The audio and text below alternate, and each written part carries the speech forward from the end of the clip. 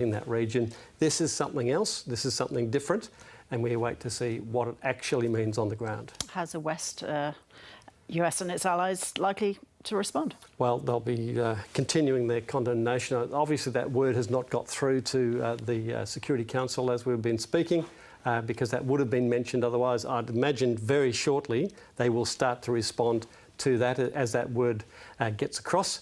But clearly that's going to up the pressure on the West, and their rhetoric will no doubt increase too, because the whole message that we're getting from the Security Council is stop, pull back, don't go this extra step.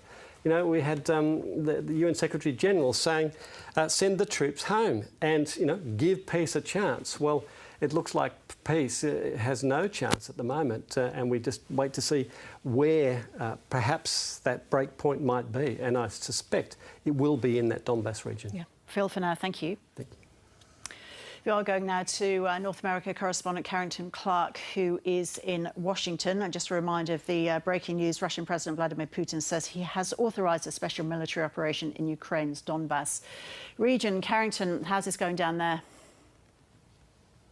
Well, yeah, so we're just on 10 past 10 p.m. here in Washington, D.C., and it's been quite an extraordinary last 40 minutes because on one hand we had the Security Council meeting in New York, and this is where we first got the suggestion that Russian troops had entered Donbas. We had Linda Thomas-Greenfield, who is the US ambassador to the United Nations, in her speech stating that there were military operations taking part in Donbas. And we went through the transcript to make sure that that's exactly what she'd said.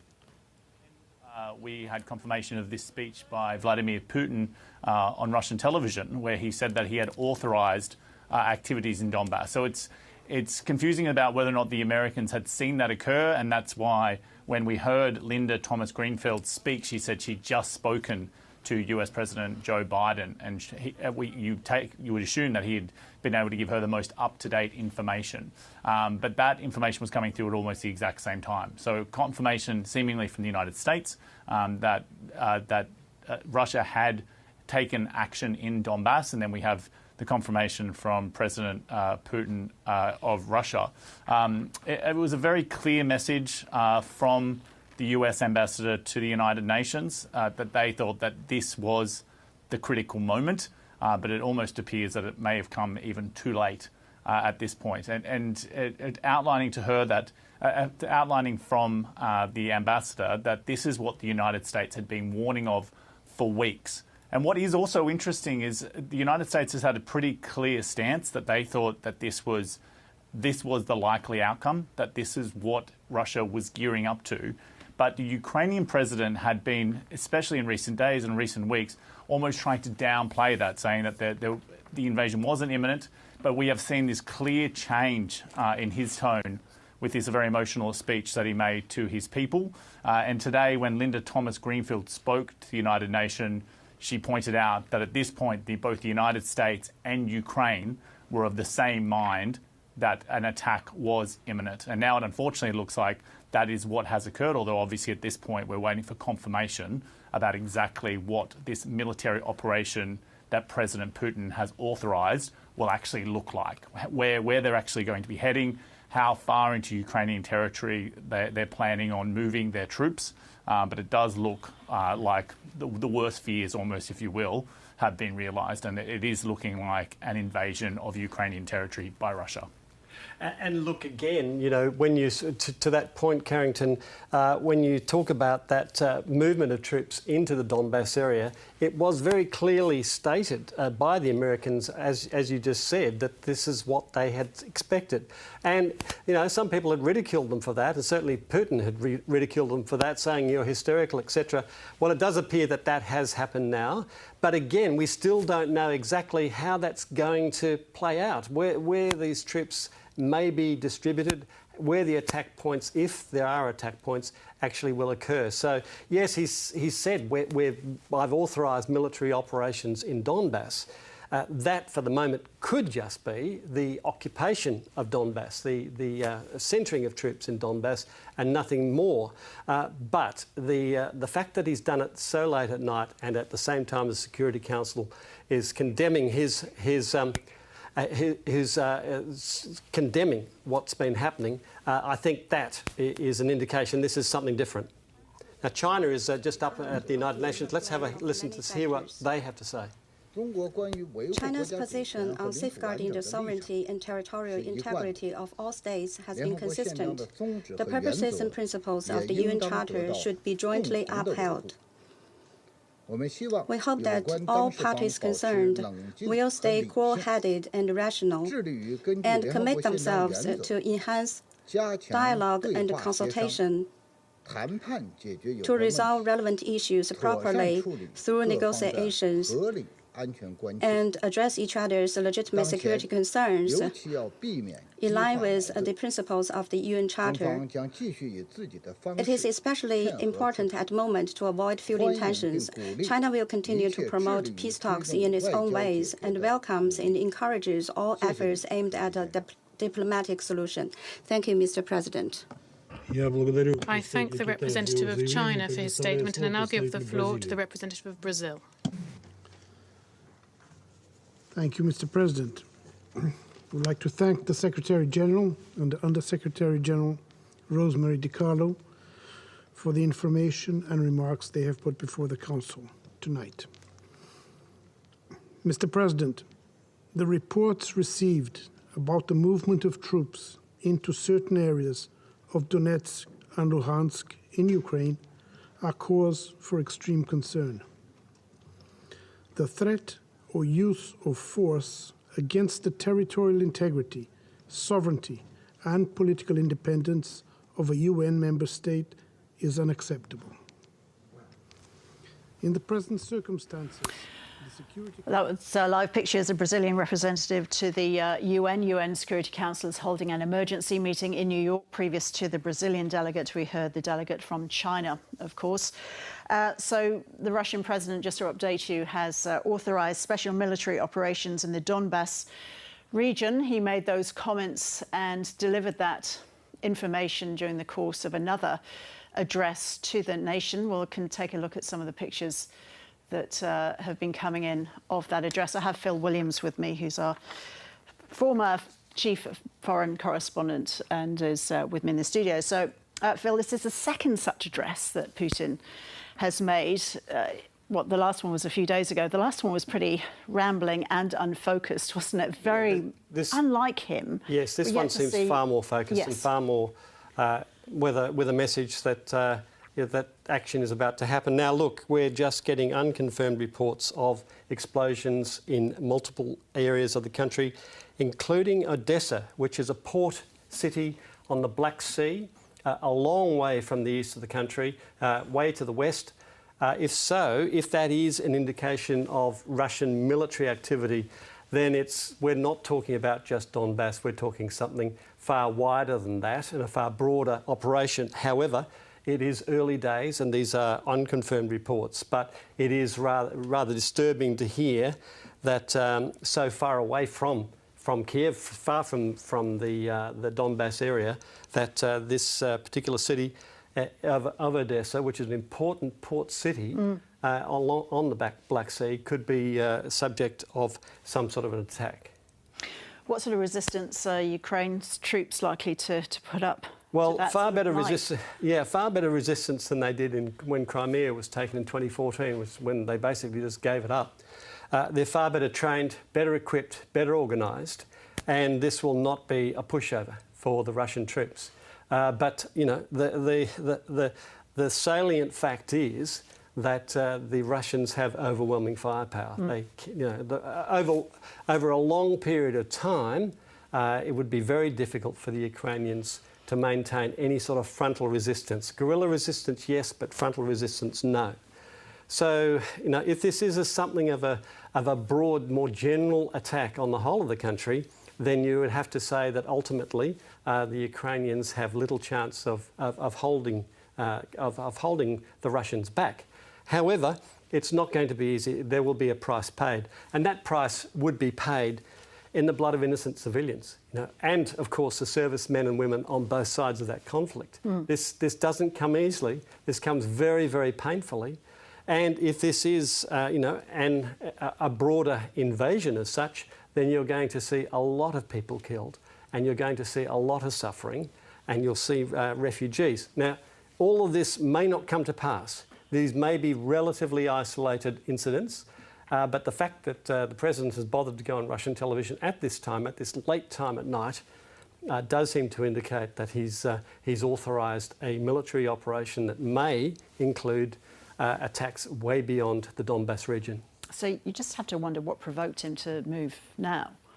Well, I guess if you believe the Americans, this was part of the plan all along. And, you know, despite the denials, despite the accusations that the West was lying and that was being hysterical and that the troops were actually going home, well, that was proved to be not the case. We've seen, if anything, more troops brought to those multiple border areas. And I guess the Americans would argue that the President was intent all along on punishing Ukraine for seeking a more independent route for being a country. And we've got live pictures now here. I'm not sure what we're seeing. Kyiv. Oh, right, the Maidan Square. That's Independence Square. That's where it all started in 2014. I was there on the day that the Ukrainian government collapsed under the pressure from the people, in a sense, a people's revolution that so offended Putin. And ever since, he's sought to, in some way or another, in many ways, exert his influence and domination over that country, a country he believes in his heart, in effect, should be part of Russia, should come under at least Russian influence. And this is the punishment that's being meted out, it appears, for not buckling to that demand. Just to be clear as to what we're talking about, where we're talking about, this is, Matt, can you just talk us through this, Phil? The hatched area there is the so-called republics of Donetsk and Luhansk. They're the areas that are controlled now by the rebels and now reinforced by Russian armour and troops. Beyond that, the yellow area there is the actual, if you like, they're called oblasts, but they are really regions. And those regions, those wider regions, are what the rebels claim they should be controlling as well. And in recognising these so-called republics, the Russians recognise de facto that those other areas in yellow should also be part of these new countries as they see them. And that's, that's where that line could be pushed to, or that could be the object of a military push from the east. Again, we don't know. We simply don't know. We don't know what the President really means when he says, I've authorised military operation. But if those initial reports of explosions far from that Donbas area are true, then it indicates that perhaps this is expanding far beyond that region. Let's go to Washington, D.C. now to our North America correspondent, Carrington Clark, who's there. Hi, Carrington. Any official word from the US government? We're waiting for a formal response at the moment. But what is interesting is that we heard from the Secretary of State, Antony Blinken, in an interview a few hours ago, where he was asked directly whether or not they thought there would be war tonight. And at first he was quite clear that he thought it would happen. And he kind of backed away at that, a little bit after and some follow-up questions. But it was very clear from the speech we heard from the UN ambassador, the US ambassador to the UN, Linda Thomas Grenfell, that they had intelligence that, first of all, we had seen Russia close airspace. There's also evidence that they were trying to jam communications, and obviously they were what they were calling the false flags incidents to give cover for a Russian invasion. It was very clear that the United States thought this attack was imminent. The troops were in place, they were locked and ready to go, and that momentum has been building all day. So it was clear that they thought it was going to happen. There was almost a last-ditch effort, if you will, at the United Nations Security Council, even though in some ways it was always just going to be theatrics, because Russia, as a permanent member of that Security Council, can always knock things on the head. They can always veto any sort of proclamation. But it was clear that the US wanted to mark this time and say that this was the last chance Russia had to walk back from the brink, as they put it, but also clearly stating that this was not the war, this was not two warring parties where there was blame on both sides, that clearly to them Russia is the aggressor and Ukraine is the victim in these circumstances, and the cost of a Russian invasion of Ukraine will be borne not just by the Ukrainian people, but also by the Russian side as well. Thanks, Carrington. Now, a Reuters reporter has heard a series of distant loud noises similar to the firing of artillery in Kyiv in the early hours of Thursday morning, minutes after Russian President Vladimir Putin has said he's authorised a special military operation in Ukraine. Now, Nick Dole is in Kyiv. Nick, what are you hearing? What do you know? Hi there. Look, we just heard some distant bangs here. I'm right on Maidan Square in the centre of Kyiv. It's pretty quiet here. You've seen some emergency services just pulling up behind me. But we did hear some distant bangs. Now, whether or not that was artillery or not, we can't be sure. We know there have been more explosions heard further east around the area of Donetsk.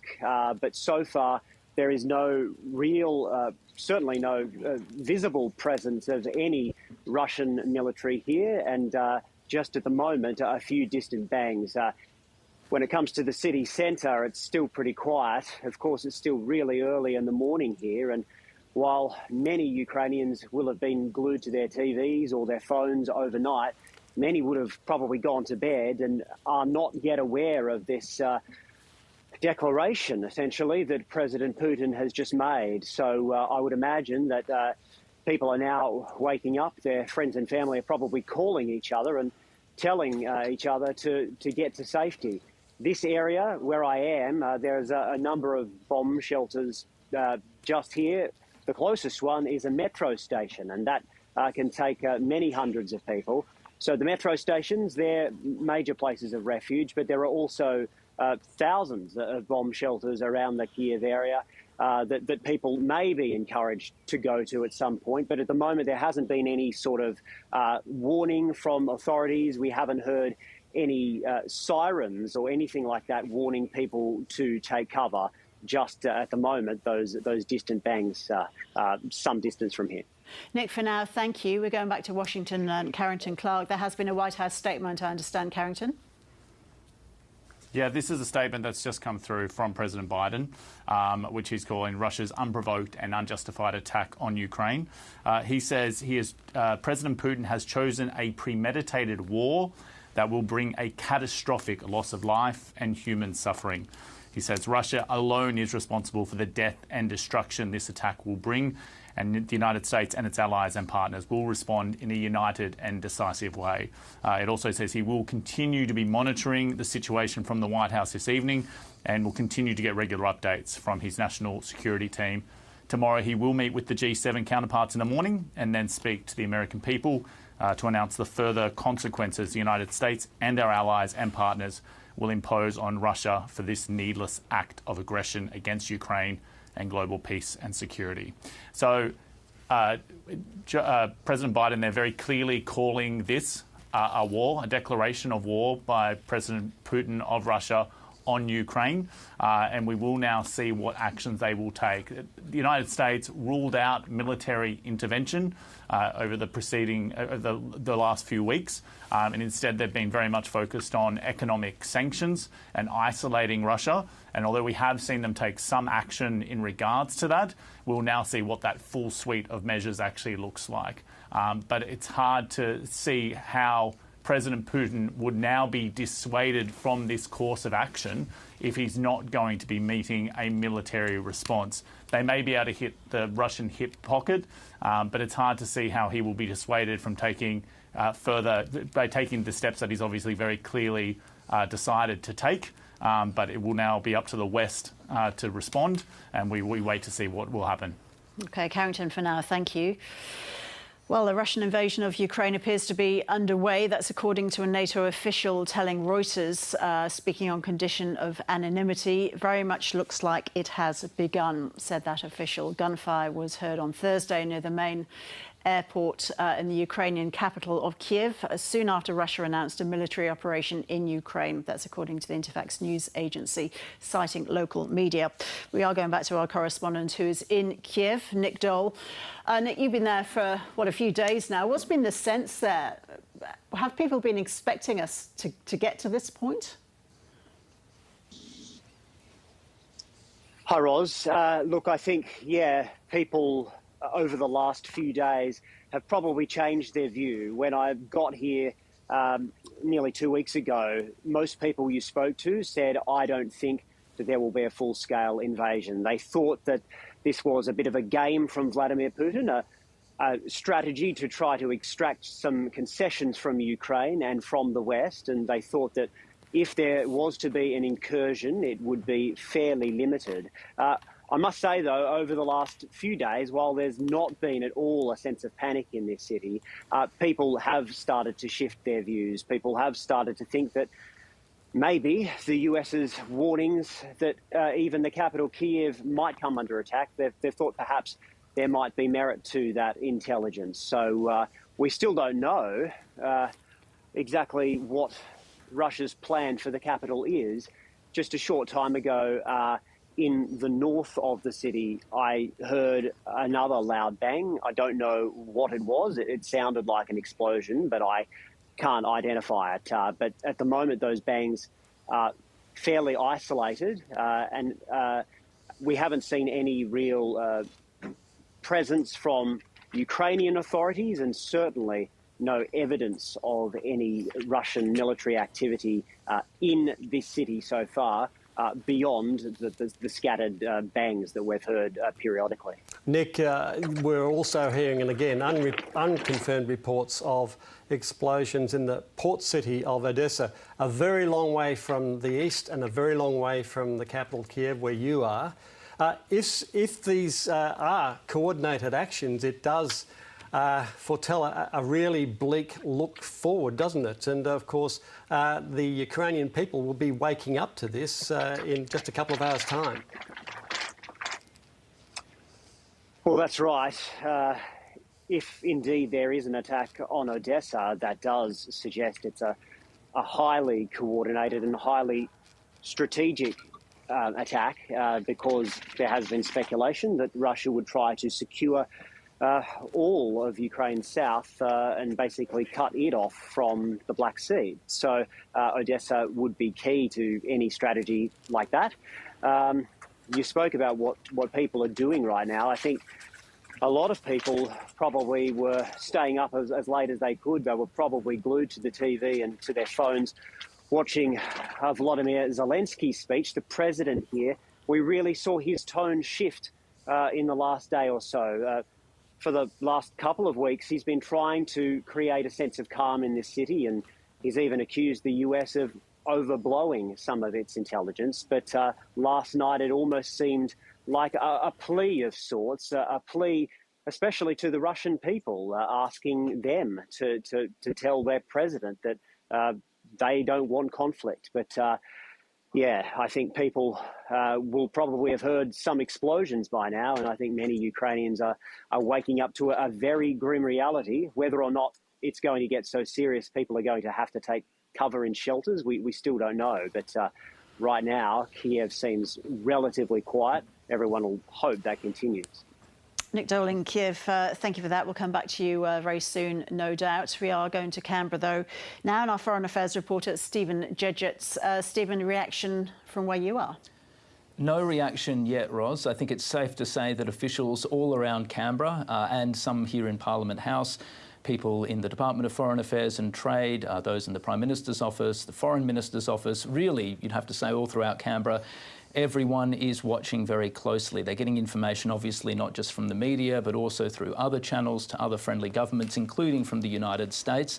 There's been no formal word from the Australian government yet, no formal statement. We may well see something in the coming hours, but that hasn't yet been confirmed.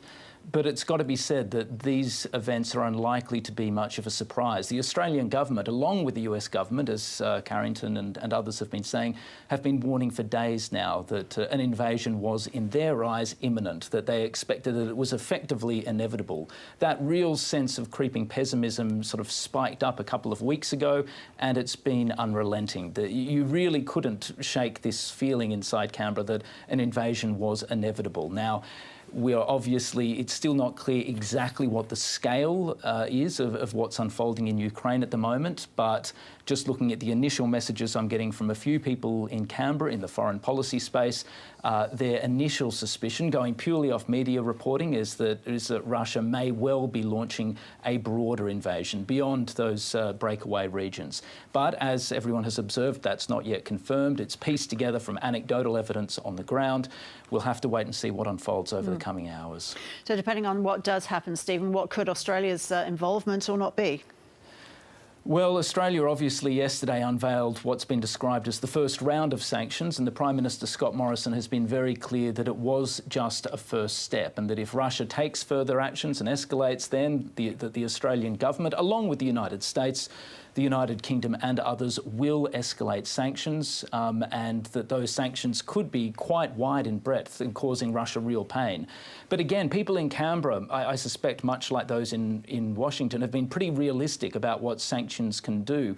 Sanctions can impose pain, real economic pain on Russia, of course, but the Prime Minister said this morning, and this has been echoed privately by foreign affairs officials and others, in the end, no one is convinced that they would be enough to dissuade Vladimir Putin from pressing on with a full-scale invasion if that is what he has set his mind to. And I don't think anyone here in Canberra believes that sanctions will be enough to stop whatever's unfolding in Ukraine right now. Stephen, there was some talk that perhaps we could see expulsions of Russian diplomats, even the ambassador himself. Do you think this moves that up the agenda? Look, it's too early to say. It depends really what unfolds over the next little while, Phil. I mean, I think it's certainly an option that's been on the table, but the government hasn't publicly raised this. Only journalists so far have raised it, and that's only because we were really contemplating, well, what levers does the government here in Canberra really have at its disposal in the face of a catastrophe like the one that we may well be seeing unfolding at the moment. But the Prime Minister, when asked about, expulsions, definitely didn't rule it out, and neither did the Foreign Minister. I think it's too early to speculate about exactly what Australia will do in terms of potential expulsions. But if what we are seeing unfolding is a full-scale invasion of the entire country, I would rule nothing out. Stephen, thanks so much. Back to Washington then, and to our North America correspondent, Carrington Clark. So, Carrington, what we know so far from the Russian president's lips, at least, is that he said that he's authorised a special military operation in the Donbas region, but with no plan to occupy Ukrainian territory. Now, what does that mean, effectively, in terms of his ambitions? Well, potentially that is somewhat good news in that it seems to be, given that Vladimir Putin has already recognised these breakaway regions of Ukraine, it might be that he's saying that he's only going to occupy those regions which he no longer considers to be part of Ukraine, even if that goes against international law and the rest of the world accepts that that is part of Ukrainian territory. It's an integral part of its sovereign territory. But that might be good news insofar as it might mean that he's not going to effectively try to conquer the entire country, to occupy all of the country. But we just don't know at this point. We know that Russia has not been completely truthful in its ambitions up until this point. And so whether or not you can...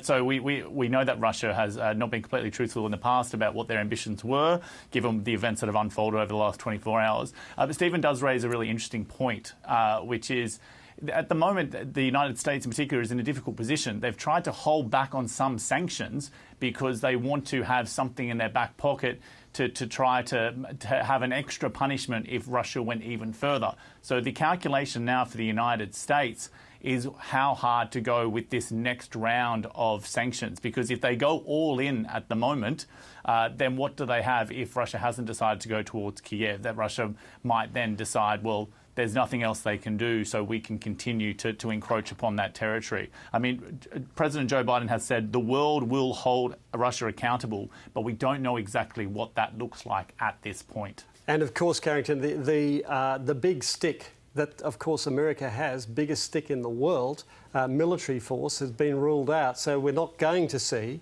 any sort of military intervention by the US or by any of the allies in Europe. It looks like it's simply going to be limited to sanctions. And we've seen the powerlessness, the ineffectiveness of those sanctions in the past. Yeah, absolutely. And we've also, part of the interesting point in the statement from Joe Biden is that they were going to be working with their allies, their NATO allies, to ensure a strong, united response that deters any aggression against the alliance. And again, the importance of that statement is Ukraine is not part of the NATO alliance. And so America has already reinforced some of its allies that are within NATO, some of the Baltic states, moved troops to Poland, and you would think that they are going to further shore up those defences, but that does not mean they're going to be moving troops into Ukraine. So unfortunately for Ukraine, they're in it alone, at least militarily. And effectively, I guess that means that the American red line is along the Polish border, is along the Romanian border, wherever NATO countries exist, but not along the border between Russia and Ukraine. That does, in a sense, militarily, effectively throw Ukraine to the wolves. Yeah, and this is what Ukraine has feared for a long time. And this is what we've heard repeatedly from their foreign minister while he's been in the United States. We're pushing to take action earlier, not to be waiting until Russian troops had actually crossed into Ukraine, but to actually be hitting Russia with the full weight that the world is willing to muster, and mainly economic weight at this point, because they have ruled out military intervention. But that didn't happen, and arguably that hasn't worked. The strategy of the United States and its Western allies to not go all in preemptively may have emboldened Putin. But again, as been pointed out by the Prime Minister, and many analysts have said this, if Putin had set his mind to invading Ukraine, there may have been no sanction that the world was willing to or able to use that would have actually dissuaded him from doing so. All right, Carrington, thanks so much for that analysis. And a crisis meeting of the United Nations Security Council has been underway in New York. The presidency of the Security Council is currently held by the Russian Federation, of course, setting up another uncomfortable session in the chamber. Let's take a listen in. I shall now make a statement in my capacity as the representative of the Russian Federation. Colleagues, today we've had an intensive day from the point of view of discussions of the Ukrainian crisis. I won't repeat what I said this morning at the General Assembly. I can only state with regret that, taking stock of the day, our signals to Kyiv about the need to stop provocations against Lugansk and Donetsk People's Republics were not heeded. It would appear that our Ukrainian colleagues, who recently have been actively armed and egged on by a host of states, are still harbouring the illusion that, with the benediction of their Western sponsors, they will be able to achieve a military solution to the problem in the Donbas. Otherwise, it is difficult to explain the substantial intensification of shelling and acts of diversion on the territory of these republics. The Special Monitoring Mission of the OSCE recorded today almost 2,000 cases of violations of the ceasefire regime, including almost 1,500 explosions. Those living in Donetsk and Lugansk still sheltering in basements.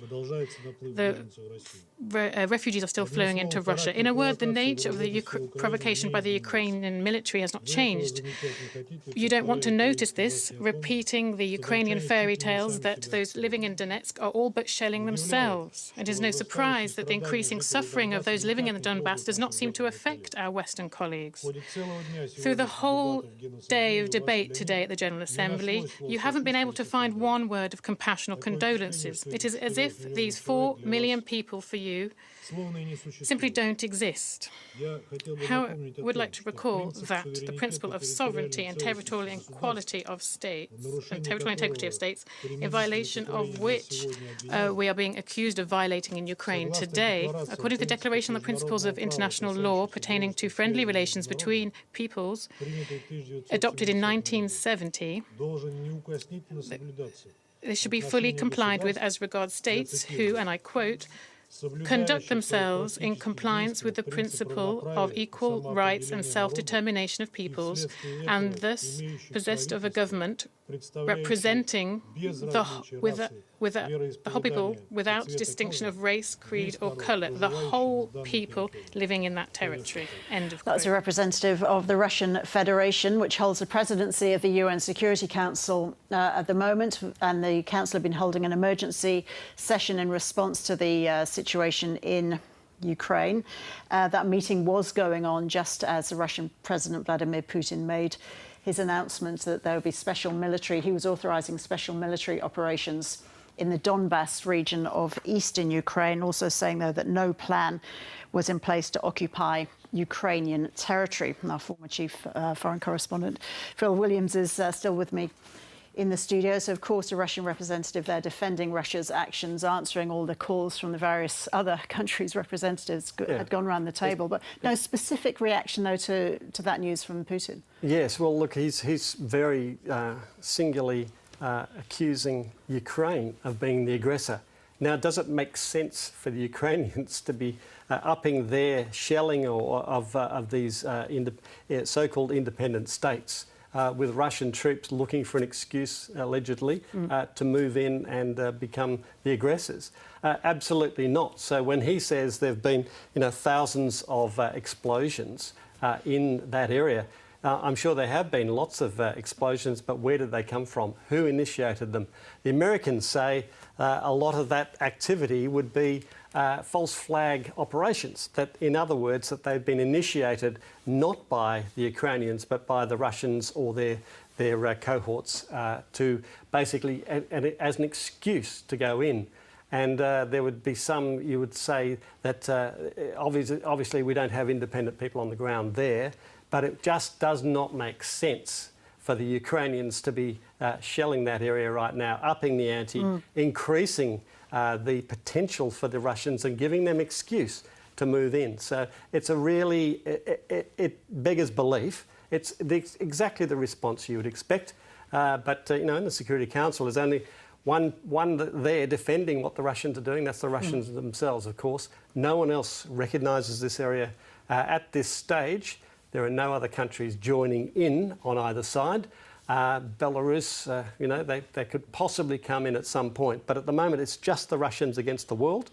But at the moment, of course, it's the Russians with the troops and the guns and the ships and all that armoury and all those people gathered on those borders, and they are the ones calling the shots right now. OK, Phil, thank you.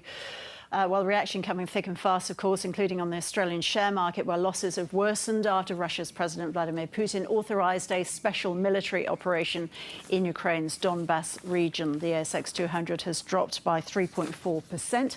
Its worst trading day in at least 18 months. Our business reporter, David Chow, joins us now. So big losses. Can you just put them into perspective for us, David?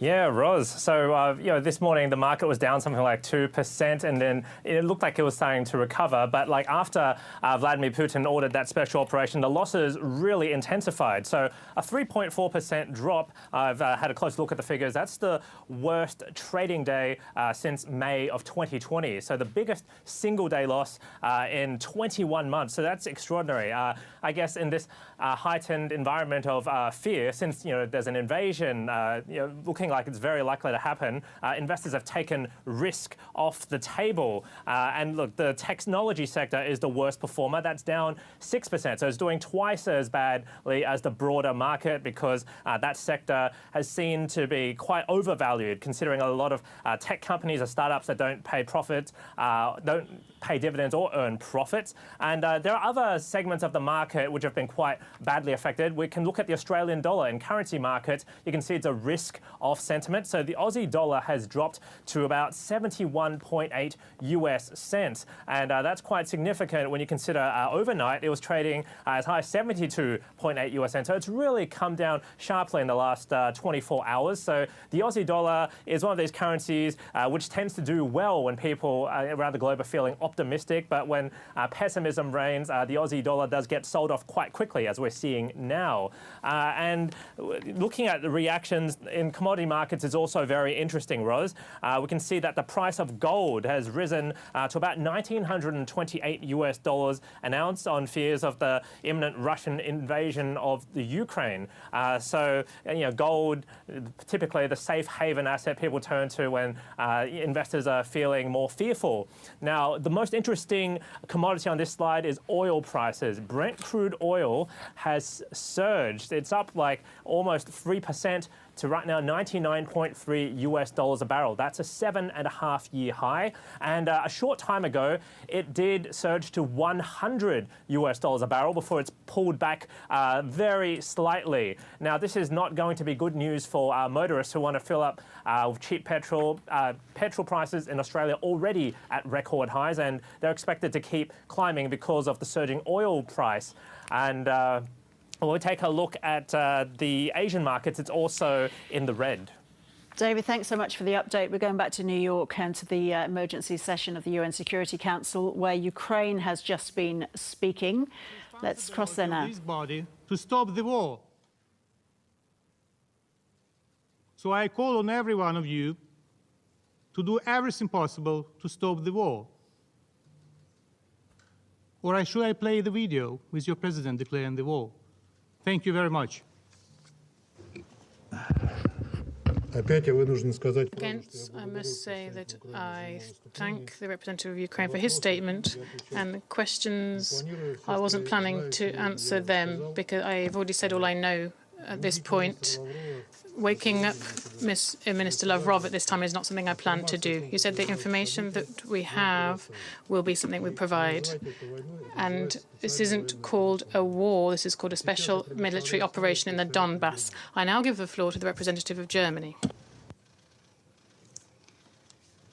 Mr. President, we meet at the very moment of a military escalation we have not experienced in Europe for over a generation's time. The President of the Russian Federation announced a military operation on Ukrainian territory. We condemn this in the strongest possible terms.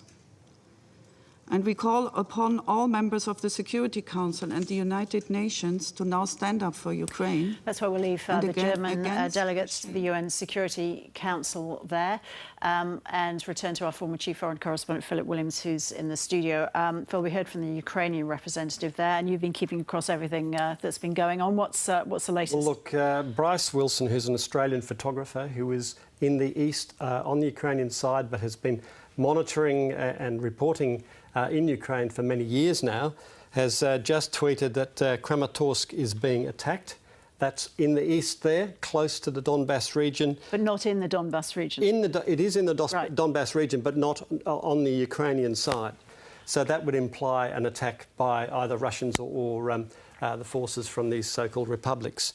Now, there's also reports of explosions in both Kyiv and Kharkiv. Now, Kharkiv is the second largest city in Ukraine. It's on the northern border with Russia, and it's very close to the border, about 60 k's from the border. So that's not a good omen either. Again, that's not confirmed, and we don't know what the nature of the explosions heard around Kyiv are, but there are certainly multiple reports of those explosions having occurred, and of course our own reporter Nick Dole heard them himself. So, President of Ukraine, Vladimir Zelenskyy, had made an appeal to Vladimir Putin to step back from making any move, and he also asked for direct talks with him. Those went unanswered. I mean, what's his next move?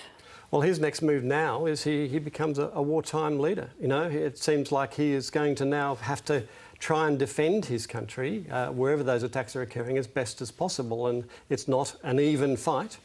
He's facing overwhelming odds in terms of Russian firepower.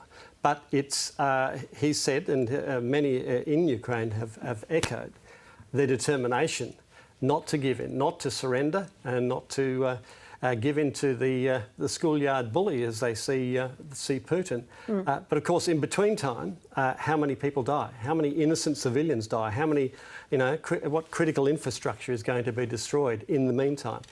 That's the real question.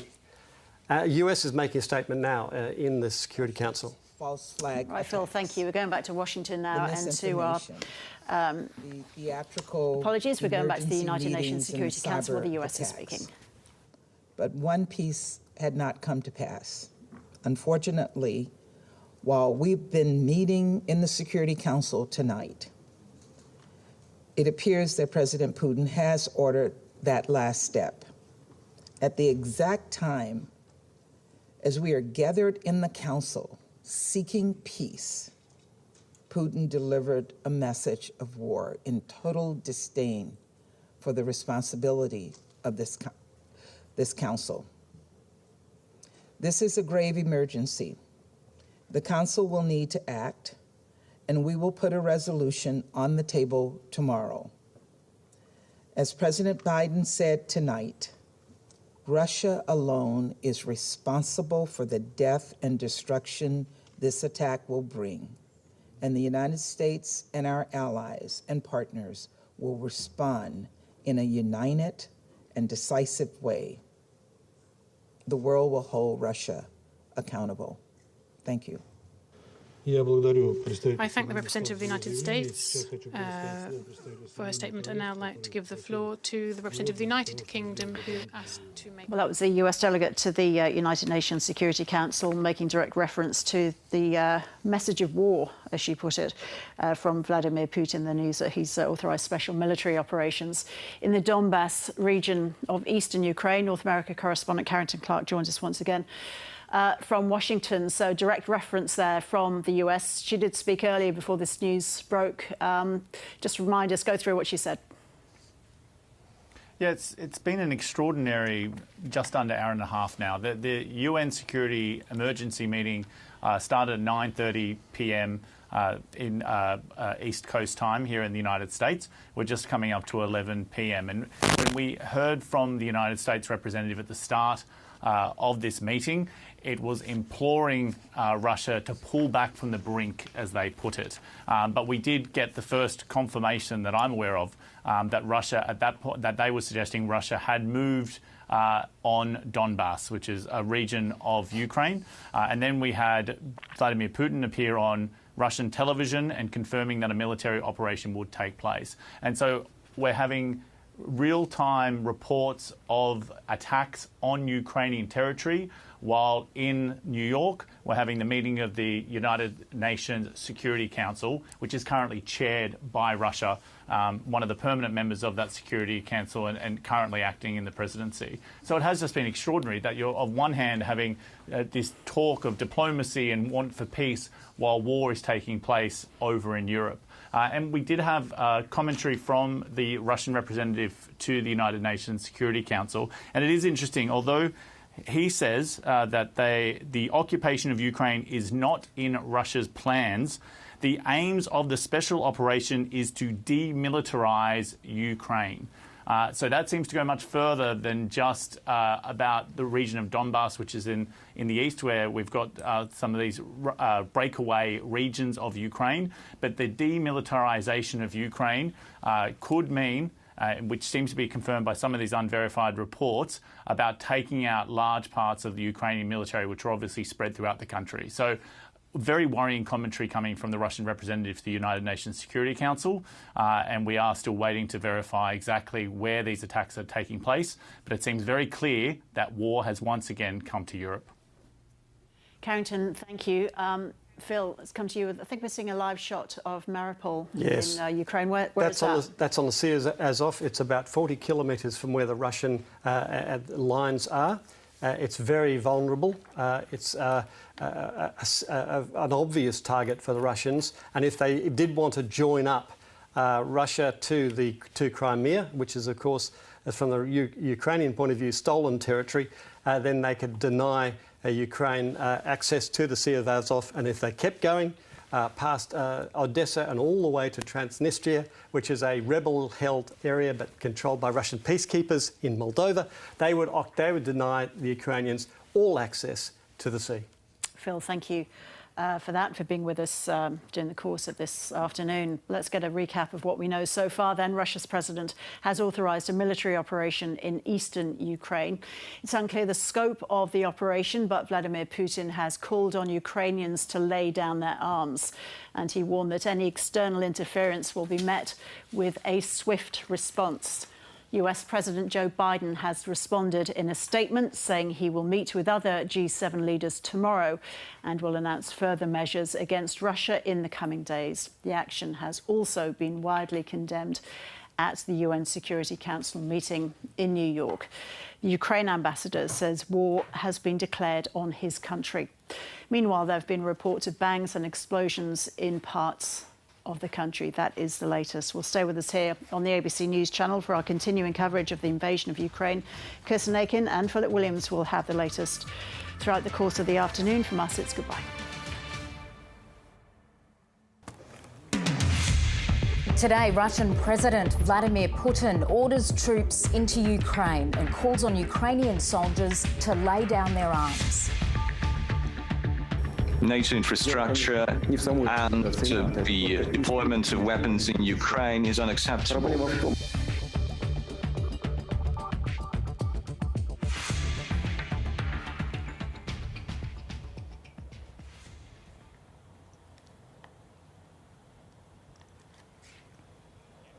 A final plea from the United Nations Security Council appears to have fallen on deaf ears.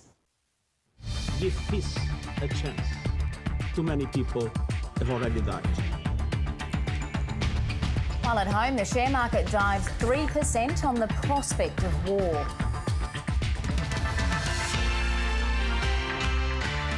Hello and welcome to ABC News. I'm Kirsten Aiken. War in Ukraine now appears imminent, with Russia's President Vladimir Putin ordering troops into the country's Donbas region for what he's called a special military operation. In an address to Russian television, President Putin says he does not plan to occupy Ukrainian territory and has called on Ukrainian soldiers to immediately lay down their arms. NATO has been saying that they need to bring its infrastructure to Russia as fast as possible. So they've been toughening up their talk. We can't just sit idly by. It would be completely irresponsible for us. Further deployment of NATO infrastructure and the deployment of weapons in Ukraine is unacceptable. Joining me now live from Kyiv in Ukraine is our Europe correspondent Nick Dole. Nick, it's just gone 6 a.m. where you are, and the Ukrainian Interior Ministry is reporting that the invasion has begun with a number of explosions in different cities. Can you confirm this from Kyiv? All I can do is confirm what I've heard, and in the last hour we've heard a number of what sound like explosions. It's hard to tell what direction they're coming from, but it's likely they're coming from the north and the northeast of the city. We don't know what's caused those explosions, whether or not it's a rocket or a cruise missile or some other weapon firing, or indeed whether or not it's Ukraine's own defences. But we heard about 4 or 5 of them. It's been relatively quiet for the last 20 minutes. Certainly we haven't had any word from authorities here. There's been no sirens blaring. There's been no sort of civil defence messages going out to people telling them to take shelter. But certainly the indications are that some targets in or around the capital may be under attack. The very fact that they've stopped tells us probably that at least these are strategic targets at the moment. There's certainly no indiscriminate attacking of the capital at this point. That's just Kyiv, though. We know there are reports of more explosions around the Donetsk area as well. So the exact nature of Russia's attack on Ukraine is still quite unclear, but the way that the US had previously forecast this would happen would be starting with a cyber attack. Well, there was a big cyber attack starting about 10 hours ago here in Ukraine.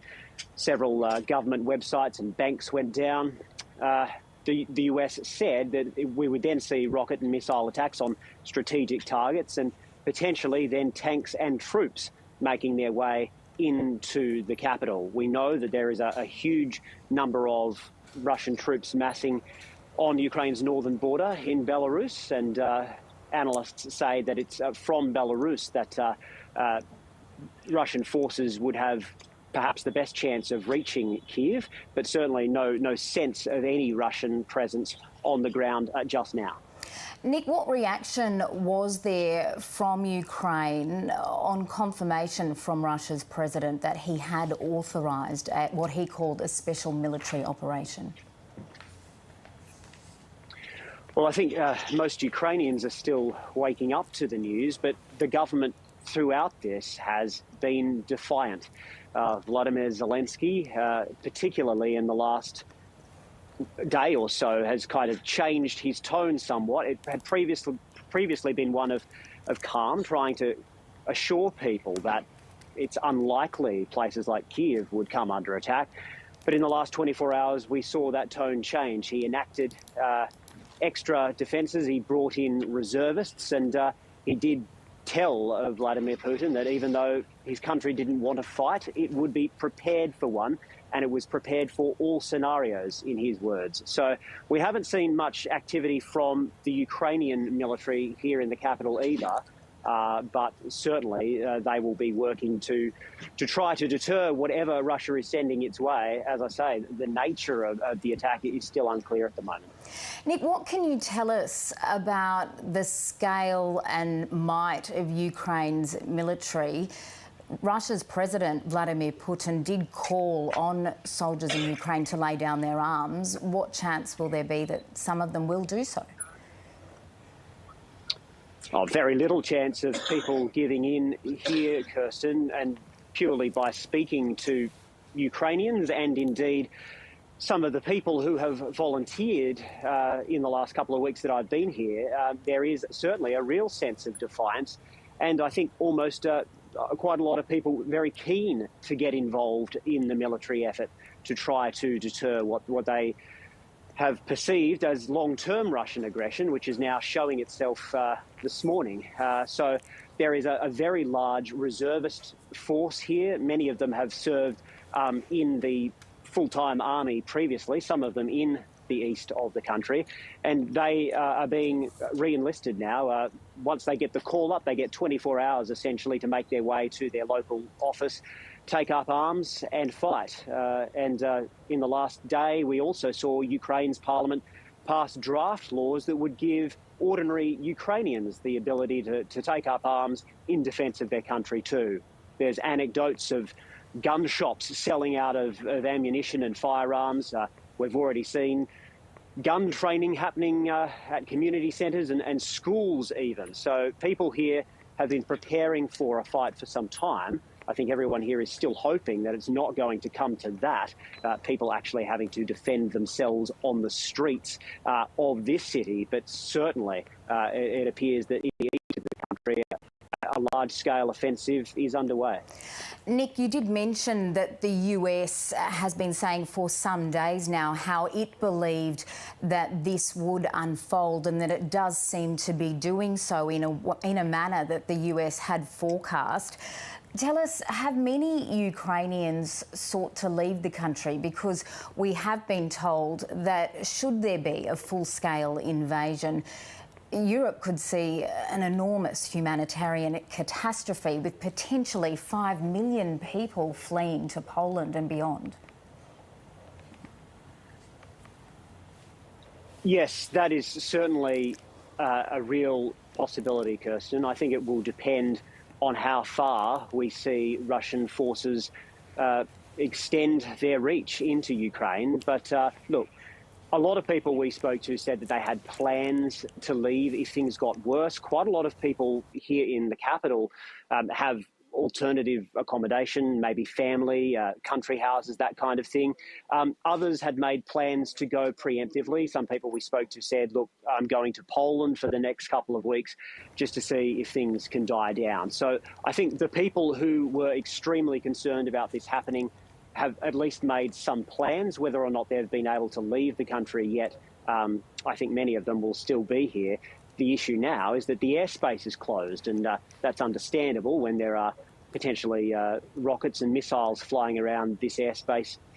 It makes sense to shut it, and that's going to make it very difficult for people to leave, more impossible for people to leave by air, and that leaves the road. And going east isn't really an option at the moment. Going north isn't really an option because Russian troops surround Ukraine's borders. So it's basically heading west and southwest, hoping to get into somewhere like Romania or Poland. Certainly the Polish government has been preparing for a huge influx of refugees. But I think it is still unclear just how many people we'll see fleeing over the border. And I think the next couple of hours will be key.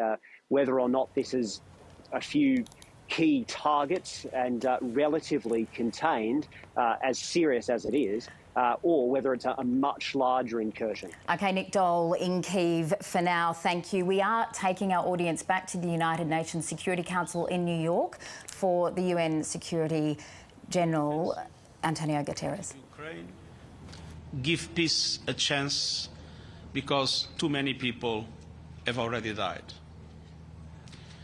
During the meeting, President Putin announced a special military operation in the Donbas and required the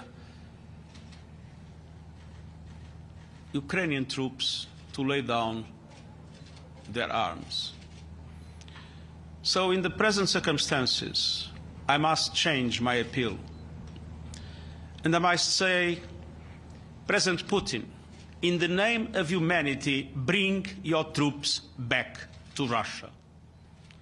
In the name of humanity, do not allow to start in Europe what could be the worst war since the beginning of the century, with consequences not only devastating for Ukraine, not only tragic for the Russian Federation, but with an impact we cannot even foresee in relation to their consequences for the global economy in a moment when we are emerging from the COVID, and so many developing countries absolutely need to have space for the recovery, which would be very, very difficult with the high prices of oil, with the end of exports of wheat from the Ukraine, and with rising interest rates caused by the instability in international markets. This conflict must stop now. Thank you very much. Thank you very much, Mr. Secretary General. You've just talked about consequences. I wonder if you could spell out some more what you think the consequences will be for Russia and for Ukraine and its people. Well, it's clear that military action will be happening in the territory of Ukraine.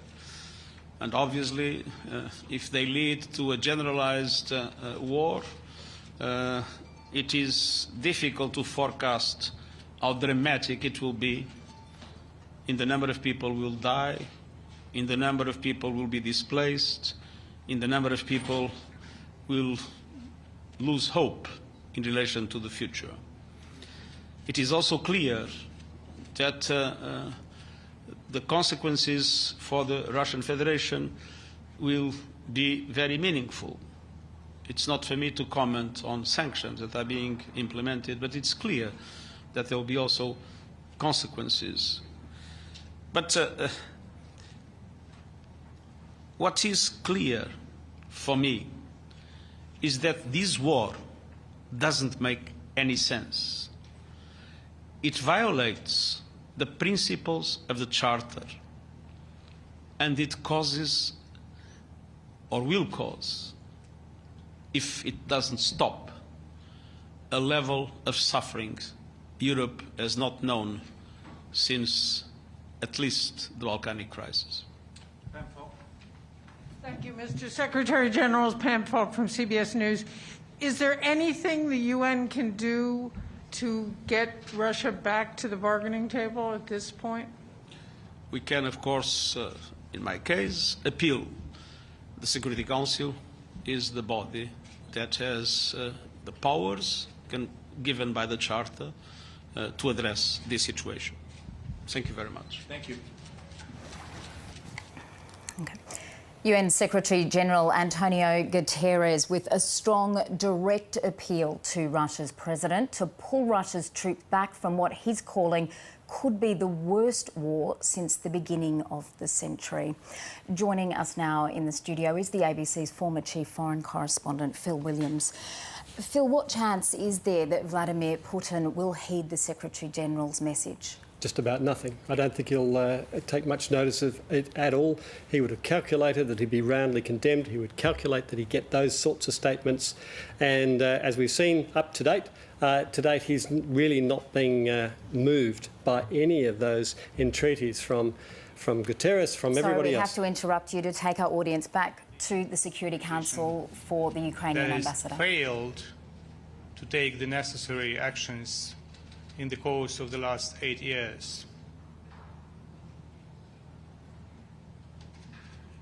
I demanded in the Security Council that Ambassador Nebenzia of Russia relinquish his responsibilities as the chair, as the president of the Security Council, as a representative of a country that egregiously violated the Charter, that he pass his duties to someone in the Security Council who is capable to perform the duties of the President of the Council.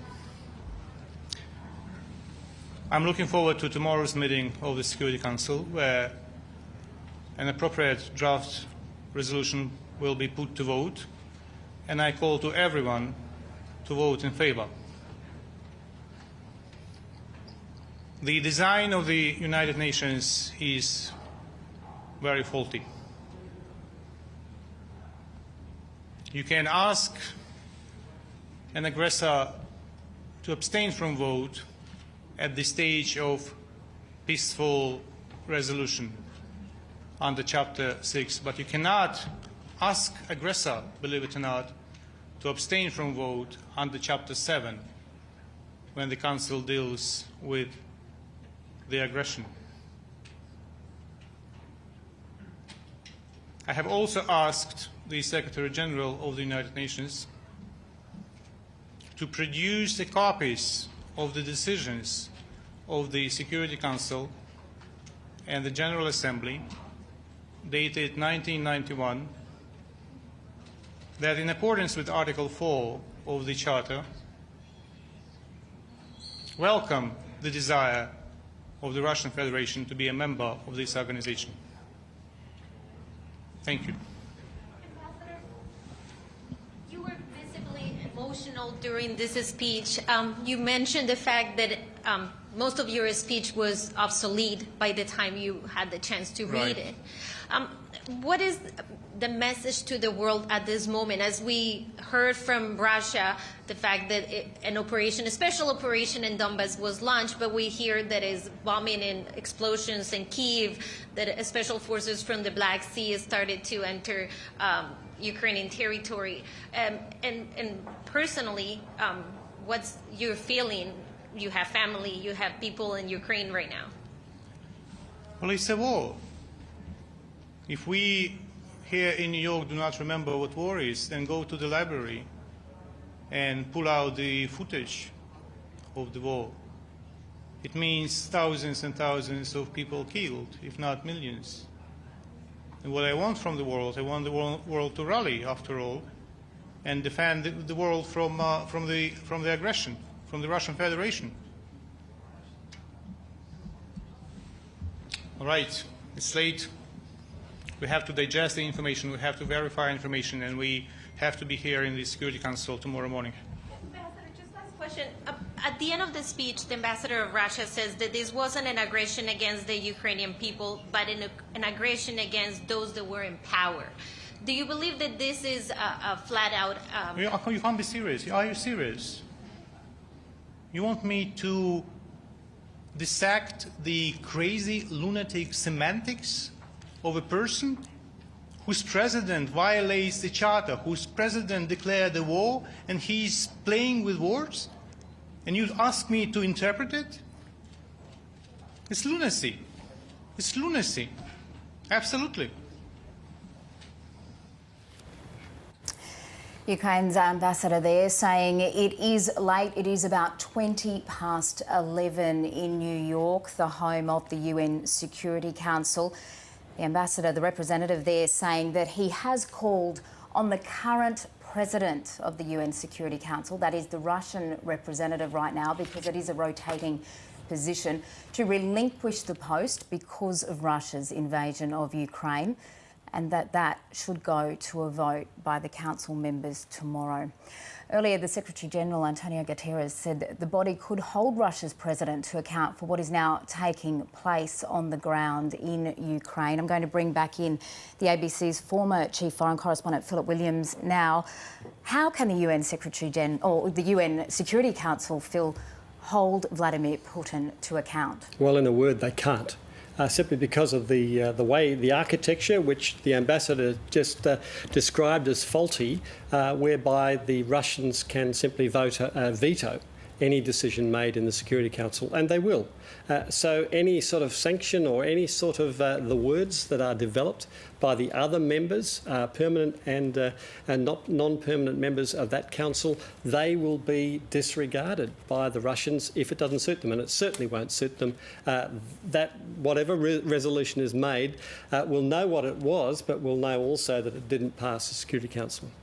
Secretary-General Guterres painted a very dire picture of what could be the result of tonight's actions. Yes, thousands killed, injured, people displaced. There are estimates that up to 5 million people could be forced as refugees. I mean, we really don't know, and it depends on the scope and the scale of what's going on now. But we are, of course, hearing that there are possibly military operations to the north of the country, to the south, to the near the capital, and of course to the east. So that seemed like a pretty general operation. Now, is this a wide-scale invasion, or is it simply diversions ahead of some other operations, particularly in the east? We don't know. We're going to find out very soon. And you say that because the US has said a number of times now that there have been a number of what it calls false flag events. That's right. The Russian ambassador to the United Nations earlier tonight was saying, look, we're the victims here, the people of Luhansk and Donetsk, these newly recognised states, as Russia sees them, they have been the ones that have been victimised by the Ukrainians. It makes no sense for the Ukrainians to provoke in any way the Russians at this stage. It would seem extremely unlikely that these thousands of attacks have occurred, mortars and other small arms fire and what have you have occurred. It seems that it would seem very likely that what the Americans and others have predicted, that there would be false flag operations, i.e. Attacks that appear to come from your enemy but actually come from your own side to justify a reaction. It appears that could well be underway. Now, Phil, you're also monitoring for reaction around the world to this invasion, and you have seen a statement from the US President. Yes, President Biden has tweeted, I'll just read it out to you, the prayers of the world are with the people of Ukraine tonight as they suffer an unprovoked and unjustified attack by Russian military forces. President Putin has chosen a premeditated war that will bring a catastrophic loss of life and human suffering. He goes on in another tweet a few minutes later, Russia alone is responsible for the death and destruction this attack will bring, and the United States and its allies and partners will respond in a united and decisive way. Well, we know what's coming. We know there are more sanctions, bigger sanctions. It'll hurt the economy of Russia. But we also know that from the get-go, the Americans and the Europeans have said we will not intervene militarily. So what the Ukrainians want were security guarantees. They don't want to be in this position now of looking to the West and saying, can you apply these extra sanctions and try and get the Russians out of our country? They didn't want them there in the first place. From the look of it, the only way that could have happened if there'd been a red line, a military red line drawn by the Americans, but of course that could have risked all-out conflict and, quite frankly, a nuclear war. OK, Philip Williams, we will return to you. Ukraine's foreign minister says this is a full-scale invasion. Dmytro Kuleba has tweeted, Putin has just launched a full-scale invasion of Ukraine. Peaceful Ukrainian cities are under strikes. Now, Interfax Ukraine has reported rocket attacks on military facilities throughout Ukraine and that Russian troops had landed in the southern port cities of Odessa and Mariupol. It also reported staff and passengers evacuating Kyiv's Borispol airport.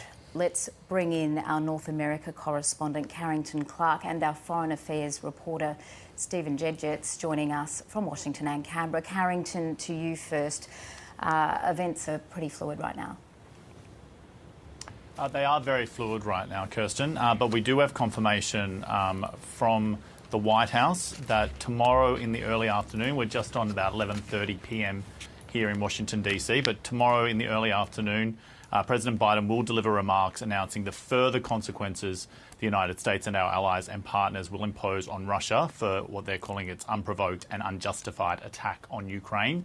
We know from President Biden's earlier statement that he will be meeting with the other members of the G7 to discuss what the reaction should be. In the last few weeks, the West has been very clear that all their actions are being taken in a coordinated fashion. So they will now be meeting tomorrow morning. I'm sure there'll be conversations happening right now and throughout the night.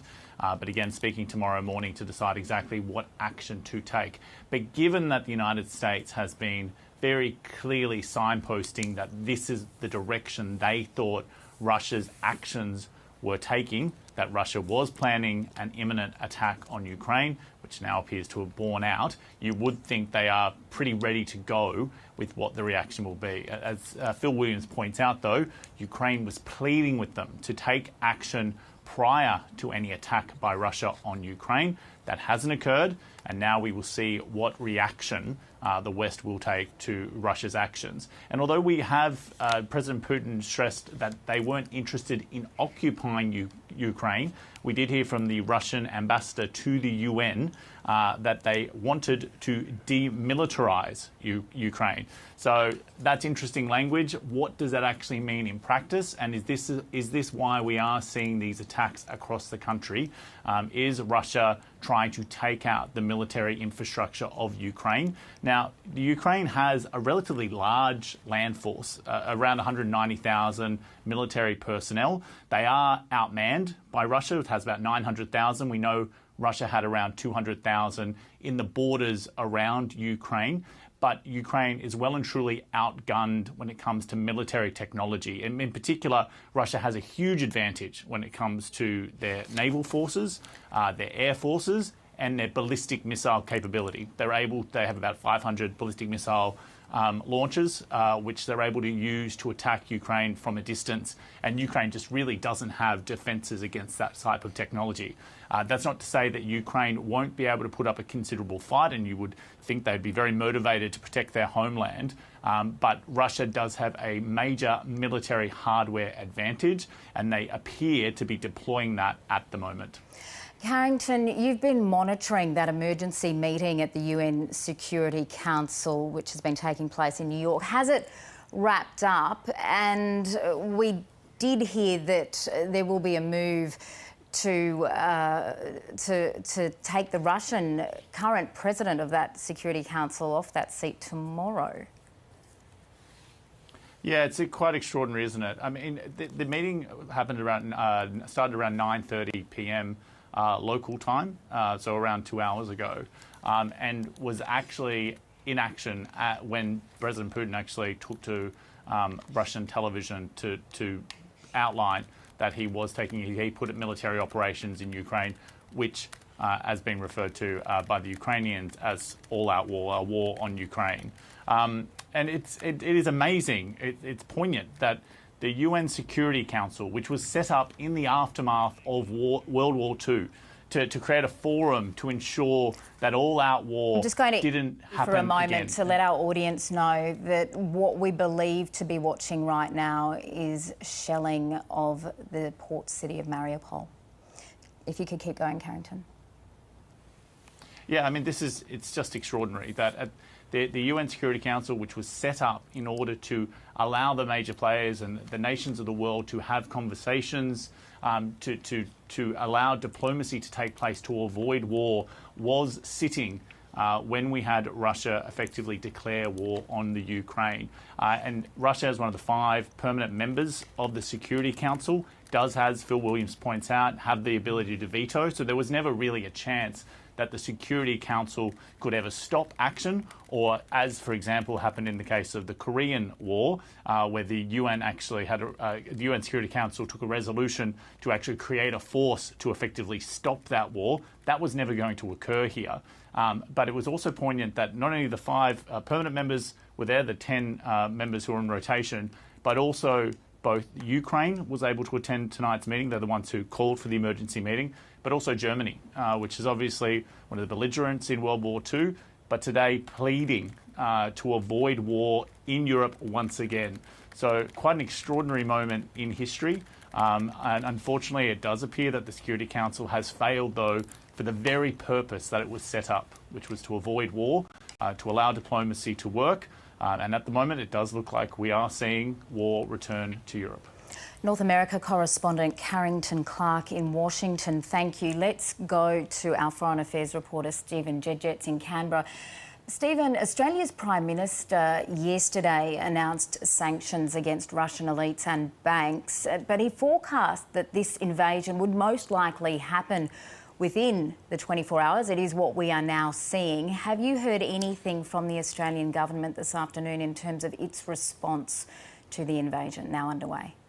Look, we do expect to hear from Scott Morrison later this afternoon. We've been told that the Prime Minister is currently being briefed by officials, both defence and intelligence officials, and the expectation is that he'll make a statement later today about Australia's response. Now, as you said, Australia has already yesterday unrolled the first tranche of sanctions, but now that seemingly Russia has taken a step towards a full-scale invasion, you would anticipate that it's certain that Australia, the United States, the United Kingdom will now announce far more wide-ranging, far-reaching and punitive sanctions over the coming days. We've just seen a report, and as Carrington mentioned, that we're expecting to hear from President Biden tomorrow morning, US time, to announce further measures. I'm not sure if Scott Morrison will announce further sanctions this afternoon. I think it's probably more likely he'll wait until after the United States and unveil Australia's next tranche of sanctions tomorrow. But more broadly, I mean, unsurprisingly, Kirsten, everyone in Canberra is, of course, transfixed to their TV screens. And there is a real sense of mounting horror and dread across places like the Department of Foreign Affairs and Trade, the Prime Minister's Department, all of those departments responsible for Australian foreign policy. The Australian intelligence community and the US intelligence community had been warning, of course, for more than a week that they believed that a Russian invasion was imminent. And very sadly, it does now look likely that those warnings are going to be proved absolutely true, although the exact scale, purpose and shape of this Russian incursion is yet to be fully clear. Just briefly, Stephen, we also learned yesterday that there are more Australians on the ground than we knew about when the government was talking to us about this situation, say a week ago. Only somewhere between 100 and 200 had actually registered with the Department of Foreign Affairs and Trade website, but we did learn that maybe as many as 1,500 Australians are currently in Ukraine. Yeah, that's right. It's around 1,400 Australians, and only a small fraction of them, about 100 or so, are those who are registered with the Department of Foreign Affairs and Trade. I think the majority of them, the vast majority, are probably dual Australian Ukrainian nationals. Many perhaps who have spent a long time living in Ukraine, who have family in Ukraine, and who have deep ties to the country. So the government has been trying to tell Australians to get out, not just Australian citizens who happen to be in Ukraine, but also dual citizens. But it does seem like a large body of people, more than 1,000 dual citizens or Australian citizens, are intent on staying. Now, for what reason, it's not clear. They may simply not want to abandon their family. Others may conceivably, at least according to the Ukrainian community here, want to stay and fight. But the federal government is, of course, very concerned about their welfare. It does have border officials who are willing to help with consular cases on the borders of Ukraine, but no one on the ground. So now these people, like everyone else in Ukraine, is very sadly at the mercy of what looks like an emerging catastrophe. OK, Foreign Affairs reporter Stephen Jejets, thank you. Ukraine's Deputy Interior Minister Anton Gerashenko has also confirmed a Russian invasion has begun. On Facebook, he posted, "The invasion has begun. There have just been missiles on the military headquarters, airports, military warehouses near Kyiv, Kharkiv and Dnipro. Gunfire at the border is underway," he wrote. "From this day, there is a new geopolitical reality in the world." Well, Malcolm Davis is a senior analyst in defence strategy and capability at the Australian Strategic Policy Institute, and he joins us now. Thank you very much for your time. Firstly, I'll just ask for your assessment of what you believe is underway right now. Look, this is the beginning of a full-scale invasion. It's not a special military operation, as President Putin is calling it. It's war. So we need to call it that. It's a full-scale military invasion with the objective being to remove the government in Kyiv, to dismember Ukraine as a nation state, and to impose a Russia-friendly government in Ukraine. So this is essentially Putin seeking to alter territorial boundaries through brute force. And such behaviour is unacceptable in the modern era. President Putin on Russian TV said he does not plan to occupy Ukrainian territory. What did you make of that statement? That's nonsense. If he seeks to, as he put it, denazify Ukraine, which is a very emotive term, then the only way he can do that is to occupy Ukraine. And the type of forces that he has deployed, the massive forces, upwards of 200,000 personnel, massive armour, infantry, artillery, is all designed to occupy Ukraine. So please do not give any credence to what Putin has to say. Philip Williams has a question to Malcolm. Malcolm, is given that the Americans and the Western Europe said from the beginning, we will not intervene militarily, was there any other likely outcome as other than what's happened today? Look, I think there wasn't. I think Putin has exploited that. Putin has understood that NATO would be loath to get involved directly because of all the escalatory possibilities through to use of nuclear weapons. And it's very interesting in his statement that Putin made a fairly explicit threat to NATO that if they did choose to intervene, then Russia would respond with devastating force, including types of forces that they had not encountered before. I take that to mean that the implicit threat of the use of nuclear weapons by Russia against NATO. So Putin is laying it all out here. He's making it very clear that he expects NATO to stand back and allow him to occupy and dismember Ukraine. And if they try to intervene, then we're in for a much more serious conflict. Malcolm Davis, could we talk for a moment more about Russia's current force posture? You talked about the hundreds of thousands of troops stationed near the border. What about Russia's military warships and their capability? Where are they right now? Well, as we speak, Russian forces are moving into Odessa from the sea. You are seeing an amphibious operation into Odessa on the south coast. And we've already seen artillery attacks on Mariupol in the south. You've got a very large Russian naval force in the Black Sea and also in the Eastern Mediterranean Sea, in very close proximity to a NATO naval force. So that's a dangerous situation in and itself. But certainly the Russian naval forces are concentrated in such a manner as to support the amphibious operations that are now occurring around Odessa. There's talk, Malcolm, of demilitarisation from the Russian side of Ukraine. Effectively, that means the dismembering of the Ukrainian military, the absolute destruction, in a sense, of the Ukrainian government. Can we interpret this as anything other than a total assault on that country? No, it is full-scale war. It's a full-scale invasion of Ukraine. And I do not think it is correct to essentially give any credence to President Putin's use of terminology of some sort of special military operation. That's doublespeak. Let's call it what it is. It's war. And I think that it's vital that we hold President Putin to account rather than giving him the benefit of the doubt.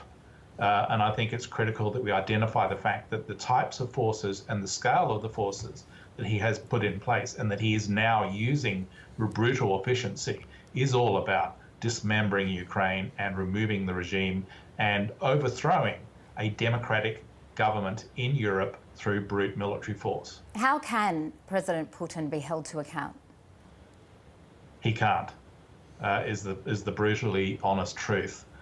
We can impose sanctions against him that will generate some pain, but he's created a huge financial reserve of around about $680 billion that he hopes will allow him to ride out those sanctions. He's also got agreements with China that may enable the Chinese to buy oil and natural gas from Russia that could also weaken the effect of sanctions. So it's very difficult to hold him to account. And that is the reason he's doing this. Because we're not prepared to actually use force and risk nuclear war, he's exploiting that as a vulnerability on our part to use force on his account.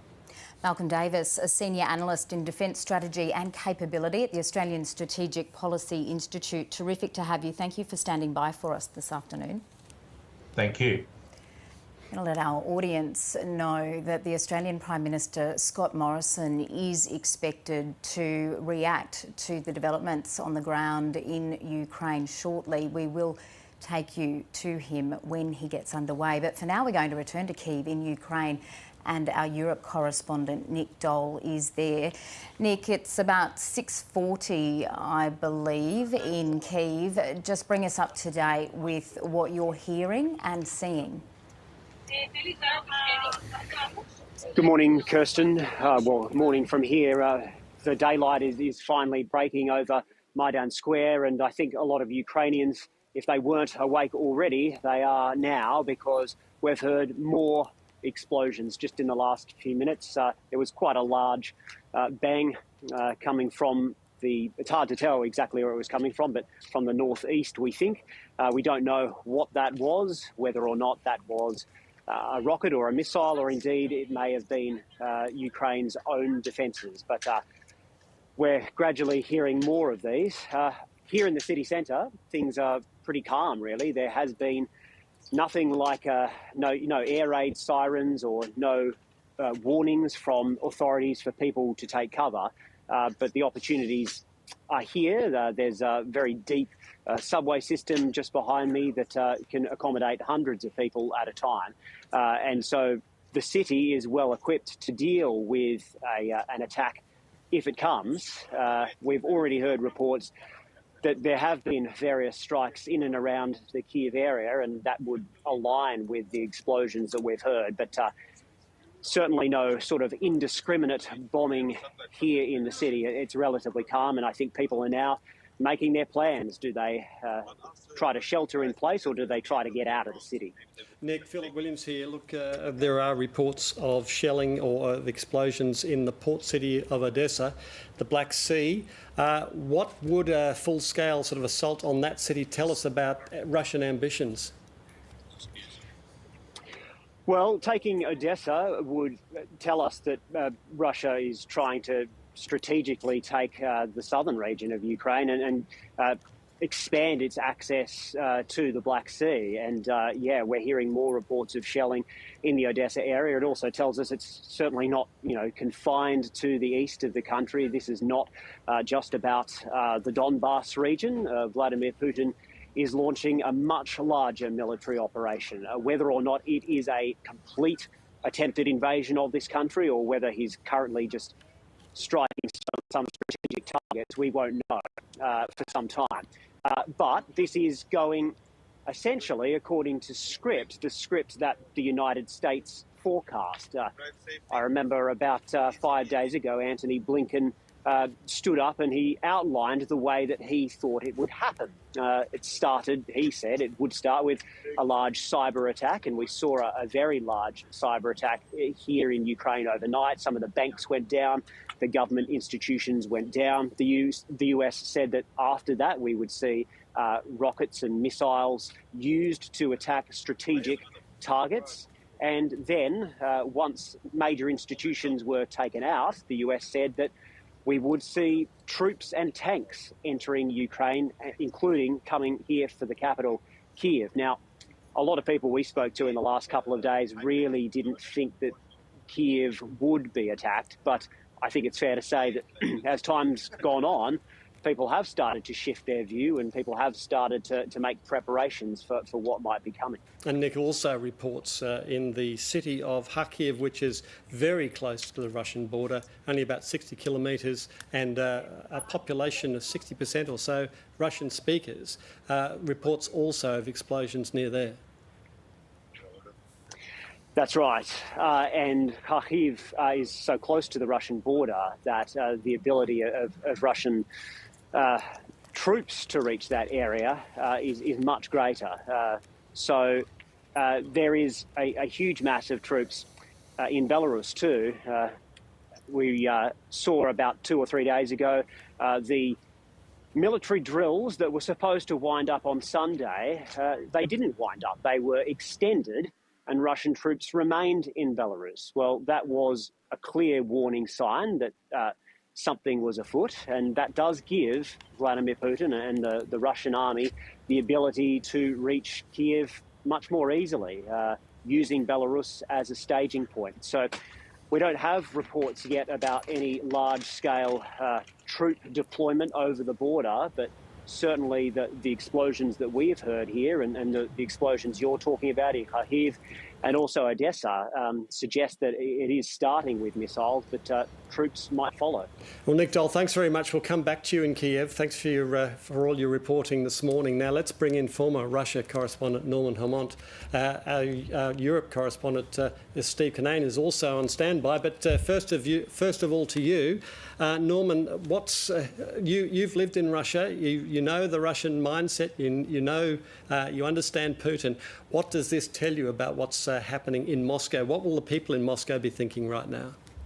That's really interesting, Phil, because one of the things about this whole period that we're in is you have to remember the previous Russian military actions in the last 10, 15 years, South Ossetia, Abkhazia in Georgia, a lot of these actions, Crimea, of course, in Ukraine, there wasn't a lot of Russian casualties. Not a lot of Russian soldiers were killed. When I was in Russia in 2015, we did a report on this movement that had started within Russia of people who were really upset about the deaths of their sons who had gone to those rebel areas in eastern Ukraine to fight for the republics of Luhansk and Donetsk. And even that limited amount of bloodshed really was starting to become an issue in social media. So you've got different elements here. War between Russia and Ukraine, it's really hard for, I think, people who don't live in those countries to understand how close those countries are connected. And of course, we heard a lot of Vladimir Putin talking about that in that address, but they really are hugely connected. There's so many people who from Ukraine who spend time in Moscow, from Russia who've spent a lot of time in Kyiv. They're very, very closely connected. In fact, there's been this perverse situation over the last few years where if you were flying from Moscow to Kiev, you actually had to change. Most people went through Riga, and people explaining about how they would run into people in Riga as they were traveling from Moscow to Kiev by plane, because you couldn't fly direct. So, one of the things that's going to be interesting to see in the next 24, 48 hours is it's not like the Ukrainian military is not going to do anything when these invasion force starts to move. If they do start to move on cities like Mariupol, we've heard about Kharkiv, we've heard there's Russian troops in Odessa. Ukraine has a full strength army of 250,000 full-time soldiers. They're ramping up their reserve to, I think, in excess of 600,000 troops. That is a potentially potent force. And, this is not going to be like the last 3 or 4 Russian military interventions. There's the potential for enormous loss of life on the Russian side. And when those families start getting their young men home, that will have an impact potentially on how this works, particularly in Moscow, where you have to remember, as we saw going back a decade ago, movements against Vladimir Putin have picked up momentum before, and they've done it via social media. So I have been in touch with a few people living in Moscow. Obviously, they're more Western inclined. They're people we know through our work there, and they are really dismayed that it has come to this. And there are other people out there on social media who are saying the same thing. So there will be a number of Russians who are really quite horrified that it's come to this, and that could be amplified if we start. It really depends on how the Ukrainian military is able to put up a defense in the next 2 or 3 days. If it crumbles, maybe Vladimir Putin will simply get what he wants. But I don't think that's going to happen. I think there are going to be a lot of, frankly, dead Russian soldiers who Vladimir Putin is going to have to try and sell that their sacrifice was worth it to the Russian population. Norm, what prospect is there that any dissent, either on social media or as a consequence of fatalities from this invasion, could actually turn into open protest inside Russia? Well, I can't make any predictions, and I would say the chance of that happening now, I don't see any. I haven't read or seen any indications that could happen, but the thing to realize is it can happen. When it happened in 2012, it came out of nowhere. Huge democratic protests that they didn't see coming. And this is one of the reasons why Vladimir Putin and those around him are so sensitive to the color revolutions and to what happened in Ukraine in 2014, because they are fearful that sort of movement, which they would sort of say was backed by the West, but that sort of social media-led movement could gain ground against them. And that has always been a concern for Vladimir Putin, because he saw it happen in 2012. And you can't put it out of mind that could happen in the weeks ahead. Again, it all depends on militarily how this goes. Vladimir Putin said he wanted to demilitarize and denazify Ukraine. Well, Ukraine has, as I said, a highly capable military force. It may not be a match for Russia's, but it is certainly not anything that they ran into in Georgia or certainly in Crimea, where Ukraine was in a complete sense of turmoil.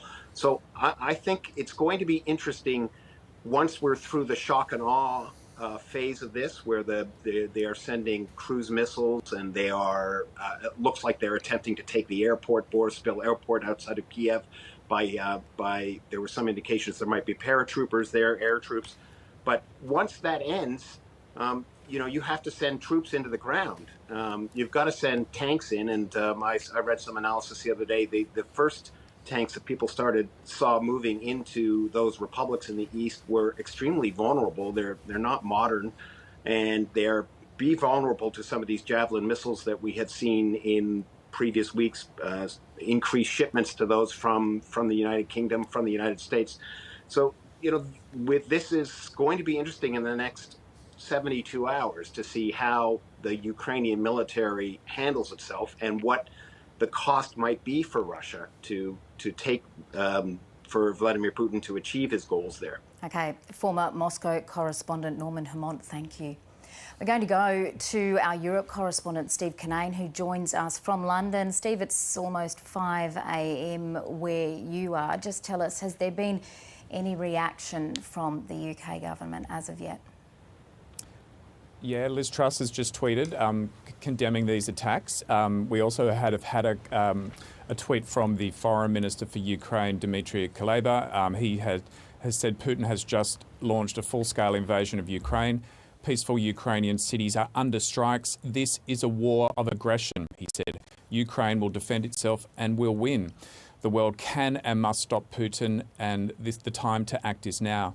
And just to pick up on a point that Norm was making about what President Putin said in his justification for these attacks, where he referred to the denazification of Ukraine. Now, President Zelenskyy, who is Jewish, I should point out, made some quite strong comments in response to that earlier on. He pointed out that 8 million Ukrainians died in the Second World War fighting the Nazis, and he was, deeply offended by that comment. I think it's also worth pointing out that in the 2019 election, only about 2% of the voters voted for far-right parties, which included Nazi sympathisers. So Vladimir Putin is overstating the Nazification of Ukraine. There's no doubt about that. Also, just to pick up on the point that he made in his justification, where he's basically saying that there was genocide occurring in Donbas, and that's partly why he's reacting. Now, genocide is a very highly defined term. It's something that normally applies to, say, for example, the Holocaust, to what happened in Srebrenica, the massacre there, and in Rwanda as well. And there is not corroborating evidence that there has been genocide in Donbas. And in fact, the Office for Security and Cooperation in Europe has been monitoring that area. They've had over 700 monitors in that area from 50 nations since 2014, and they have not uncovered evidence of any genocide. And in fact, if Vladimir Putin wanted to test that, you would think he could take it to the International Criminal Court, where, of course, you prosecute matters around crimes against humanity. But it should be pointed out that Vladimir Putin withdrew from the treaty of the ICC in 2017. So I think any comments around genocide need to be seen in that context. Steve, Philip Williams here. We've just got a tweet from Zelenskyy, the President Zelenskyy. He spoke to the nation. He said he declared martial law. And he's spoken to Biden about an hour ago, and his quote, the army is working without panic. We are strong, we are ready for everything. We will defeat everyone because we are Ukraine. Well, that's, of course, optimism. It's the sort of thing you'd expect now. But what can countries like the UK in particular, because that's been the leadership there has been very vocal, what can they actually do beyond further sanctions to put pressure? Or is it simply a case of it's too late now? Well, they certainly can toughen up sanctions, because the sanctions in the UK were criticised for being quite weak, and I think they were holding their fire on whether they would follow through with tougher ones. Certainly, countries like the UK have been and will continue, I imagine, to provide defensive weapons to help bat off these missiles that it appeared to be launching into Ukraine now. But yeah, it is difficult because Ukraine is not a NATO nation. It will be difficult for the UK to get involved in a conflict like this. But certainly those nations, the UK, the EU, the US, all the NATO allies are united in condemning these attacks, and they'll be doing all they can to support Ukraine, I imagine, with what they call lethal aid, with weapons to help defend that country against these attacks from Russia. OK. Steve Kinane, we're going to have to leave it from there for now, but we will return to you shortly. To everyone watching at the moment, Philip Williams and Kirsten Aiken, we're bringing you rolling coverage of Russia's invasion of Ukraine. We'll keep you up to date throughout the afternoon. Quickly let you know that we're also standing by for Australia's Prime Minister Scott Morrison, who will be giving his first reaction to this invasion. He'll be speaking from Sydney. So don't go anywhere. We'll see you in a moment.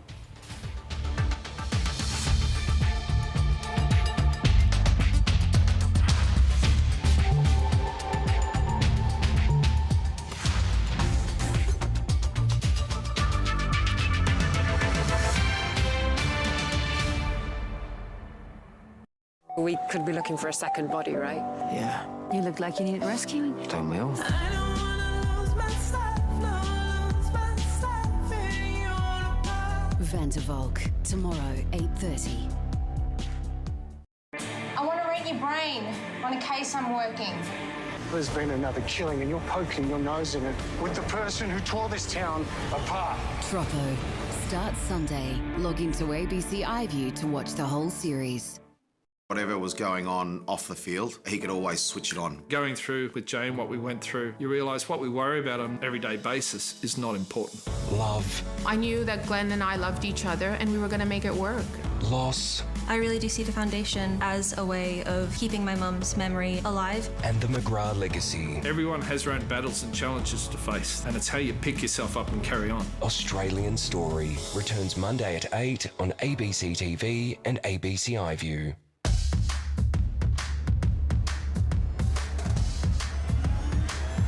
It's about to get weird. About? Oh my God.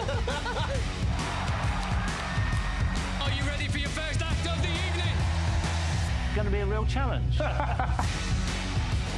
Life is beautiful. Shall I have a look? Let's have a look.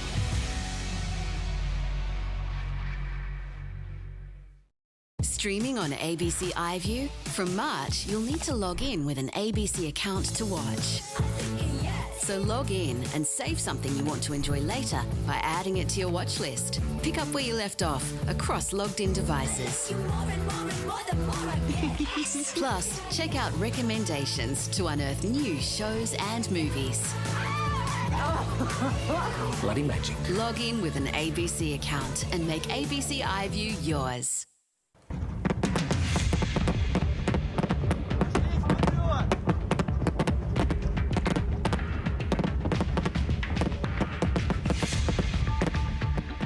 Today, Vladimir Putin authorises military action into eastern Ukraine and warns of a swift response to any intervention.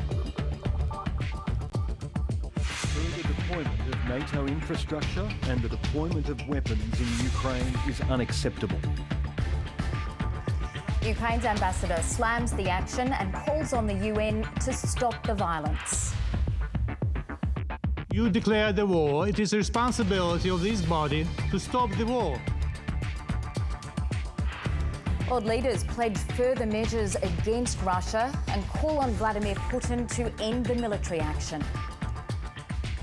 President Putin, in the name of humanity, bring your troops back to Russia.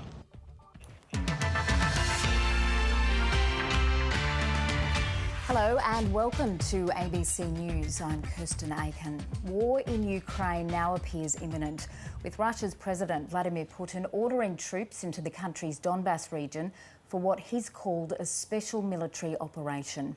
Putin warned other countries that any attempt to interfere with the Russian action would lead to consequences they have never seen. The airspace over Ukraine has been shut down. Flights have been cancelled.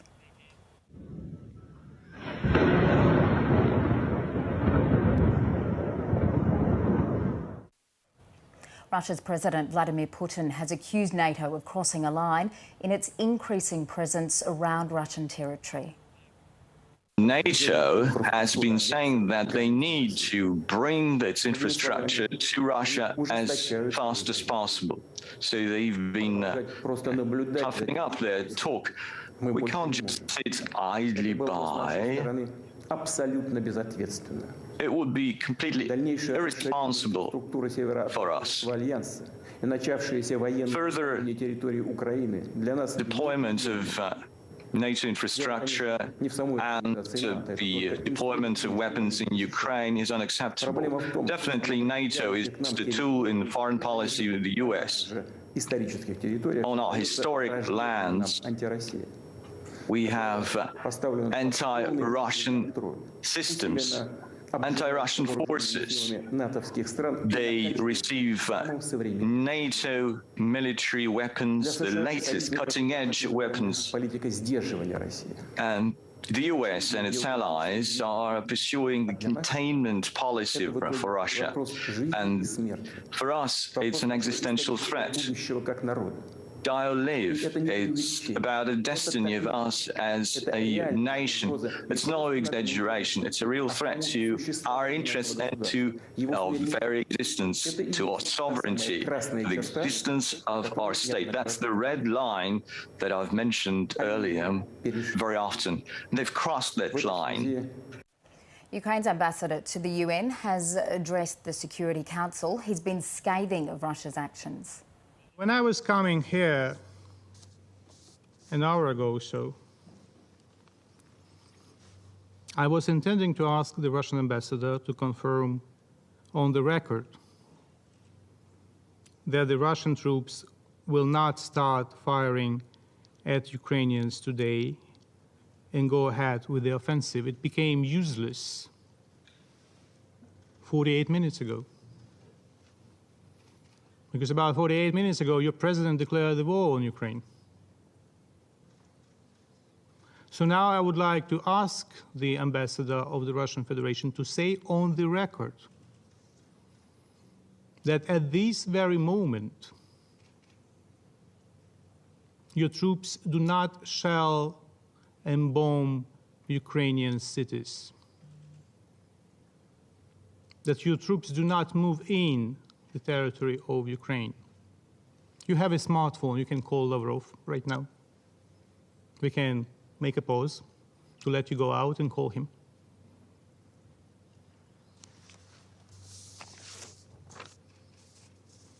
If you are not in a position to give an affirmative answer, the Russian Federation ought to relinquish responsibilities of the President of the Security Council, pass these responsibilities on to a legitimate member of the Security Council, a member that is respectful of the Charter, and I ask the members of the Security Council to convene an emergency meeting immediately and consider all necessary draft decisions to stop the war. Because it's too late, my dear colleagues, to speak about de-escalation. Too late. The Russian president declared the war on the record. Should I play the video of your president? Ambassador, shall I do that right now, or you can confirm it? Do not interrupt me, please. Thank you. Then don't ask me questions when you are speaking. Proceed with your statement. Anyway, you declared the war. It is the responsibility of this body to stop the war. So I call on every one of you to do everything possible to stop the war. Or should I play the video with your president declaring the war? Thank you very much. That was Ukraine's representative at the UN Security Council a short time ago. Ukraine's president has declared martial law and urged citizens not to panic as Russia begins military strikes. We are taking you live now to our Europe correspondent Isabella Higgins, who is in Lviv. Isabella, things are moving quite quickly. What can you tell us?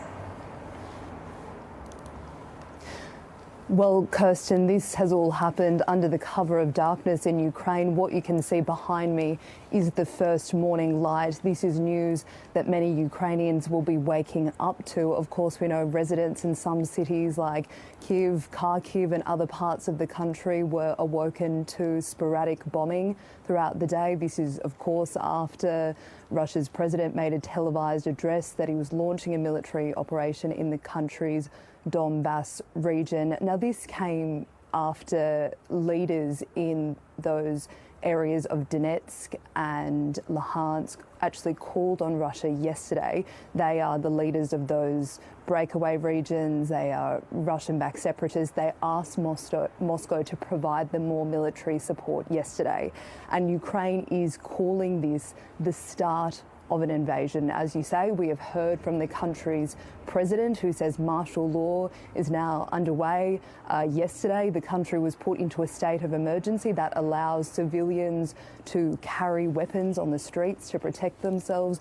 Yesterday, we saw residents here learning how to use firearms. We've also heard from the country's foreign minister. He says this is a war of aggression. He says that peaceful Ukrainian cities are now under threat. So this is a developing situation, but what we know is that Ukrainians will be waking up really to what will be a nightmare situation for them. Yes, just yesterday when we were talking to people, there was still certainly hope from many people here that they wouldn't see further violence, that they wouldn't see further conflict here in their country. Isabella, do you think that people are now making the decision about whether to stay or attempt to flee Ukraine? We have been warned of a possible humanitarian catastrophe, that if an invasion did indeed get underway, that millions might try to escape to Poland and beyond. That's right, Kirsten. And speaking to people here in this city of Lviv, there were certainly residents who were making those preparations. People were hoping for the best, but fearing the worst. We've spoken to families who were trying to organise passports for their young children in case they did need to make a dash over the border. We heard from people who were weighing up their options about whether to stay or go. We heard from people who were trying to make sure they had stockpiles of food and cash. Now, this city here of Lviv has been somewhat of a safe haven for people who have already decided to leave the capital of Kyiv. We know diplomats, representatives of foreign businesses have been based here because it is quite close to the Polish border. This city has seen what we've heard, an increase in rental prices because people have already moved here. So it is very likely that this city here, Lviv, will grow in the coming days, and it is very likely that we could see some people trying to make that dash from here to the Polish border, not too far away. OK, Isabella Higgins in Lviv. We'll leave you for now. Thank you. We're going to speak to Kyiv residents Vasia Yadvorny and Asia Pratyukova. Thank you very much for joining us. Firstly, can I ask for your reaction to news that this invasion has been confirmed?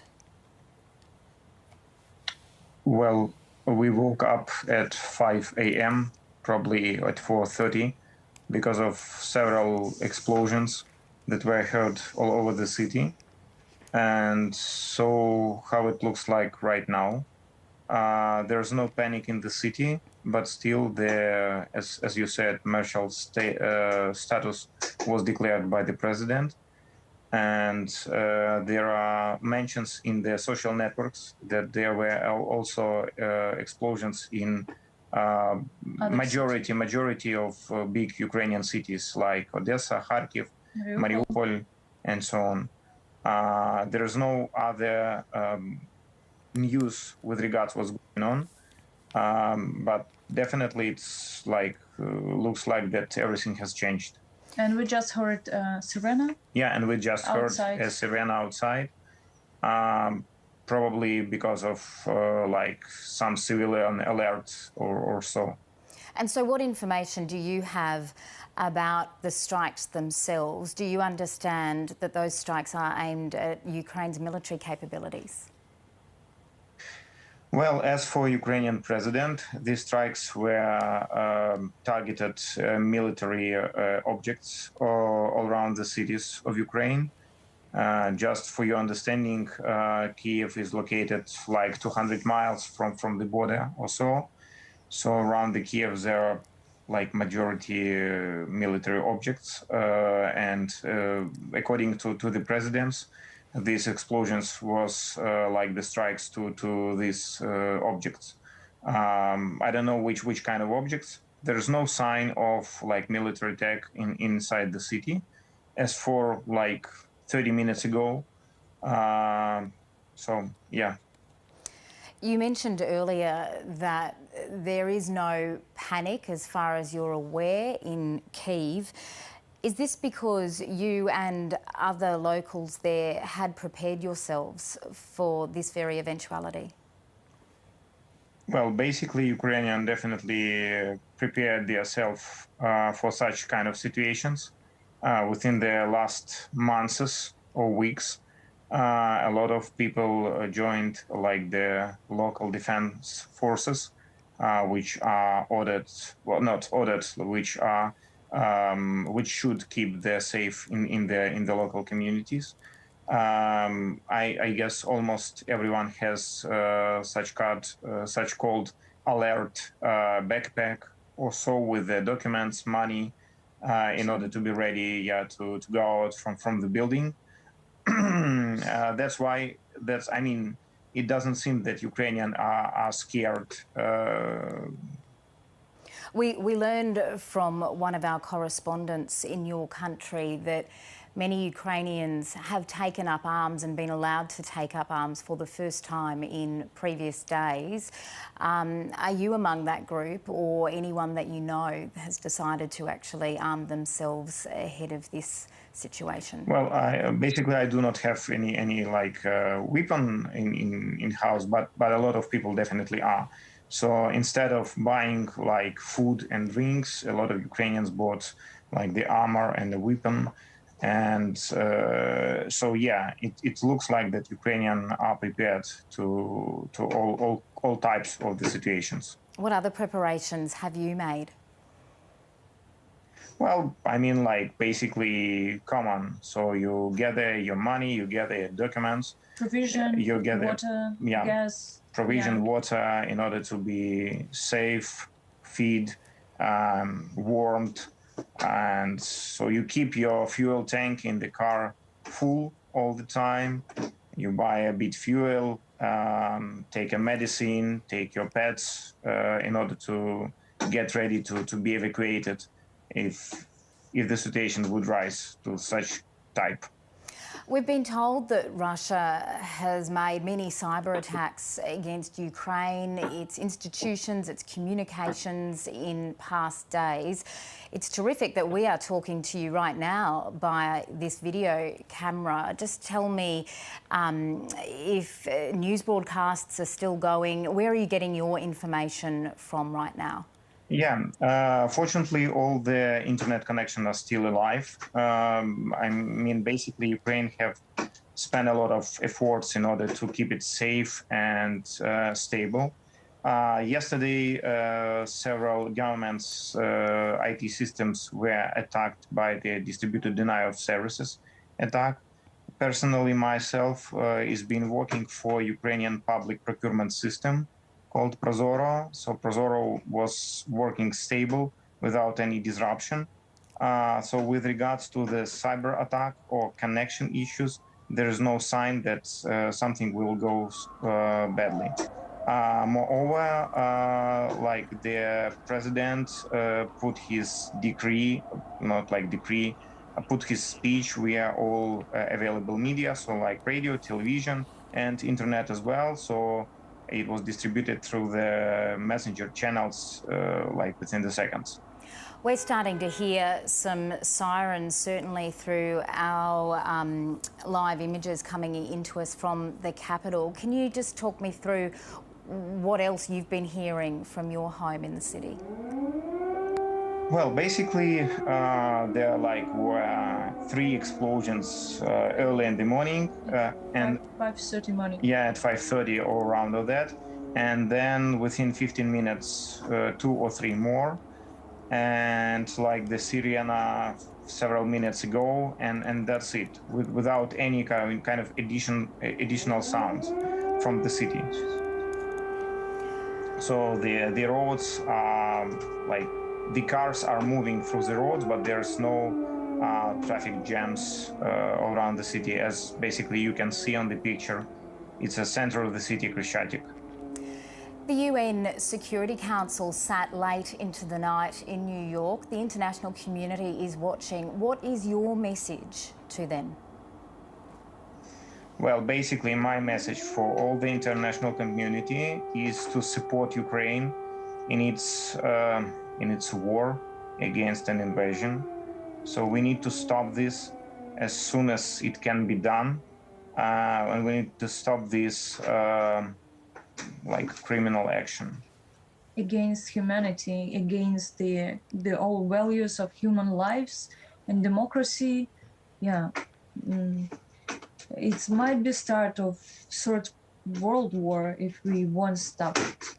Yeah, basically Ukraine is one of the biggest well, basically biggest European country. And it's hard to imagine that in the middle of 21st century, someone would like to start their full-scale war in the center of the Europe. The UN, without any reason for this. The UN Security General Antonio Guterres earlier said that the Russian president could be held to account for this invasion. Do you have confidence that he will be? We will see. So, like, the European history have different areas. Hopefully, humanity in the 21st century is pretty different from what it was in 20th century. Hopefully, all human beings can stop this act of terror, actually. This awful situation, yes. Kyiv residents Vasia Zadvorny and Asia Pratyukova, thank you for speaking to ABC News. We wish you well and we hope to check in with you again shortly. Yeah, thank you very much. Bye-bye. North America correspondent Carrington Clark joins us now from Washington. And Carrington, we will speak about the UN Security Council emergency meeting earlier, but we have learned that the US president and Ukraine's president have spoken. Do we know the substance of that conversation? Yes, Kirsten, we have received a short statement from the White House outlining what President Joe Biden and President Vladimir Zelenskyy of Ukraine spoke about. The statement says that Joe Biden condemned this unprovoked and unjustified attack by Russian military forces, and he briefed the President Zelenskyy that they would be rallying international condemnation, including, as we saw earlier tonight at the United Nations Security Council. President Zelenskyy has asked President Biden to call on all the leaders of the world to speak out against President Putin's flagrant aggression and to stand with the people of Ukraine. And President Biden says he will be meeting with the leaders of the G7, and the United States and its allies and partners will be imposing severe sanctions on Russia and will continue to provide support and assistance to Ukraine and the Ukrainian people. We're still not exactly sure what those sanctions will be, and we're not sure of what sort of support they will be able to provide to Ukraine. The United States and the West has ruled out military intervention, but they have provided some military support to Ukraine, particularly in the form of defensive weapons. So it'll be interesting to see whether or not we see further weapons shipments to Ukraine. Ukraine does have a sizable military of its own. It has around 200,000 military personnel. That's up against around the 200,000 that Russia had effectively encircled, basically on at least three sides of Ukraine. Basically, only the western side of Ukraine didn't have Russian military forces stationed around it at the time that Russia attacked. But Russia has a major advantage when it comes to artillery, and we are seeing, and we are having now reports very clearly from the Ukrainian Interior Ministry that there already have been, they say, hundreds of casualties from these attacks from Russia on Ukraine, and we are seeing what seems to be shelling throughout the country. And so although President Putin might say that he isn't interested in occupying Ukraine, we heard from the Russian ambassador to the United Nations that they wanted to demilitarize Ukraine, and it seems that they are at this point targeting the military installations around Ukraine. And as I said, the Ukrainian Interior Ministry says there's already been hundreds of casualties through those actions. Carrington, news that President Putin had authorised this invasion came as the UN Security Council held its emergency meeting. Was that a last-ditch attempt to stop this? Yeah, so the meeting was called by the Ukrainian representative to the United Nations. Ukraine is not a member of the UN Security Council, but the UN Security Council held this emergency meeting, and the Ukrainian representative attended, as did the representative from Germany. But Russia currently holds the presidency of the UN Security Council. They rotated, and at the moment, Russia holds that position.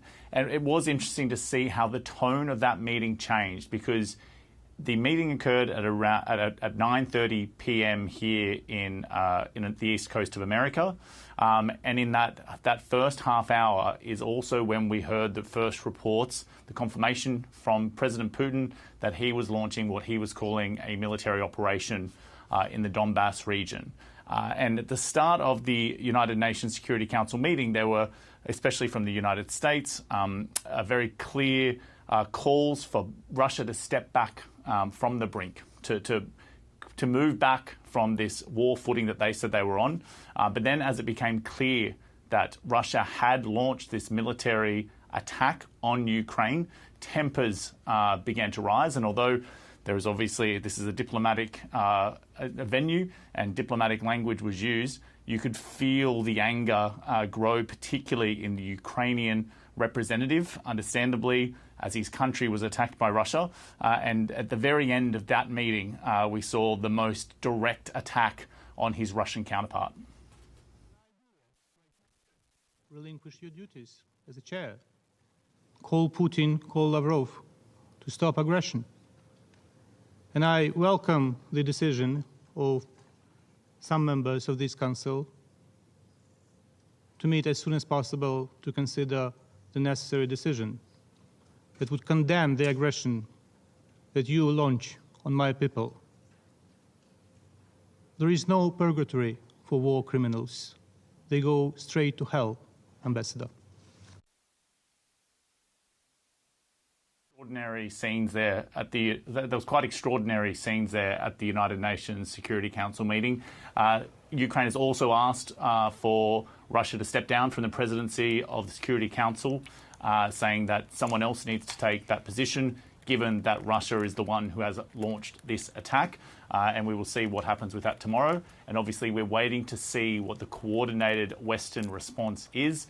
President Biden is promising that there will be severe punishment for Russia for taking this action, but we're not exactly sure what that will entail. OK, North America correspondent Carrington Clark, thank you. I'm just going to mention that the broader All Ordinaries Index closed 3% lower today. Nearly $74 billion has been wiped off the value of Australian shares today. Analysts believe that that is partly because of what we're seeing happen in Ukraine. Let's go to Greg Jennett now at Parliament House. And Greg, the Australian government announced sanctions against Russian elites and banks yesterday. We are now standing by to hear from the Prime Minister for official reaction to the invasion now underway.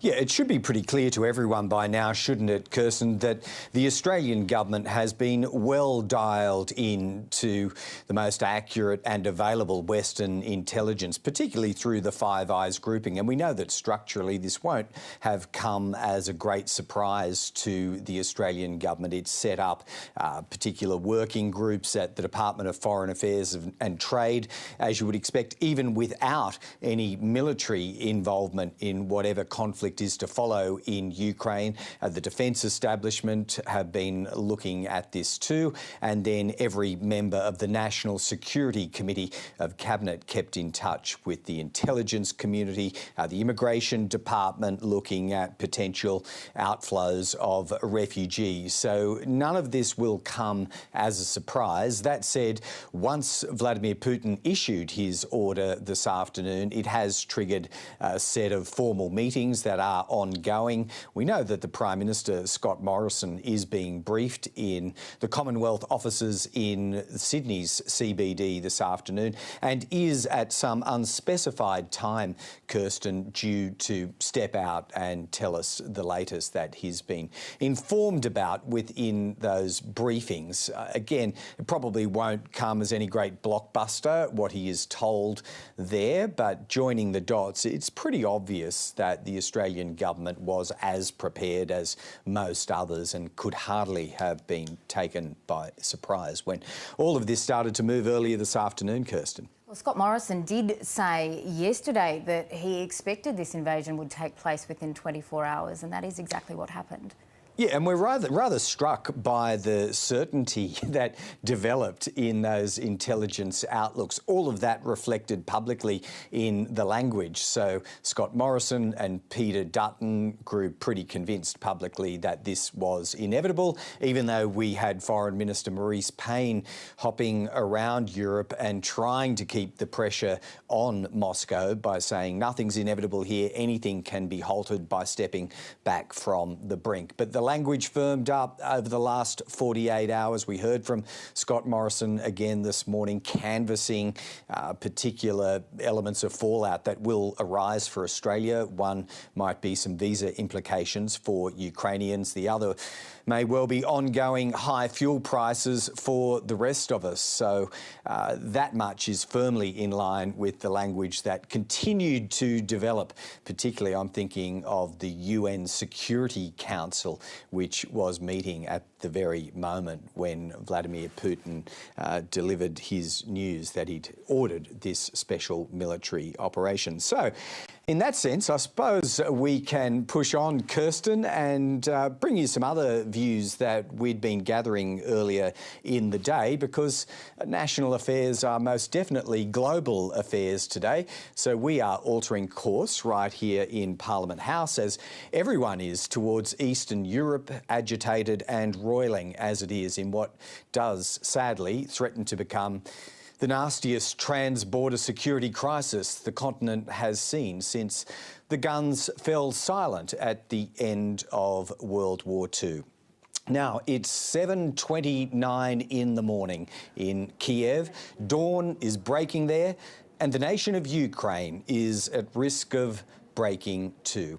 The Australian government here is dialed in to that main line of Western intelligence that we've just been discussing with Kirsten, which seems to have been well abreast of what was brewing in Moscow and in turn in eastern Ukraine. So, while we wait for further developments around and within Ukraine's borders, we wanted to bring you some of the thoughts of former Foreign Minister and one-time Australian Ambassador to London, Alexander Downer. We spoke to him from his London home before Vladimir Putin ordered his troops on the move. But Alexander Downer's analysis is still fairly relevant on questions of Russian motivation, Russian resilience, and those higher fuel and energy prices that most of us will probably have to pay for a while now.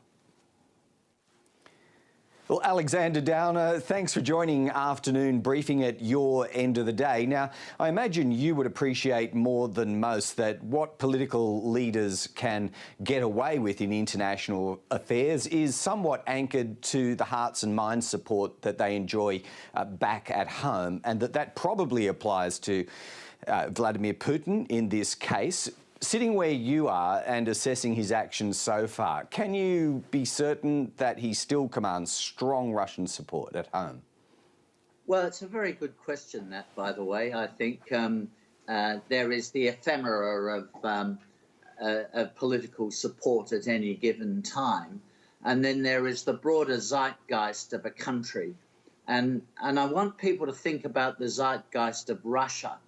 Russia is a country which doesn't have, particularly to its west, natural frontiers, and it has been invaded repeatedly from the west by Western powers, you know, Napoleon, Hitler, the Kaiser, the Swedes, the Lithuanians, over the centuries.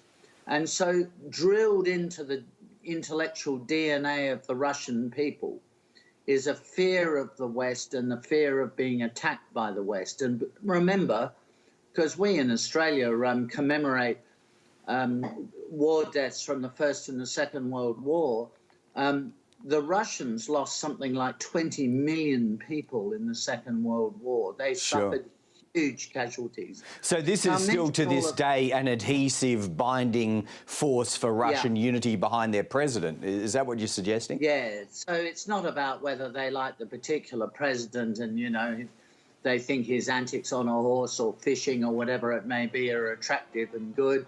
There's all of that, of course, in the politics of every country. But you know, deeply ingrained into the intellectual DNA, into the zeitgeist of the Russian people is this fear of the West this vulnerability to the West. So we're seeing sanctions being applied as the primary tool of restraint from the West right now. Do we take it as a given that no NATO member country will fall for the sucker punch and step up militarily to defend Ukraine? What's your analysis on that? Yeah, so no NATO country will send troops to defend Ukraine, or planes or ships for that matter, because Ukraine has a coast. They won't do that. But does that make the sanctions effective then if we're putting those foreign military forces out of the equation? Where does that leave us with other forms of pressure being applied? Yeah, the Russians have had sanctions. The Russians do hardship. They're used to hardship. So I think they will wear the sanctions, because for them, these geopolitical issues that I've been talking about are far more important than the passing of, a particular year's GDP growth figures. If they, there are a lot of Western businesses, particularly German businesses, which are very prominent in Russia. But, if those businesses closed down, well, other businesses will eventually emerge and there'll be a bit of hardship, but they'll get by. And my guess is that they would wear that. They wouldn't invite it, but they would wear that if they were able to achieve their geopolitical objectives. I think I don't think people have thought about this a lot, but since 1991, since the collapse of the Soviet Union, the whole issue of where Russia is and Russian security has been within Russia a huge issue. The expansion of NATO to the east, the expansion of the European Union, these have been huge issues for the Russians. And, finally they've exploded in public now. So I don't think the sanctions, the West made President Biden, Boris Johnson, Scott Morrison and so on, they might all feel good about the sanctions. But, and maybe the sanctions, I mean, they are the right thing to do. I'm in favour of the sanctions, but they won't change the minds of the Russians. You've taken us into that psyche of the Russian population. What about we flip it outside to the West now? Because Russia is not without some capacity to inflict pain on the West. I guess I'm talking mostly about energy pressure, an energy shock in Western Europe and where you are in the UK. How acute could that be, or is that likely to be? Well, I think it's going to affect gas prices and to some extent oil prices, because Russia is a big petro. I mean, it's all it is really is a petro economy. So a country like Germany and the European Union more generally, not the UK, by the way. UK only gets about 3% of its gas from Russia. But, the European Union gets about a third of its energy from Russia. So it's very dependent on Russia. On the other hand, there are two sides to that coin. Russia has to earn income from the sales of its energy. And if it can't sell to Europe, it would like to sell to China, obviously. But the geography of selling, the logistics of selling to China is very complicated. So I'm not sure how easy it will be to make them to make the switch. Yeah, but you think the West, particularly Germany, can stomach a period of higher prices and shortage of supply, for a matter of months or weeks, or? So what the Germans have announced is that the Nord Stream 2 gas pipeline is not going ahead, but for the time being, they're not giving approval to it, but it hasn't been operational yet. So they have another gas pipeline coming from Russia, which actually goes through Ukraine. And they are quite dependent on that gas, but I don't think the Russians would cut that gas off. But, you're going to see increases in the prices of these things. And as we know in Australia, from the public reaction to increases in petrol prices, I mean, people are terribly worried about climate change and fossil fuels and so on, but when the price of those fossil fuels goes up, they get very narky. Yeah. And they seem to worry more about that than they do about climate change. Yeah, so that discussion with Alexander Downer was conducted a little earlier, certainly before Vladimir Putin announced his military move on Ukraine. But some of the observations still ring true, I guess. Those sanctions are still in place, and any economic fallout, I guess we can still bank on in light of the events that have happened since we spoke to him in London there. Let's bring it back home now. And joining us in our studio, ABC News political reporter and former Europe and US correspondent James Glenday is with us. James, just to talk through some of the matters we were already discussing with Kirsten, particularly a focus on the Australian government in the last couple of hours. What do we know of, I guess, the war gaming, strategising and intel that they're absorbing since this news? Well, we know, Greg, that the Prime Minister has been having briefings about exactly what's happening on the ground at the moment, and of course a lot is happening and it's fast moving, and so that's taking place at the moment, and we're going to hear from him later today, hopefully not too long from now. I've spoken to a couple of people in the government, including the Deputy Prime Minister, Barnaby Joyce, who said, gave us a quote, he said that the world has just turned a bad corner and it tests our belief systems and our belief in the liberal rules-based order. Now, I think that's probably an understatement, isn't it? Yeah, it sort of does, because this is about more than one country's move across another's border. There is a much grander strategy at play. Yeah, and I think it's been obvious for some time that the government is going to be watching what China does and how China reacts to this. But I think that the big thing that we're going to be watching for over the next day or so, probably tomorrow morning, is how our sanctions are ramped up in response to this, and no doubt we'll be following what happens in the United Kingdom, Europe and also the United States. Right, because the intimation has been there's lots of opportunity left in the kit bag there. We'd barely scratched the surface of the sanctions announced so far. What did the Prime Minister have to say earlier today, before all of this afternoon's developments, about the status of at least the first tranche of sanctions? Where are we at? Yeah, so those first lot of sanctions, which targeted some banks, those are probably the most significant things, about 8 individuals on Russia's Security Council. It targeted them personally.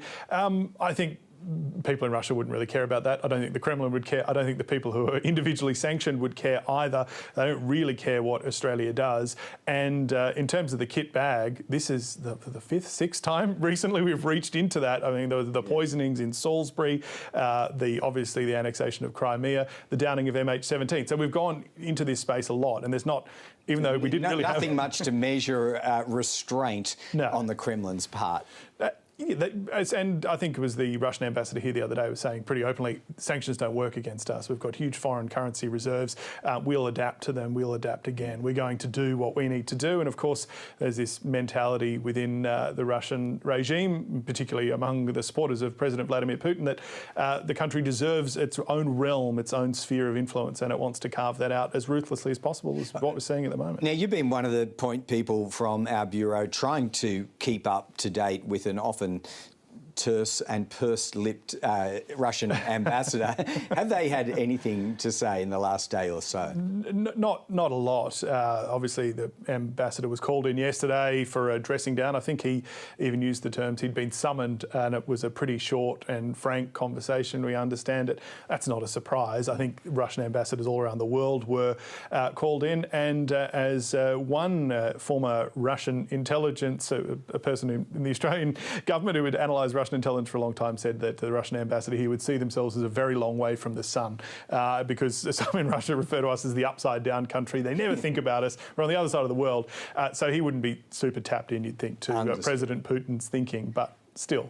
All right. Now, well, we've spoken about, other consequences that come back on Australia and the Western world generally because of today's events. One is refugee outflow, and Australia has given some thought to how to handle that.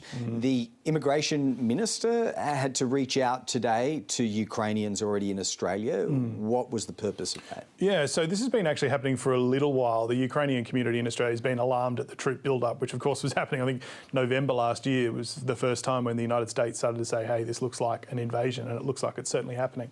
At the weekend, members of the Ukrainian community spoke with Alex Hawke, and they said, if this big invasion does come, as you keep saying, then we need options for our loved ones, relatives, people who are going to be fleeing. There's 40-odd million people in Ukraine.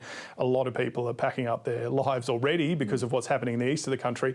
And so the government has indicated it could help be part of that, perhaps by providing some temporary protection visas, allowing more people to come here. I think some visas, 430-odd, which is not many in the big scheme of things, are going to be put at the top of the pile from Ukraine. And so they're the sort of options being discussed, but I don't think that has actually been formally signed off on. Right, and I think the other one was the Prime Minister suggesting that some Ukrainians who are already here but might have been due to have their visas run out could stay longer. They could have them extended. People who already have visas could come here if they weren't already in the country. Things like that, so that they could actually spend a bit more time here. But it's going to be part of an overall package. And as a couple of ministers have said in the past week or so, yes, it's really sad what's happening, but Australia is a long, long way away, and there's only so much we can do, particularly, as I've mentioned a few times, given that the Kremlin doesn't really care that much for us. All right, well, you brought us up to date with where the Australian government is at today, James Glenday. But before we let you go, this was roughly part of your patch in a previous reporting role as Europe correspondent. It took you to Moscow. I'm imagining that you are reflecting on some of the reporting done at that time. It had a focus around MH17, and much of the Western world was then, still is, pointing the finger at Russia for that. What are your own reflections as you join the dots from MH17 to where we are today on foreign policy under Vladimir Putin? Yeah, there's two sort of funny things that I kind of reflect on. One was the World Cup, because I'd been there to Russia before, and we were followed and tracked, and they kept pretty close tabs on what we did. The World Cup was this sort of summer, it was felt free, you could get around, showcase to the world, everyone was talking about Russia, how it had changed, hope for transition, all these kind of things that people do around major sporting events, and then obviously this has happened again. The MH17 I think is a really interesting one, because Australia only has diplomats to withdraw from Ukraine, and our interest in that part of the world is substantially because of the downing of MH17 and the loss of 38 lives, people who called Australia home. So I think that is quite significant. And I guess if you're looking at it, it's probably a sign of how some of Vladimir Putin's actions, which are aimed to project the strength of Russia and establish this sphere of influence, have actually served to unite other countries against Russia, including a country like Australia, which doesn't have that much really to do with it. So, yeah, it's an interesting thing to think about. It is, yeah. We may not be there, and he was certainly telegraphing a long way out, wasn't he, the types of things that we're now seeing playing out, perhaps tragically, today. James Glenday, political reporter and former foreign correspondent, joining us here in our Canberra studio. Now, Will Bartlett is an associate professor at the international, and an international law expert, I should say, at the University of Melbourne, with a specialisation in Russia and Ukraine. He joins us, I'm going to say again, Will, from Melbourne, because we asked to have you back sometime, and we're doing that within 24 hours or so because of the unfolding events. Were you, for one, taken by surprise? Yeah, I have to say, this is. I mean, it's a very sad day for Ukraine. It's a sad day for the Russian people as well, who are going to bear the real brunt of this, what looks like a full-scale invasion. And I think it's certainly, I think for a lot of people, this was, it was predicted, but when it's happening and you're watching it live, it's really confronting. I mean, this is the most major conflict we've seen in Europe since 1945, and it looks like it's turning into a full-scale regime change operation. So yeah, I'd have to say that it's been a pretty confronting last couple hours. Sure. Now, we are obviously using the word invasion, Will Bartlett, now. That much we do know. What do you understand of the scale? They're not going to do things by halves. Numbers amassed, 190,000 plus. How deep does this drive go militarily?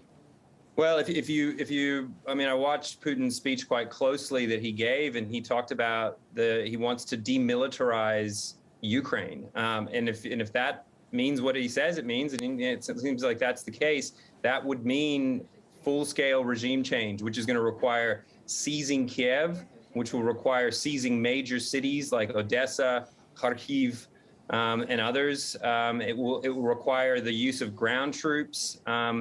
After what we're seeing now, which is the aerial kind of bombardment, it is going to be what people have kind of called the maximalist outcome, a serious, full-scale invasion is I think now unavoidable, and I know is actually underway. Sure, and I know you're not a military analyst, so I don't want to ask questions above your pay grade, Will, but the resistance that they're likely to meet from Ukrainian forces, we're not hearing of much yet, but many people were avowed before this that they would fight to the death. I mean, what are your own expectations? Look, I mean, the Ukrainian president, Zelenskyy, has already said they're preparing. At this point, obviously, it's an aerial bombardment, so I think the Ukrainian military is making preparations. They're sitting in the bunkers waiting for the inevitable land invasion. But I do expect the Ukrainian army to fight hard on this, and they've improved their military capacity within the last 8 years significantly. I think we'll see in the coming days, but there might be military support from the United States and other NATO allies, including maybe even Australia, cyber support and so forth, which will be forthcoming. So, look, I think there will be a pretty serious response by the Ukrainian military. And the will of the populace there, Will Bartlett, I mean, that has to count for something when you're in a conflict of this size. What would be your assessment of that, Will? Well, the will of the Russian people. No, I actually meant the Ukrainians. So I think the Ukrainian populace is resolved to take this on. I think, I think that this is something that they will. I mean, I think people, when they say fight to the death, I think we can believe them on this. This is a serious invasion, and that Ukrainians will stand up. And of course, the question will be how long they can stand up, and whether there'll be, after some form of regime change, which eventually will happen, a form of guerrilla warfare. But it's, I think we're looking at a pretty long, drawn-out type thing. I mean, the analogy is the United States regime change invasion of Iraq to some extent, where you think it's going to happen quickly, but these are unpredictable things when you invade countries, and I expect the Ukrainian population and the Ukrainian military to stand up here. Yeah, that's an uncomfortable analogy, but I'm sure an accurate one. We always appreciate your insights, Will, and so for turning around and coming back so quickly, we appreciate it, and we will no doubt talk to you again soon. Will Bartlett is an Associate Professor at the University of Melbourne. Now, Australians in need of consular assistance should call the Australian government's 24-hour consular emergency number on 1300 555 135. That's if you're in Australia, 1300 555 135. If you're calling on someone's behalf or are outside of Australia, it's of course +61 for Australia. 2, the area code 6261 3305 if you're calling from outside Australia. Now, a little earlier in our coverage on ABC News Channel, Dr. Malcolm Davis, a senior analyst from ASPI, the Australian Strategic Policy Institute, made some really up-to-date observations about the military operation that was unfolding with Russian forces. Took me by surprise at the time, Malcolm Davis, and as you were passing by, we kindly invited you to come back in. You were talking there an hour or so ago about an amphibious landing. For people who aren't familiar with that as a form of military operation, what sort of numbers are involved and what's its significance today? Well, look, what you're seeing along Ukraine's southern coast is a naval formation comprising not only naval service combatants like destroyers and frigates and that sort of thing, but also amphibious warships, which are designed to carry troops and tanks and armoured fighting vehicles and basically land them ashore. In the same way that happened with D-Day in 1944, what we're seeing here now is a smaller operation, but nevertheless highly significant. And where they're headed is towards Odessa, which is one of the major cities on Ukraine's southern coast. And was that anticipated as the West was mapping the land build-ups? Those ships were able to be tracked and expected to be doing just this? Oh yes, we had every single Russian naval vessel on our satellites. So we know where their Russian naval vessels are in the Black Sea, close to Ukraine's southern coast. We also know that the Russians have a large naval flotilla in the eastern Mediterranean Sea facing off against a NATO naval task force. So it is quite serious. You have Russian and NATO naval forces in close proximity at the same time as we're seeing this amphibious operation against Odessa. OK, and we're hearing accounts of explosions, air sirens. Vladimir Zelenskyy has declared martial law.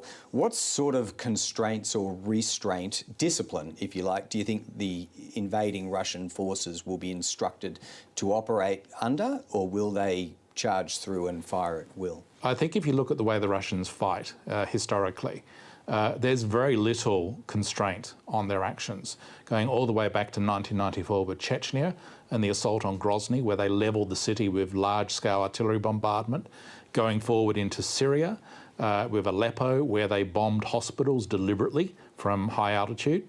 So I think that we have to expect the worst. The Russians will not hold back. And there's going to be large numbers of civilian casualties in this fight. And the opposing force, the Ukrainians, of course they had months to prepare for this. What's the assessment of their military might arraigned against what's coming? Well, certainly the Ukrainian military is far better prepared now in 2022 than what they were in 2014 when Russia invaded and annexed Crimea and launched this proxy war in the Donbas region. But even so, the Ukrainians don't have air superiority, so they don't have control of the air. They don't have the overwhelming ability to launch massive artillery and rocket bombardment like the Russians do. So what is their best hope militarily if they don't have those two strings to their bow? I think their best hope is to delay, to impose cost on the advancing Russians. And when it becomes clear that they can't hold them back, what they should do is retreat into an insurgent mode and basically drive up the pain and the cost and the casualties on the Russians occupying Ukraine. That is, to pick up on Will Partlett's comparison there, that is Iraq all over again, isn't it? It's a different terrain, obviously, but essentially, yes, if you're a weaker force and you're being overrun by a stronger force, then you certainly don't confront that stronger force head on. You fight asymmetrically, you find their weakness and you attack that weakness rather than confronting them at their strength. And what about the element of, command and control that they had before the invasion, time to prepare? What typically would a nation like Ukraine, apart from training up its men and women, what physical barriers, explosives, defences would have been put in place fearing just this? I think that Ukrainians probably have, and I'm guessing here, would have put large numbers of obstacles, wide bridges for demolition, put in minefields. In terms of their command and control, I think that's going to fall apart very quickly because the Russians have far superior electronic warfare and cyber attack capabilities. And agreed, I mean, I take it you agree that as this unfolds, and let's just go ahead and assume that Russia militarily gains the upper hand, would you agree that the West holds the line that all entreaties by President Zelenskyy and Ukraine for others to join and assist will fall on deaf ears?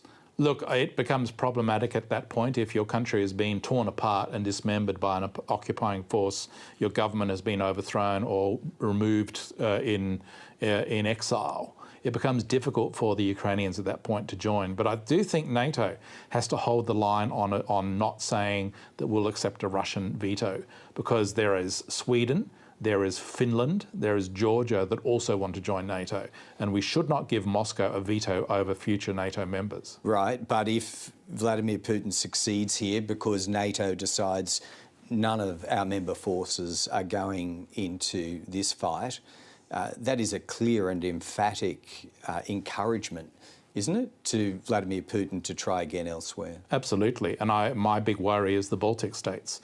There's a sizable Russian ethnic population in the Baltic states. Now, the Baltic states are NATO members, but if he feels that he can get away with the use of brute force and that NATO somehow is cowed by that brute force, he may try for the Baltic states. And at that point, we have the possibility of a direct NATO-Russia clash. Which only gives us more pause for thought about the significance of what we're seeing here. Malcolm Davis from ASPI, thanks again for a quick update. He's second today, but we couldn't let Malcolm Davis pass by our studios without the invitation to bring us his latest perspectives. Not the only one in Canberra or any arm of the Australian sort of security establishment that are keeping a close eye on all of this. That would be true in the Western capitals, all the way from Washington through to London too. So we may well hear from the Australian Prime Minister this evening. We know he's being briefed. Stand by for that.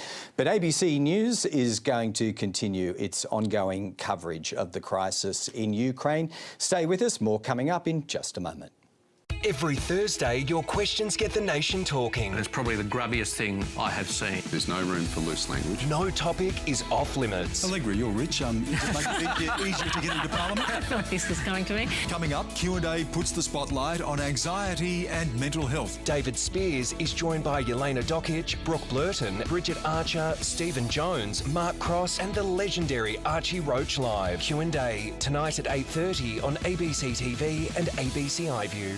My name is Juanita, Australia's Queen of Honky Tonk. Chasing the dream. I'm going to Nashville and I'm going to record my next album. Juanita's like a kid in a candy shop. Things are going off the rails. You're an artist. I'm Juanita. Wednesday on ABC iView and TV+.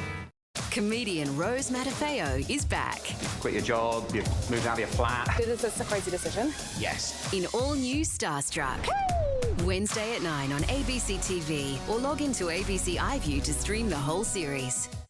Know the story all day with ABC News Channel. Australian of the Year. From the moment you wake up. I could do that all morning. Here are the day's top stories. Joe O'Brien will bring you the morning's latest info as you head into your day. This trend is turning around. There's a decline in case numbers in the state.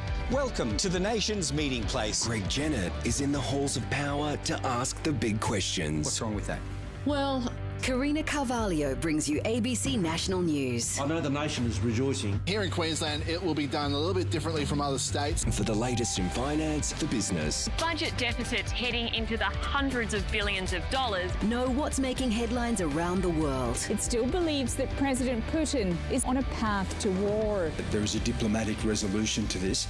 Round out your night as the drum dissects the day's stories. Had a little bit of PTSD in that moment.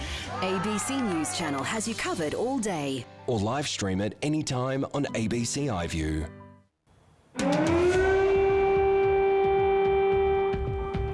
Explosion shattered the dawn in Kyiv as the Russian invasion of Ukraine begins. Further deployment of NATO infrastructure and the deployment of weapons in Ukraine is unacceptable. Ukraine's president declares martial law and calls for calm as the military strikes begin.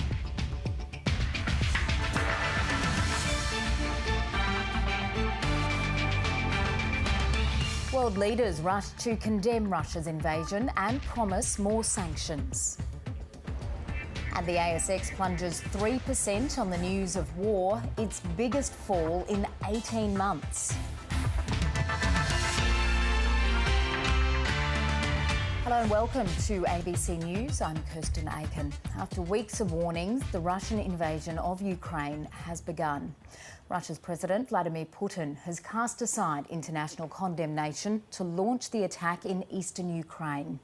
Explosions rang out before dawn in the cities of Kyiv, Kharkiv and Odessa, followed by air sirens.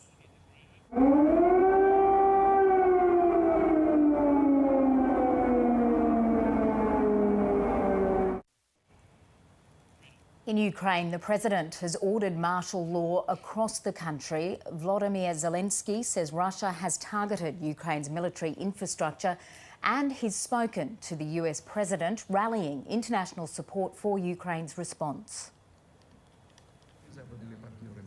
The Russian president is defiant. In a televised address, Vladimir Putin defended the actions, asserting that the attack was needed to protect civilians in eastern Ukraine. That's a claim the United States earlier rejected as a false flag operation intended to create the pretext for an invasion. In a statement addressing his nation, Vladimir Putin accused the Ukrainian government of committing genocide against Russian citizens. The People's Republic of Donbas asked Russia for help. In this regard, under Article 51, Part 7 of the Charter of the United Nations, with the approval of the Russian State Federal Council and in accordance with the Friendship and Mutual Assistance Treaties with the Donetsk People's Republic and the Luhansk People's Republic, ratified by the Russian Parliament on February 22, I decided to conduct a special military operation. It aims to protect people who've been bullied and subjected to genocide by the Kyiv regime for 8 years. For that, we will strive for demilitarisation and denazification of Ukraine, and will bring to justice those who committed multiple bloody crimes against civilians, including Russian citizens. US President Joe Biden has spoken on the phone to Ukrainian President Vladimir Zelenskyy. In a statement, Mr Biden said he'll meet G7 counterparts in the morning to discuss what further action to take. Mr Biden also said he'll announce further measures that the US and its allies will take against Russia. We're taking you live now to our Europe correspondent Isabella Higgins in Lviv. Isabella, events are extremely fluid. What can you tell us at this hour? Well, Kirsten, things are becoming more and more serious as the hours go on. Here in Lviv, we just heard warning sirens going across the entire city. We're hearing reports that have been going off in Kyiv for some time now. Ukraine's military says they are fighting off an air invasion. They say that their air defence has been brought down by a Russian plane. There are also reports of ground troops moving in from Crimea and Belarus. They are just reports at the moment. We are also hearing people have heard gunfire at Kyiv's airport. We've heard that an ammunition base in Kyiv has been set on fire, and we know that people here are responding to this new threat. Roads on the way out of the capital, Kyiv, are becoming very busy and clogged up. We have heard that there are people already at the Polish border, people who have decided to leave as soon as they heard this news. Just down below me, I'm seeing people congregate. I've seen a lot of people walking with large suitcases. So we don't know where they're going, but it looks like people are really responding. The mood has changed here very quickly and things are looking very, very serious. OK, so you just mentioned that you've seen people with suitcases. Earlier you talked to us about the location of the city that you're currently in and its proximity to Poland. Do you think that people are beginning to consider leaving Ukraine? From what we're hearing, Kirsten, people have already decided to leave. People are already at that border. They have made that decision. There were certainly people in this city who were prepared to make that move to the Polish border, to leave this country if they could. A lot of the people we spoke to who were planning to do that were foreign nationals, diplomats, representatives of overseas businesses. People we've spoken to on the ground here, Ukrainians, many said that they are willing to stay, that they will be willing to defend and to fight for their country. Yesterday, I met several people who were signing up for the country's territorial defence forces, who were ready to do whatever it took to defend their country. Ukrainians are a very tough bunch. They've been through a lot. And as we've heard from Ukraine's president, this country is willing to give it its all to defend itself. And Isabella, take us through how else Ukrainians have been preparing for this eventuality. I understand that some civilians have been allowed to take up arms for the first time. That's right, Kirsten. This country is now in a state of emergency, and as part of those rules, it allowed all civilians to carry a firearm to protect themselves. Yesterday, I was in a school basement that had been turned into a shooting range. I was speaking to mothers who were learning how to shoot for the first time. They said it made them feel better to know that they would be able to protect themselves and their children. So people are going to extraordinary lengths to protect themselves from invasion, but also people were doing a lot of administrative things like trying to prepare passports for their young children in case they needed to make a dash for the border, and just also other simple things you might expect, like getting stockpiles of cash or food. So people here have been hoping for the best but preparing for the worst, and now it looks like the worst may be the reality that they are facing. This is the situation that Ukrainians are waking up to today. Isabella, have locals been talking to you about their expectations of the international community right now? Already, from what I've heard from Ukrainians, they have been pleased with the West's response. They are certainly feeling the support of Western leaders and Western countries. We have heard in recent weeks that from leaders here that they would like to see tougher sanctions imposed, especially from places like the UK. We can probably expect that that is going to happen, and they will be announced in the coming hours. Western leaders, places like the US and the UK, have said that they won't be sending troops here, that they were really trying to use sanctions to stop Russia from making a move like this. We can probably expect that they're going to ramp them up even further, and they are probably announcements that we will hear in the coming days or hours. So certainly this country has appreciated the support of the West, but it's not a member of NATO. There will not be NATO forces or troops here fighting this war. This will be Ukraine's battle. Okay, that is our Europe correspondent Isabella Higgins joining us from Lviv. The ABC's former chief foreign correspondent Philip Williams joins us now. On what basis, Phil, does the Russian president claim that Ukraine is committing genocide against Russian citizens? Well, he says that from the Ukrainian side of that line of demarcation between the so-called new countries of Donetsk and Luhansk, they've been shelling and indiscriminately killing people on a mass scale in that area. Well, there's no evidence that I've seen that that's been happening. Look, there are, of course, exchanges of fire all the time. There have been for 8 years. This is nothing new.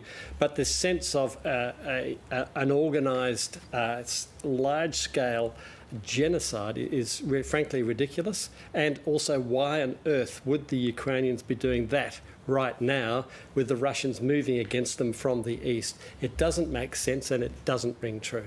Now, the first reports of incursions of the invasion into Ukraine came some 2.5 hours ago now, and it does appear as though reports of attacks are stepping up in recent minutes. There are, but there are other reports as well. Initially, there were reports of ground incursions by Russians in Odessa and Mariupol. These are two major ports in the Sea of Azov and also on the Black Sea. Very, very important lifelines for the Ukrainian country, and it does seem as though there is no Russian landing there. So far, at least, there were certainly explosions heard in Odessa and reports of explosions at Mariupol. Mariupol is very close to the Russian lines in the east, and so that they are very, very vulnerable to attack, and they have been attacked in the past. That's nothing new. But it does appear that there's no actual boots on the ground there. It does appear it's been missiles, whether fired from ships or from aircraft, we don't know. Earlier we talked to locals in Kyiv who talked about various military installations that they believe would be a target for Russia. Does it seem as though that is what Russia is targeting in the first instance? We simply don't know. There's no accurate reporting yet of exactly what those targets are. There have been reports of air defence facilities being attacked. That would make sense because the Russians would want to dominate the skies, and the one way to do that is to knock out the ability to track those Russian planes. But there are also other reports of attacks at the airport, at the main airport in Kyiv, which, of course, again would make sense because it's there are military facilities as well as civilian. What it has done, of course, is immediately end the possibility of anyone getting out of the country by air. All airspace is shut down now, and the only way out of this country really is to head west by car. And that could, if that turns into a large exodus, you can see the possibility of the few roads heading west being jammed, people stuck in cars, in very freezing conditions, and of course at the other end, then potentially a very large problem for refugees. Phil, I'm going to interrupt you just for a moment to let our audience know that we have now had confirmation of when the Australian Prime Minister, Scott Morrison, will address this crisis. He will step up in Sydney at 5:30 p.m. That is in just under 20 minutes from now. We knew that he was preparing to address the Australian people, and we will bring it to our audience live when it gets underway. But Phil, it does appear quite clear now that if lives haven't already been lost, they will be. They will be, absolutely. You can't have this exercise of firepower. You can't have missiles falling, even targeted missiles, even falling on defence facilities without casualties over the longer term. And no doubt people have been injured, perhaps killed, even in this short space of time. And this is all, of course, because Vladimir Putin decided this will happen. We don't still know what the this is entirely. He said he doesn't want to occupy, he's not going to occupy Ukrainian land.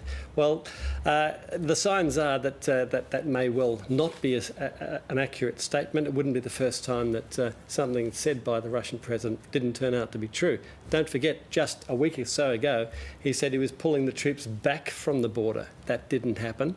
And now we have a situation where those very troops are now being used against the Ukrainian army, especially on that eastern front. But we await to see, and this is a vital element, whether they also cross from places like Belarus, heading towards the capital, or Kyiv, very close to the border there, or, as was erroneously reported earlier, along the Black Sea or the Sea of Azov. Okay. Philip Williams, we'll leave it there for now. Australians in Ukraine in need of consular assistance should call the 24-hour Consular Emergency Centre. From outside Australia, that number is +61 2 6261 3305. And if you're calling from inside Australia on someone else's behalf, the number is 1300 555 135. And so we do expect that Scott Morrison will have something to say about Australians currently on the ground in Ukraine when he hops up in about 15 minutes from now. But first, let's go back to Washington, where our North America correspondent Carrington Clark is standing by. And Carrington, we've heard that the US President and Ukrainian President have spoken in the past hour or so. What do we know about the substance of their conversation?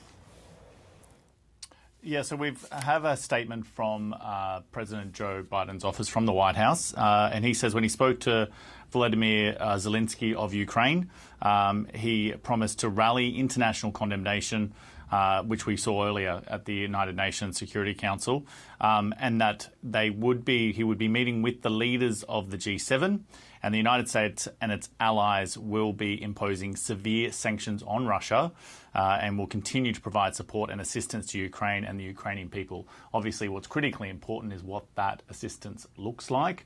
The United States and its Western allies have ruled out direct military intervention, but they have been providing some military assistance in the form of defensive weapons. So it'll be interesting to see whether or not they increase the shipment of those weapons to Ukraine, because at the moment Ukraine is well and truly outgunned by Russia, which is what we seem to be seeing with these reports of the attacks that we're currently witnessing in the Ukraine. We have also heard from Secretary of State Antony Blinken. It's just on 1:15 a.m. here in Washington, but obviously, the administration is working through the night to rally their allies. Blinken has spoken to the NATO Secretary General to make sure that they have a coordinated response. And we also have confirmation through social media that Eastern European members of NATO are invoking Article 4. And Article 4 of the NATO agreement basically means that the NATO members will meet to discuss a threat to their own security. Now, the reason we keep speaking about NATO with respect to Ukraine, Ukraine is not part of NATO. And a lot of the rationale that Vladimir Putin has put out regarding his actions towards Ukraine is because he didn't want Ukraine getting access to NATO. But one of the conditions, one of the articles of NATO means that an attack on a NATO member is an attack on all members. It's collective defence. And so for those countries that are in NATO, including Poland and some of the Baltic states, they're obviously very concerned. War has come to their doorstep, and they want to ensure that the NATO forces are in place to ensure that they do not become the next countries to be attacked. At the moment, it means, though, that Ukraine is not receiving direct military support, but obviously the NATO members that are very close to these borders are very concerned about the current situation. So these are the conversations that we will be watching closely to see what action NATO takes. Yesterday, we heard from the United States that they had, from the Pentagon, that they were moving US troops within Europe, moving them from places like Greece and Germany to the Baltic states, to Poland, to shore up those defences. But understandably, the NATO countries are concerned. Even though you would think that Vladimir Putin would not think he has a realistic, or it would not be in his interest to attack NATO countries. The nature of war is that things can get out of control very, very easily. And if we do see large movements of refugees across the borders from Ukraine into, say, Poland, because the Ukrainian people really only have one escape route, and that's to the west. Russia has them surrounded in all other directions. To its north, it has Belarus, which is a Russian ally. So if we do see those movements of people, you can see how easily things could get out of control, and Poland and the other NATO countries are concerned. So we're watching to see how these conversations occur throughout the night being Washington time. And we will hear from the US President tomorrow about what the coordinated response will be from the G7, but also from the NATO countries. I dare say those conversations are also still happening in New York following the conclusion of that UN Security Council emergency meeting earlier. There were impassioned and at times angry pleas to the Russian president for peace, Carrington. And now a plan to meet again tomorrow. What can this institution possibly achieve at this point? Yeah, it was extraordinary scenes in New York. The Security Council was set up in the aftermath of World War II to avoid war in the future, to provide a venue with the great powers and other countries so that they could discuss their issues, so that we didn't see an escalation of the sort that we saw in World War II. And the Security Council was convened for an emergency meeting at the behest of Ukraine, which is not a member of the Security Council, but that was agreed to. It was chaired by Russia. The Russian delegate to the United Nations was chairing the meeting. And as a permanent member of the Security Council, Russia has the power to veto any action. But still the meeting took place, even if there was never any chance that the UN might take strong action against Russia's movements. But what we saw is in real time, the meeting shift, the tone of the meeting shift. At the start, there was imploring from the United States for Russia to step back from the brink of war. And then as the reports came and it became more obvious, more certain that Russia had launched the attack, we saw Vladimir Putin appear on Russian television. The tone drastically changed. We had the extraordinary situation where the Ukrainian member of the United Nations was directly facing his Russian counterpart. And by the end of the meeting, you could see that tempers had completely frayed. And it was one of the most direct attacks that you will ever see between two diplomats. As I said, relinquish your duties as a chair.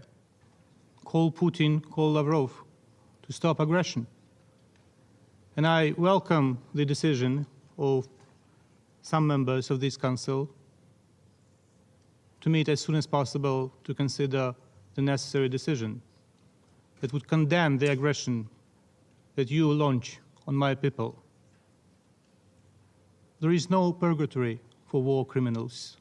They go straight to hell, Ambassador.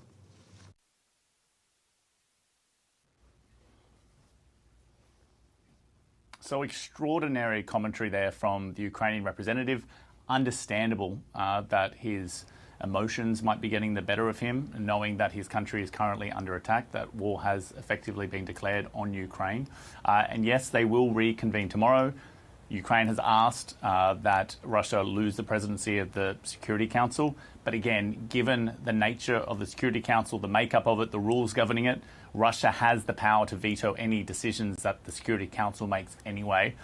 So you would think it's a completely futile effort, except a kind of rallying call to the rest of the world to not forget Ukraine and to do what they can to support them. OK, North America correspondent Carrington Clark joining us in the early hours from Washington, D.C. Dr. Olga Olejnikova is the director of the Ukraine Democracy Initiative at the University of Technology in Sydney, and she joins us now. Good afternoon to you. Firstly, have you been able to contact family and friends in the past couple of hours? Yeah. While I was actually sitting here and waiting for the interview, I was always on the phone, checking how my friends are going, how my family is going. So I have my grandparents and parents in Kyiv at the moment, and as well lots of my friends and peers, because I did uni in Ukraine. Pretty distressed situation. So everyone is trying to leave now. So just jumping in the car and just trying to get outside of Kyiv, because Kyiv is the big city, and as you follow the news, right, all the bombings and everything is happening in the big cities. Have you been able to talk to them about what they have heard or indeed seen themselves in the past couple of hours? Yeah. So, for example, one of my friends, she just mentioned that there are parts of a plane that just landed next to the house. So if there was, whereabouts is your friend? So she's in Kyiv. It's in Holosivsky district. So it's one of the. It's not a central Ukraine, not a central district in Kyiv, but it's closer to the on the right bank, basically on the river in Kyiv. And she said just next to the house, a huge part of a plane landed, and no one knows yet what the plane is, right? But I just read the news, and there are 5 planes that were just taken down by Ukrainian military. They say it's Ukrainian military who, basically took down some of the Russian planes, but they're just landing, basically parts of it are just landing all across Kyiv. And so as people actually do kind of wake up in Ukraine, because it is still quite early in the morning there, aside from preparing for what we're seeing unfold in front of us, do you think people are starting to make those decisions about whether to stay or to go? And if they are going to go, how are they leaving the capital? Yes, so some of my friends decided to stay in Kyiv, so I know that they'll be staying and will be just joining probably some battalions and try to defend the territory. I have other friends who are leaving as well Kyiv just to go to their country houses, at least maybe 20 or 30 kilometers away from Kyiv, so they can be in a more safe zone. I have as well friends who have houses outside of, Kyiv in countryside, so they're welcoming lots of their friends there now. Most of them are trying to leave Kyiv by car because the air is closed, so no one can fly anywhere. There's already a lot of traffic jams outside of Kyiv on the outskirts, because people are just trying to escape the big cities at the moment. You were listening to our North America correspondent a moment ago explain how there was a big push at that UN Security Council meeting in New York to convince the Russian president from holding back, from invading Ukraine. What is your reaction to the fact that this is now underway? Yeah, I think if you look into the dates when Putin makes his press conferences, when he releases the news, it has a symbolism in it. The Second World War as well, their involvement started around 4 a.m. in the morning, same as it started in Kyiv at 5 a.m. His speech was held on the 22nd of second month, right, of 2022. So I think there is a symbolism, and I think that he already decided what will happen. So no conversations or dialogues would lead to any change of his plan to, as he said, demilitarize Ukraine. But what exactly that is, we will see. I'm going to bring in my colleague Philip Williams.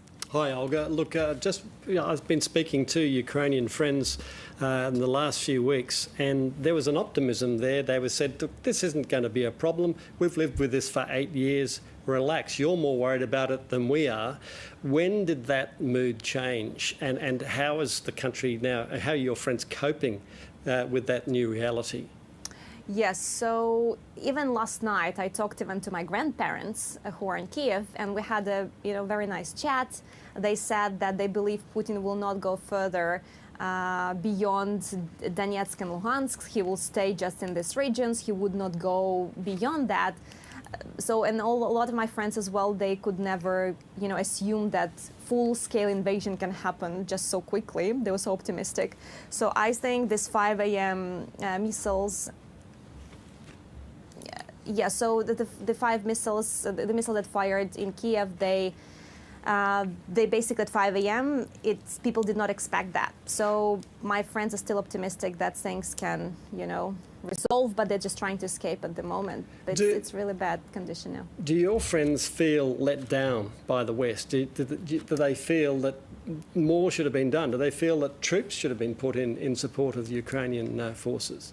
Yeah. If you follow the general attitudes of those who are in Kyiv and in other cities, they would tell you that West should do more, that sanctions will just not have an impact on Putin, and that more support, actual support on the ground, is welcoming. But as we see, West will probably not get involved, and sanctions will be the only measure that they will be taking against Putin. But as we see, for Putin, it's not a preventative measure or stopping measure. Dr. Olga Olenikova, the director of the Ukraine Democracy Initiative at the University of Technology in Sydney, thank you for joining us and talking to us about the experiences of your loved ones. Thank you. We are standing by to go live to Sydney, where the Prime Minister is due to speak soon about this invasion by Russia of Ukraine. We will bring it to you live as soon as he arrives. But in the meantime, let's go to our Foreign Affairs reporter, Stephen Jedgetts, who joins me from Canberra. Stephen, it was only yesterday that Scott Morrison announced that Australia would impose sanctions on elite Russian businessmen and women, and also some banks. What are we expecting to hear from the Prime Minister in a few moments' time?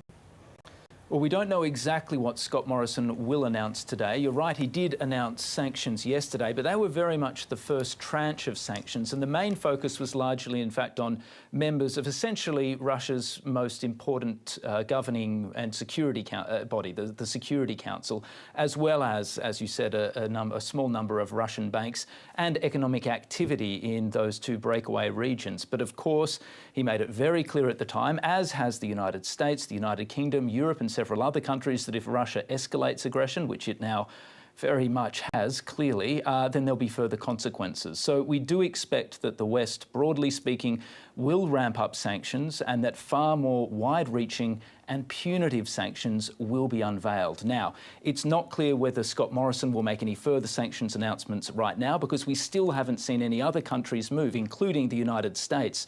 The US President Joe Biden has made it clear he will make that announcement tomorrow, US time. So that's still quite a few hours away. So we may simply see the Prime Minister give a formal reaction to this act of aggression from Russia, to this invasion, and we may have to wait until tomorrow to see what Australia's full response will be.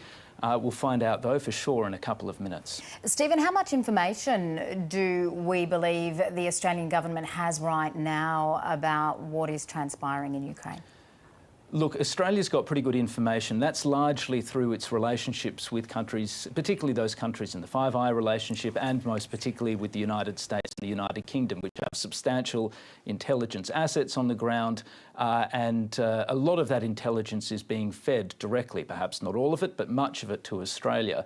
And it has to be said, the Australian government, perhaps unsurprisingly, shared the pessimism of the US and the UK government about the prospect of an invasion. It's been saying for more than a week now that it believes that an invasion is very likely. In the last few days, the Australian government has indicated, much like Joe Biden did, that it believed an invasion was all but certain.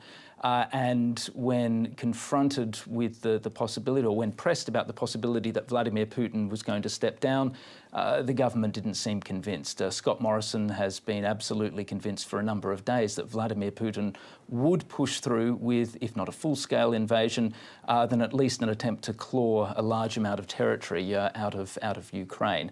So it'll be important to see what the West does next, but we do have to bear a few things in mind.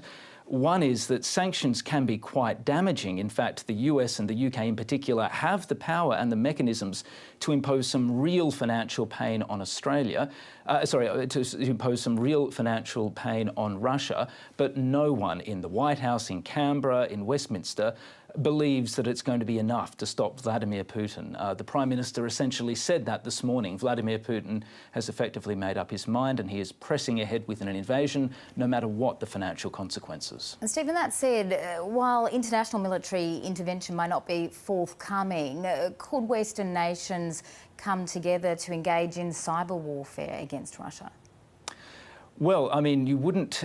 First of all, it depends exactly what Russia does. We've seen a series of cyber attacks that have been launched against the Ukrainian government. They haven't been definitively nominated yet, but it looks almost certain that they've emanated from Russia. Australia and the United States do have, some pretty formidable cyber capabilities at their fingertips. Whether they'd be willing to launch direct assaults into the Russian system is another question. Certainly it's not something that's ever been flagged with me or flagged publicly. The other thing, of course, that countries can do is, if you're talking about a unified response, is looking at things like diplomatic expulsions. But again, these are basically symbolic impacts or symbolic gestures. We may well see, over the next few days, Russian diplomats expelled from several countries, but again, that isn't going to dissuade Vladimir Putin. And is Australia likely to offer safe haven to Ukrainian refugees? Yes, the Prime Minister has already made it pretty clear that that there will be a level of give in the system for Ukrainians who are actually already in Australia. There's another question, of course, if there is a truly catastrophic conflict, and we do see some of those worst case scenarios play out, with hundreds of thousands or even millions of people leaving Ukraine, would Australia potentially put up its hand to take some of those refugees? Now, that's something that's been floated over the last day or so. The Prime Minister hasn't given any definitive commitments on that front, but he has pointed out that Australia has taken refugees from conflicts before. And I think, Stephen, we're going to interrupt you because the Prime Minister has arrived. Good evening.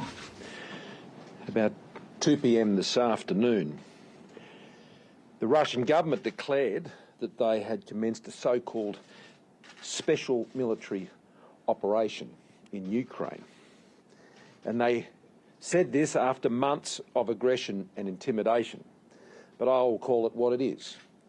The Russian government launched a brutal invasion, unprovoked, on Ukraine and should be condemned for doing so, and Australia does.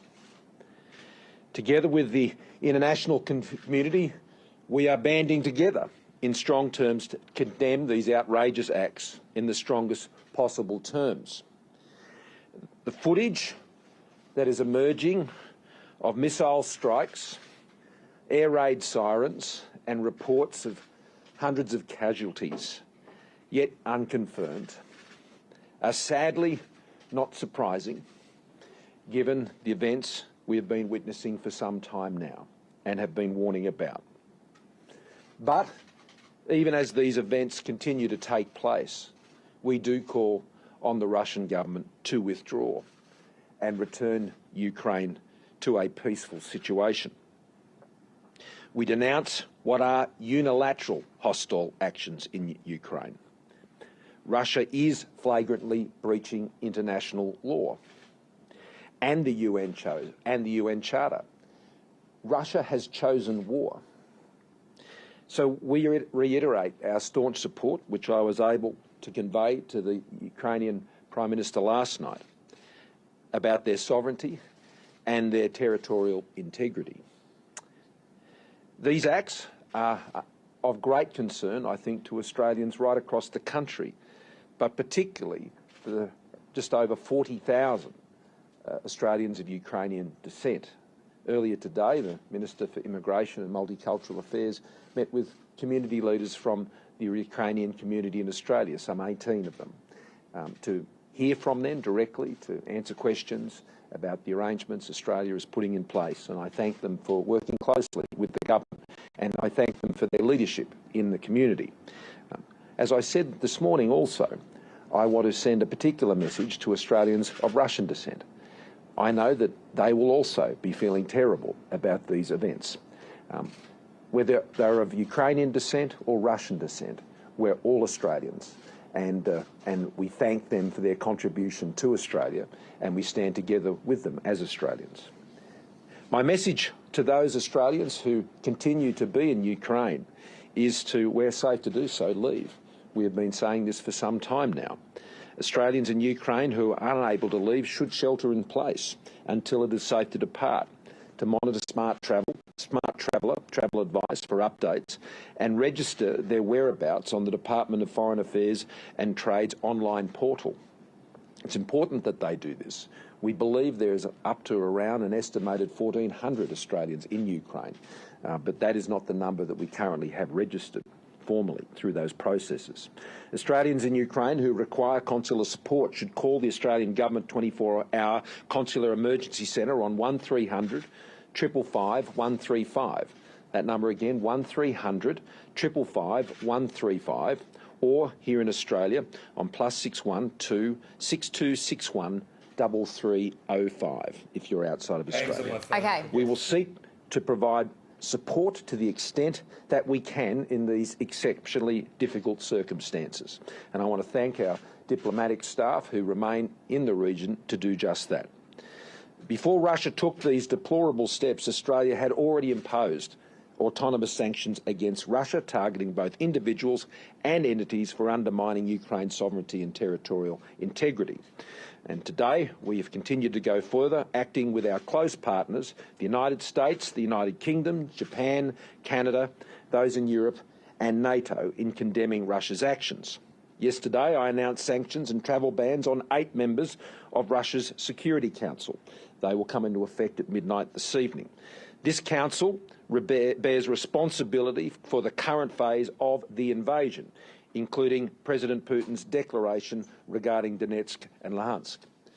I've also announced financial sanctions which mean Australian individuals and entities cannot do business with 5 Russian banks, and this was in addition to restrictions on Australians investing in the State Development Bank, VEB. We are now progressing the second phase of those financial sanctions. The Acting Minister of Foreign Affairs, Senator Birmingham, has completed the process of applying sanctions to an additional 25 persons. This includes army commanders, deputy defence ministers and Russian mercenaries who have been responsible for the unprovoked and unacceptable aggression, and 4 entities involved in the development and sale of military technology and weapons. We are now moving to place restrictions on Australians investing in a further 4 financial institutions. There will be further waves of sanctions as we identify those responsible for these egregious acts, including, as I discussed this afternoon with the Department of Foreign Affairs and Trade, moving on around over 300 members of the Russian Parliament. We must ensure there is a cost for this violent, unacceptable and egregious behaviour. There must be a cost. As I said today, we've firmly believed that because of the actions of Russia over many months to prepare for this, that it was unlikely that they would change course. But there always must be a cost for such reprehensible violence. and in the way this is being done in Ukraine as we speak.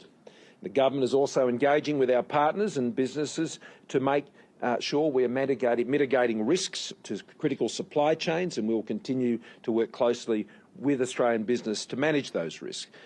In briefings received this afternoon, we have still no evidence of any state-sanctioned cyber attacks on Australian assets here, but I thank the corporate community for the preparations that they've been undertaking and working with the Australian Cyber Security Centre to prepare themselves. I want to assure you that Australia stands ready to support internationally coordinated action to respond to any price or supply shocks in energy markets. But right now, our thoughts are very much with those in Ukraine, those who are enduring a terrible invasion as the bombs fall and the shelling continues and the bullets are fired, as special forces from Russia are moving towards Kyiv and tanks are rolling in all around their borders. This is a chilling reminder of the world that we live in, and where the threats and aggression of bullies and those who seek to intimidate others to seek their own advantage. This is a reality. It is a reality of this world, which means that like-minded countries, those who believe in a world that favours freedom, need to stand together and need to ensure we have the proper defences and security arrangements to keep our own people safe. And this is why Australia has always taken such a strong stand. Right now we are very concerned about all the people of Ukraine, and we pray for their safety, but we also know that they are suffering a terrible ordeal at the hands of a terrible aggressor. Happy to take some questions. Prime Minister, realistically, will these extra sanctions have any impact? And will you consider doing what members of the Ukrainian diaspora is asking, which is supplying military arms to the country? The latter is not something that the Australian government has been requested, working with our military partners in the region, and we work closely with NATO and their members states. What we are doing is working with them in other ways, which I cannot go into a lot of detail about. Sanctions of the order that I have outlined matter. They do have an impact on those individuals, particularly when they're done in concert with other countries like those I have mentioned, and that's why I think it's important that all countries engage in these sanctions against these individuals. It sends a very clear message.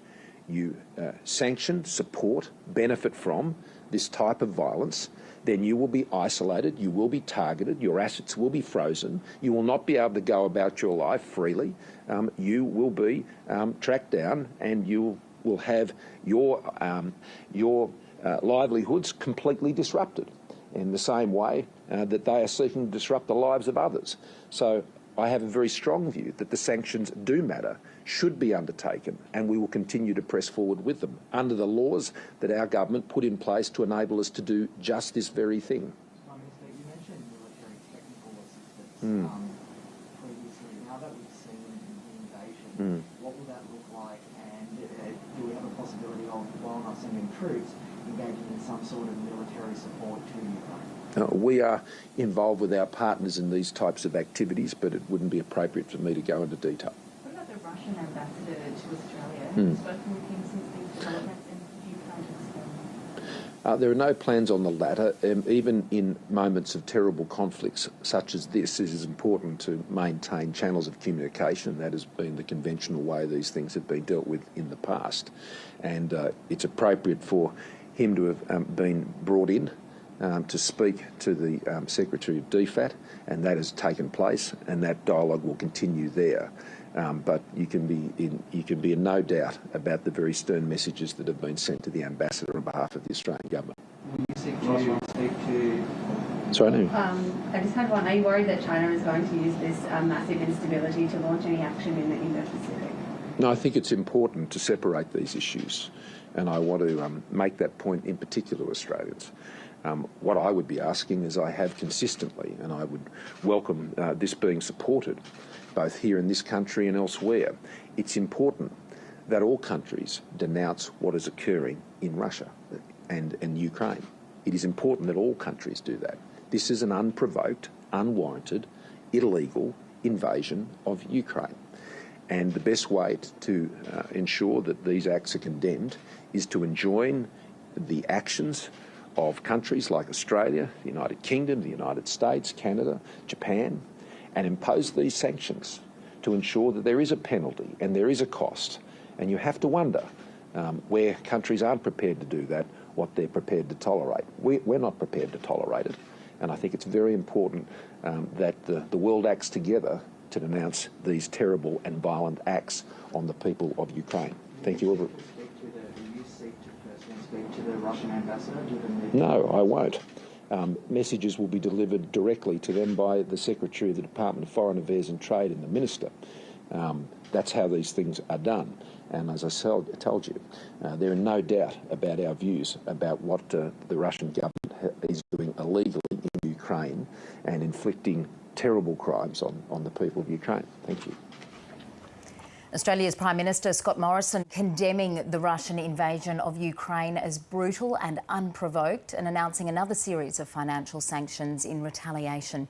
Afternoon Briefing's Greg Jennett was listening in and joins us again. Greg, Scott Morrison says Russia and Vladimir Putin must be held to account. You make no mistake, this does mark an escalation here, Kirsten, in the Prime Minister's language after being a party to private briefings there at the Commonwealth offices in Sydney. So what he's gone forward and added to the list of almost 48 hours ago now is an extra 25 people who will be subject to sanctions. These are Russians involved in the military. They include army commanders, deputy defence ministers and what Scott Morrison described as Russian mercenaries.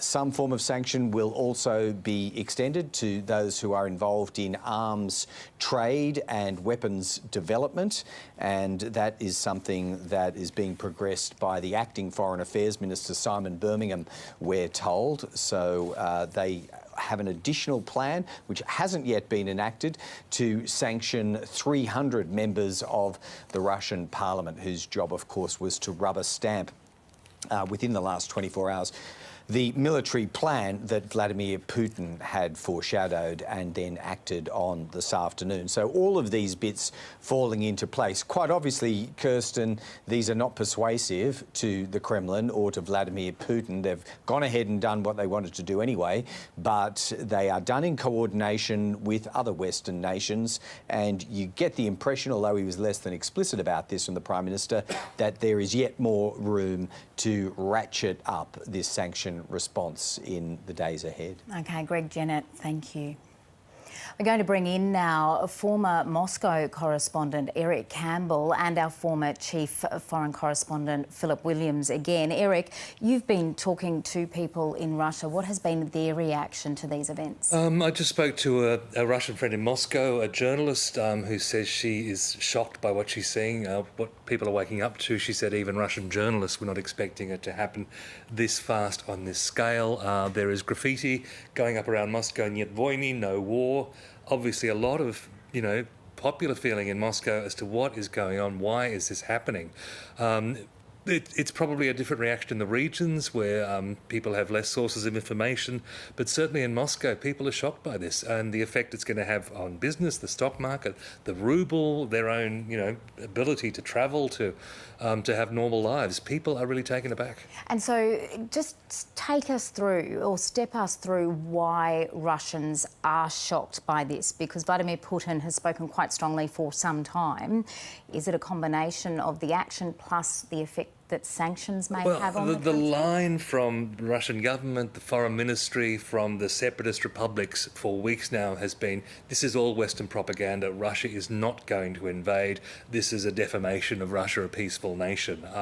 This has been the line that has been put out by the government and by supporters of the government for so long, and suddenly it's all turned around and everything that the hawks in the US administration were saying was going to happen has actually happened as they predicted. So, yeah. And Eric, you were in Crimea when there was effectively almost a bloodless takeover by Russia of that part of Ukraine. Yeah.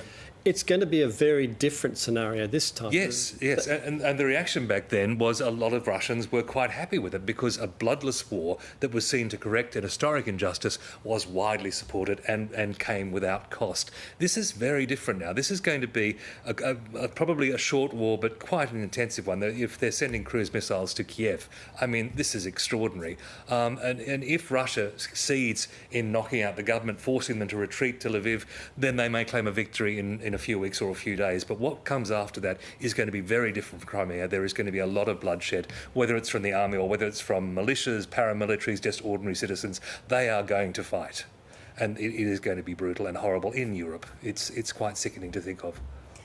Eric, the international community is continuing to appeal to Vladimir Putin to stop, to withdraw. What chance is there of that? Well, obviously none now. I mean, obviously Putin has rejected whatever advice he was getting against it, but you have to wonder what advice has he been getting? He seems to be surrounded now by a very narrow circle of the Siloviki, the people from the power agencies who are intimidated by him, frightened of him, yes men. Nobody is saying, Vladimir Vladimirovich, you are going to ruin your destiny, you are going to destroy what you have created.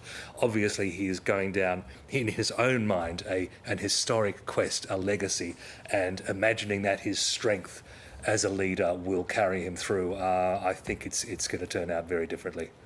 And the risk, of course, and the horrible risk that as bad as this is for the Ukrainian people, it could be worse because it's not necessarily the design that matters when it comes to NATO and the interface of Russians and NATO. It's the accident, the thing that gets out of control, the one little event that becomes a catastrophic event.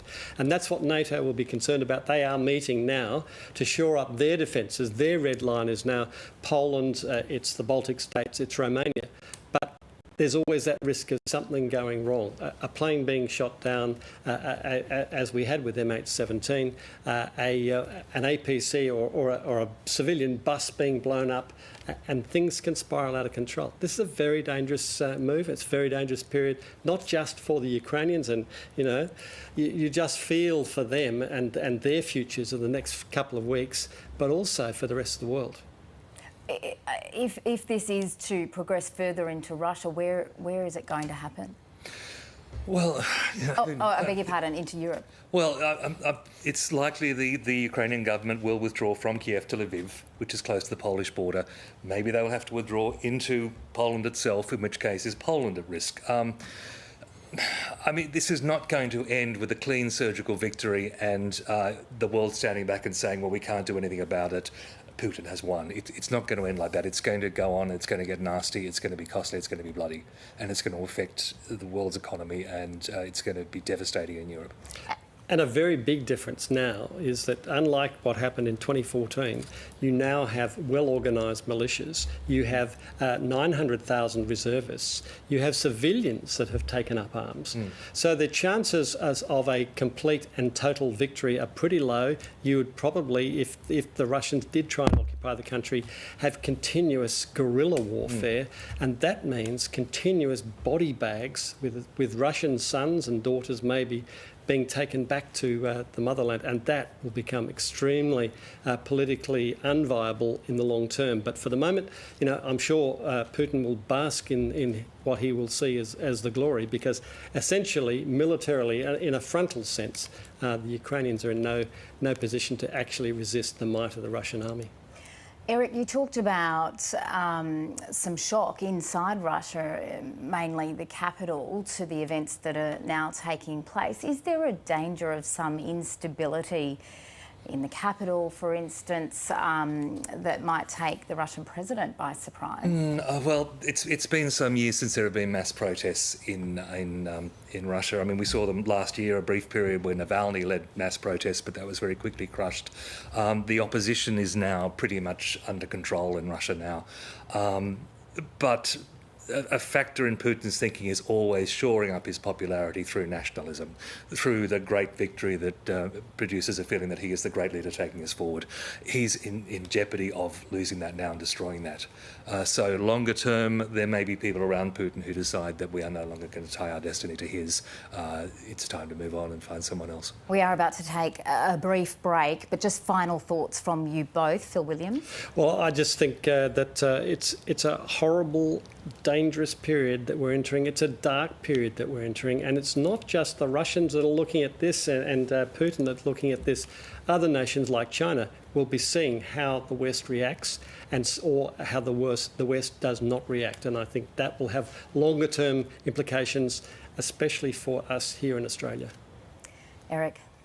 Well, let's not forget Russia is a nuclear power. Now, for many decades, we haven't worried about that, but Putin today said that should countries oppose him, they will encounter a reaction that they have never experienced or imagined. I mean, I don't know if he's alluding to nuclear war there, but that is the terrible, terrible threat lurking in the background, which is why in the Cold War, NATO never directly took on Soviet troops. It's much closer now than it's been for many, many years. Eric Campbell and Philip Williams helping us to work out what we've been watching this afternoon, some extraordinary events. Vladimir Putin, of course, authorising what he called a special military operation against Ukraine in the early hours. In fact, it is an invasion and it is now underway. The Russian president says his aim is to demilitarise Ukraine. The Ukrainian president has imposed martial law. We know that citizens indeed are taking up arms. There'll be plenty more to come here on the ABC News channel. I'm Kirsten Aiken. Karina Carvalho will take you through the evening. Thanks for watching. Blood cobalt. This is what people in this region are dying for. A component in batteries for electric vehicles. Corruption in the Congo. Chinese mining companies are paying the Congolese police to do their dirty work. The brutal cost of our green energy future. This mine was teeming with children, exposed to radiation, cave-ins, even killed. A shocking expose. Do I feel safe? No. It's a story many don't want told. Foreign correspondent, tonight at 8, followed by Q&A. Former Australian of the Year Rosie Batty joins other accidental leaders to talk bravery. Just to leave those kids to die that dreadful death was just not an option. Hardship. Did you feel the pressure of expectations placed on you? People are never angry for fun. It comes from a place of pain. Pushing boundaries. I was a bit rebellious. And the issues closest to her heart. I don't want pity, I want solidarity. Rosie Batty's 1+1. Tonight 9:30, ABC TV and ABC iView. Oh gosh. Ambitious, challenging, monumental. How did you find this beautiful spot? Whatever you call them, these designs are always grand. This is total magic. See the bold and the brave. Fingers crossed. Thanks. We've had such bad luck. Chase their dreams. We're hoping to have family Christmas here, but we'll see. Grand Designs New Zealand. Surprise! It looks magnificent. Sunday on ABC TV and on ABC iView. Whatever was going on off the field, he could always switch it on. Going through with Jane what we went through, you realise what we worry about on an everyday basis is not important. Love. I knew that Glenn and I loved each other and we were going to make it work. Loss. I really do see the foundation as a way of keeping my mum's memory alive. And the McGrath legacy. Everyone has their own battles and challenges to face, and it's how you pick yourself up and carry on. Australian Story returns Monday at 8 on ABC TV and ABC iView.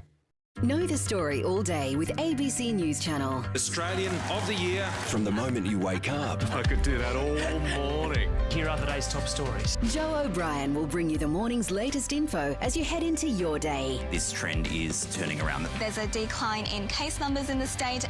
Welcome to the nation's meeting place. Greg Jennett is in the halls of power to ask the big questions. What's wrong with that?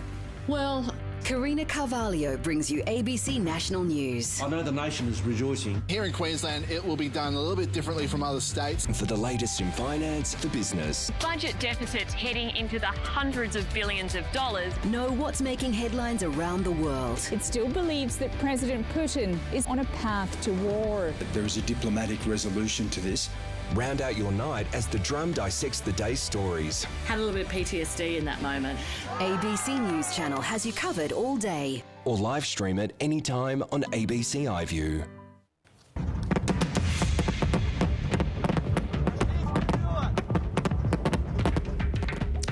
Missile strikes, Ukrainians wake up to air raid sirens as Russian troops begin their invasion. Further deployment of NATO infrastructure and the deployment of weapons in Ukraine is unacceptable. Ukraine's president declares martial law and calls for peace as the military strikes begin. A brutal invasion, unprovoked, on Ukraine, and should be condemned for doing so.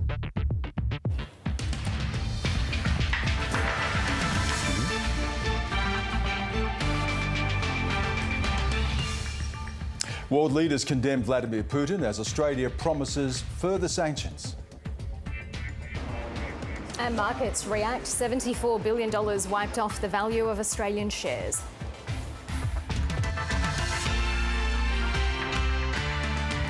Hello, welcome to ABC News. I'm Karina Carvalho. And I'm Stan Grant. Well, after weeks of warnings, Russia has invaded Ukraine. Russia's President Vladimir Putin has ignored international condemnation to launch the attack in eastern Ukraine. Explosions and air sirens rang out before dawn in the cities of Kyiv, Kharkiv and Odessa.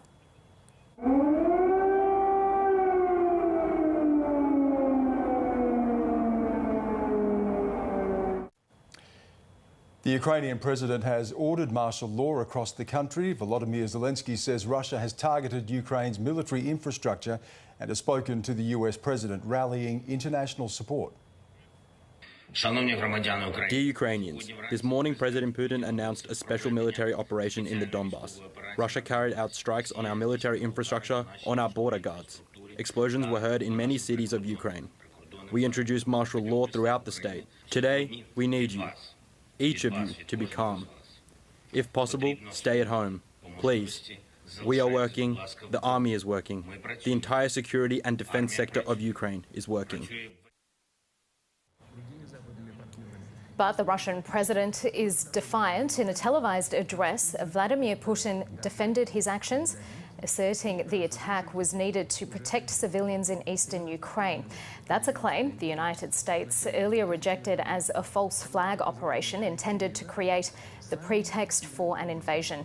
In a statement addressing his nation, Vladimir Putin accused the Ukrainian government of committing genocide against Russian citizens. The People's Republic of Donbas asked Russia for help.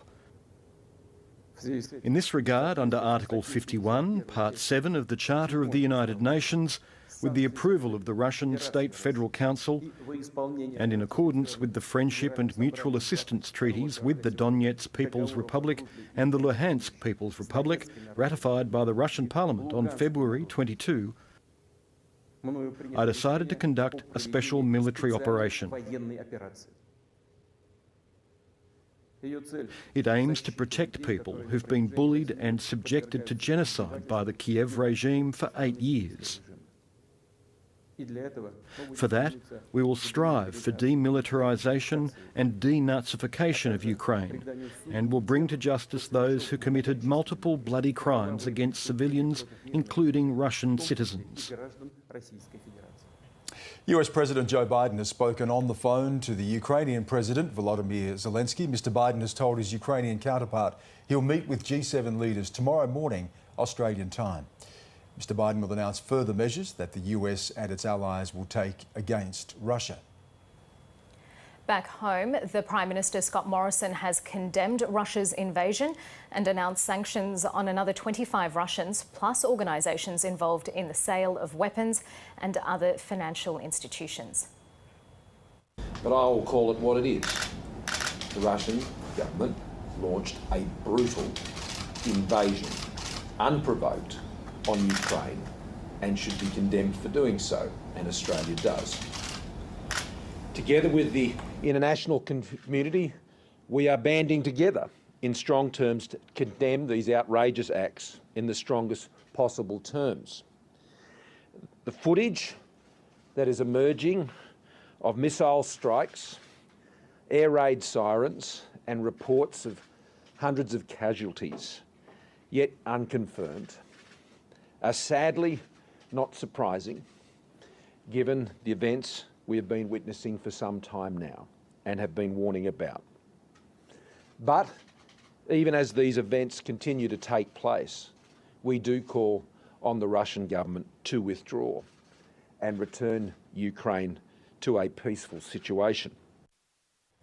Anna Andrusik is a Ukrainian tour guide and history teacher. She joins me now from Kyiv. Anna Andrusik, thank you so much for your time. We spoke to you basically at this time last night, and you said the first thing that you and a lot of your friends do when you wake up in the morning is check your phone for news updates even before you brush your teeth or get out of bed. This morning you woke up to an invasion. Well, this morning, excuse me, this morning I woke up because of the explosions. And in next 2 hours, I received the message from my son's school teacher that the schools are not working. And it's unbelievable to say, not unbelievable, but I can't find the words in English right now. It's not my native language, excuse me. I'm, as you understand, anxious and worried. But I can't find the words to tell you my feelings when I was telling to my son that you are not going to school because the war has started. Anna, I can understand your anxiety. It's absolutely understandable. But tell us as well about what do you do in a situation like this? How do you keep yourself safe? How do you keep your son safe? What has it been like for you? We are in Kyiv. We didn't move. The only thing that we did, we moved from our apartment, as we live in very typical Soviet apartment building. We moved to my mother-in-law, who also lives in Kyiv, but she lives in the private house. She has much more space here for the kids to run all around, and plus she has the space for the potatoes, which is underground, and that's what we decided that's at least the place where we can hide for some period, and still trying to not to switch off the sense of humor. And somehow react in this way. And yesterday, actually, almost at the same time when we were speaking with you, and you asked me, what do you think, what will happen? And I told to you that I think that the conflict will be frozen, but then he will move further. Unfortunately, I was quite right. The only thing that I was mistaken, that it was no freezing conflict. He just moved further. So, Anna, you talked to us yesterday about your primary concern being your two young sons and their safety, but you also said that Kyiv's your home and that you wouldn't be leaving. Yes. It would seem that other residents have chosen to leave Kyiv. Are you still satisfied that you've made the right decision to stay? Well, I still believe that my strength is to be in the place that I belong to. And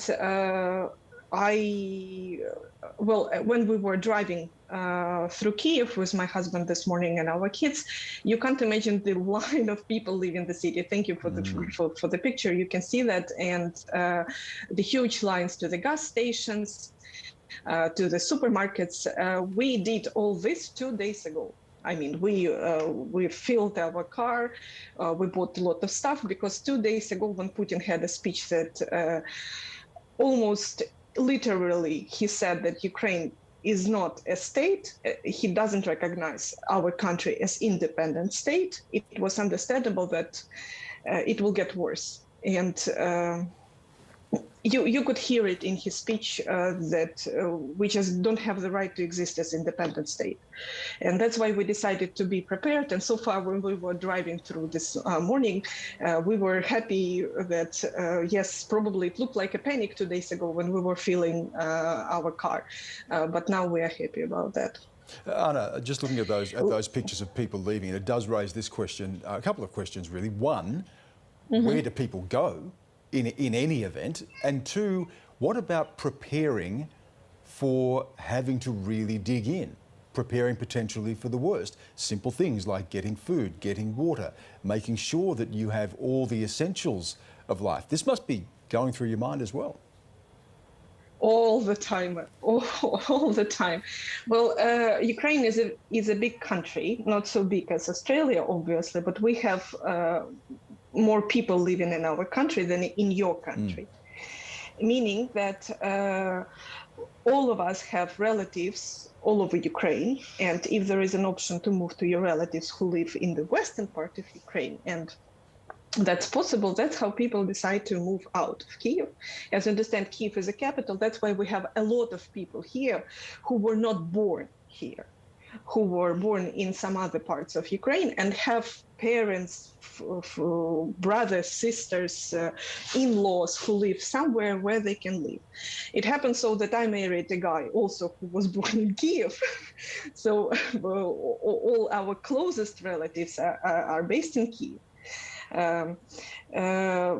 Second thing, that I am a child of people, well, actually, I'm a grandchild of people who were living during the World War II. And during my teenager time, I have heard the stories about the World War II. And in my family history, not all of them were in the army. Some were in evacuation, but a lot of were during occupation here, and they were in Kyiv. My grandmother, she was 11 years old, and my great-grandmother, she stayed in Kyiv. I'm not sure that I'm doing the right choice right now. Probably that's, I don't know, family history is talking on me that I shouldn't leave the city. And so far, the other thing that really helps me, and that's what saying our president and our army, that our army in 2014 and nowadays, it's two different things. So the best, what you can do as a country, I mean, you guys, is to help Ukraine and to help our army. So further to Stan's question, Anna, I wanted to ask you about combat training and self-defence. We've been seeing these pictures over here in Australia on the other side of the world of everyday Ukrainians undertaking this kind of training. We've also heard this morning of people rushing to bomb shelters. People have been going to ATMs to take cash out. Is that what you're hearing from friends as well? Yes. And again, we did all that 2 days ago. So we took cash from ATM and all of that. Talking about what you can do as a person to help. A lot of my friends signed up for the, I can't recall right now in English, the first aid that you can give, like before medicines can come. Some of my friends are taking the courses to give medical help to people before the professional doctors are coming. So somehow everyone is trying to find the area how he can help his country. There are people who are leaving and that's absolutely their choice. They can help the army by donations, by some other things. But at least from friends that I know and people that I know, somehow even live in the city, they do help the country. Okay, Anna Andrusic, we hope that you keep safe, and thank you so much for speaking to us again this morning. Yes, thank you, and please pray for Ukraine. We will. Thank you, Anna. It really does remind you that, you look at these situations and you see conflict, you hear about the troops moving in, and we can only imagine, sadly, where this goes. But in the middle of this, Anna's talking about her children, talking about her parents, talking about the potatoes, talking about filling up with petrol. Even in war zones, life goes on. Bills have to be paid. Kids have to go to school. There are jobs to do. This is living with a situation that, to us, of course, appears to be all about an invasion. But there are lives being lived at the same time. Yeah, and I think that's the point that you were trying to come to, is that this is day one of we don't know how many days? We don't know. And it also touches on something else that's central to this, and we'll be discussing this obviously in the coming hours, but it goes to something that's central about this, the sense of place and identity. Anna was very proud of the fact that she's from Kyiv. It's her city, that her parents are there, her grandparents had lived through World War II. And when you're looking at this conflict, it is about fundamentally identity. And Vladimir Putin saying, you are Russian, and people like Anna saying, no, we're not. Well, and it was really interesting, Vladimir Putin's television address that came during that UN Security Council meeting earlier this afternoon, some 4 hours ago now in Australia, but very early hours of the morning in Europe, where he said that the military operations objective was to defend those people who had been subjected for 8 years to genocide by the Kyiv regime. And he also said that Moscow would seek demilitarisation and denazification of Ukraine. And he's talking about the Ukraine, of course, which is not a homogenous place. Eastern Ukraine, lots of Russian speakers. Under the Minsk II agreements, there were guarantees for autonomy for just those areas, Luhansk and Donetsk in Donbas. So again, you go to this area of who are we talking about? Ukrainians, Russians, whose territory, whose government, and this is what Putin is seeking to exploit. Yeah. And I think we can discuss this further now and bring in our ABC London Bureau Chief, Steve Kinane. Steve, what are you hearing about the nature of this invasion?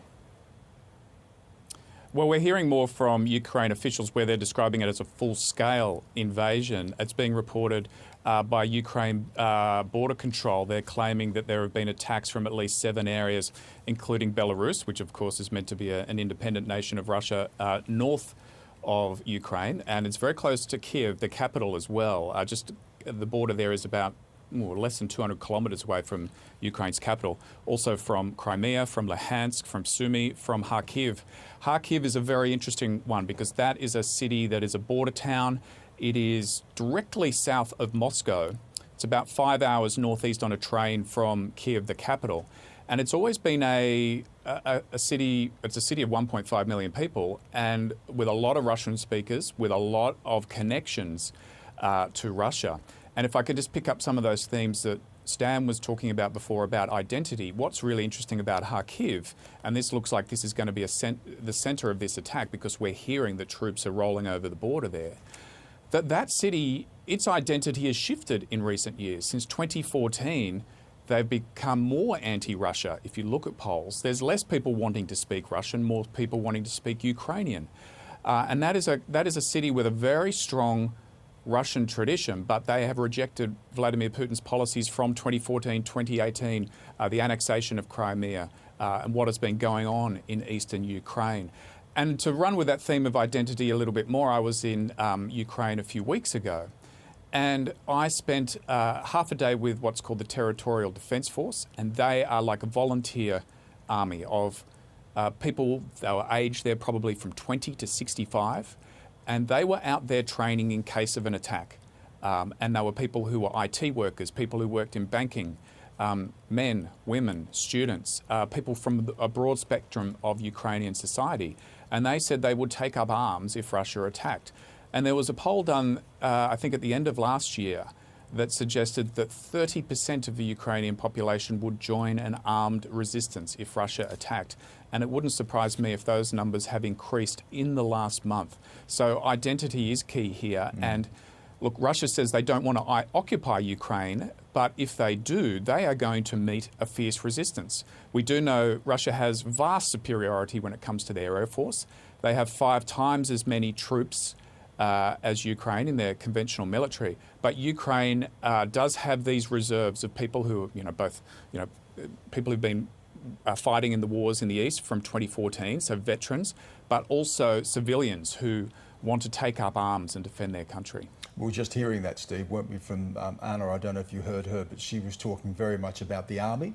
She said this is not the army of 2014. It's much more highly trained, better armed because of the West. And she did talk there in a very personal way, but talking about what they want from foreign countries. So just remind us again of what we've heard from Ukraine and what it's calling for from the international community. Okay, so we heard from the Foreign Minister Dmitry Kuleba a short time ago, and he put out a couple of tweets about exactly what he wants. He said, first of all, he said to Ukrainians around the world, Putin attacked, but no one is running away. Army, diplomats, everyone is working. Ukraine fights. Ukraine will defend itself. Ukraine will win. Share the truth about Putin's invasion in your countries and call on governments to act immediately. So it's a call to arms in a sense to the Ukrainian people, but for other nations to help Ukraine. And then he goes on to say in another tweet, the world must act immediately. Future of Europe and the world is at stake. To-do list, and he lists a number of things he wants the rest of the world to do. Number one, devastating sanctions on Russia now, including SWIFT. So in other words, disabling Russia's ability to work through the financial transaction system that the global economy uses. Fully isolate Russia by all means in all formats. Weapons, equipment for Ukraine, financial assistance, and humanitarian assistance. And to pick up what Anna was saying about how the military in 2014, the military now is very different to what it was in 2014 and 2015. Another point that's very valid, Stan, is that what's different then is you'll remember that Barack Obama did not want to provide lethal aid, weapons, to Ukraine to defend itself at that point. That has changed. It's sanctions and lethal aid here on the table. And the Western world has been providing weapons to Ukraine in the last month, so that will bolster the army as well. And that is something that Ukraine has been calling on for the last 2 months. They want the weapons to be able to defend themselves, and it seems like Western nations have been providing them. So, Steve, what are you hearing in terms of the reports that are coming through that Ukraine claims that it's downed 5 Russian planes and a helicopter, and Russia says that it's destroyed Ukraine air bases and air defences? Well, on that claim about the 5 planes and the helicopter going down, Russia is denying that. These are obviously early stages and hard to verify those reports. Certainly Russia says that their attack is aimed at military infrastructure, and they believe that they've disabled Ukraine's air bases already. Now, if that was the case, it wouldn't necessarily be a surprise, because Russia has an awesome air force that would overpower Ukraine's air force quite quickly, you would imagine. So if I can't confirm that or not, but I would imagine they would do that fairly quickly. So they're those kind of initial reports that we are getting. We're also hearing reports about tanks rolling over the border in certain areas, troops going to certain parts of Ukraine. So we're very much in the first few hours of this conflict. So there's claims and counterclaims going both sides. Steve, you're in London, obviously, and Boris Johnson was one of the first to say we're on the precipice of what could be the most catastrophic conflict that Europe's seen since World War II. And now we're starting to see this play out. Remind us now of what Boris Johnson has had to say today in the statement he's released. So he just released a statement where he said, I am appalled by the horrific events in Ukraine, and I have spoken to President Zelenskyy to discuss next steps. He said that President Putin has chosen a path of bloodshed and destruction by launching this unprovoked attack on Ukraine. The UK and our allies will respond decisively. Now, Boris Johnson is chairing what they call a COBRA meeting here, which is their emergency committee of government. That's going on at the moment, and we expect some announcements coming out at the back of that.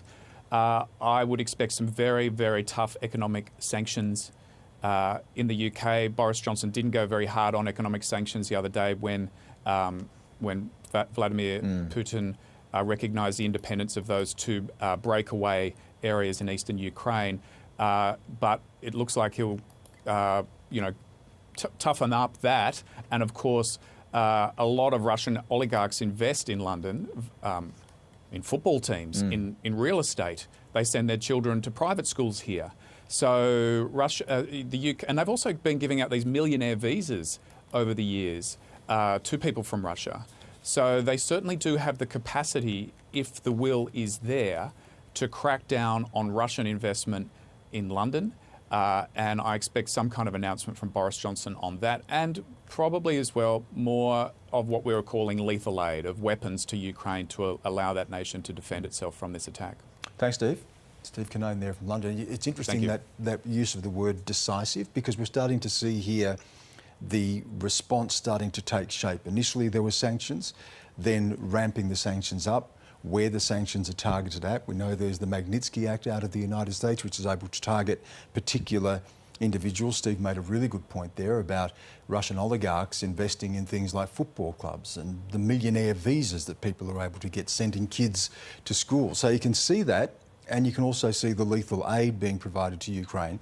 And you can probably discern from this now some sort of a shape taking place here where they're trying to be able to choke off Russia, if you like. You know that Russia is going to send the troops into Ukraine, but how do you then sandbag the other countries in Eastern Europe, and how do you start to choke that off economically and provide Ukraine with the military aid to be able to resist as well? So you can start to see it, Karina, can't you, taking shape. But I wanted to ask you about this because in 2014, sanctions came against Russia, but clearly they weren't enough. Is this round of sanctions going to be enough to cripple Vladimir Putin and Russia? It's a really good question, and you're absolutely right about 2014.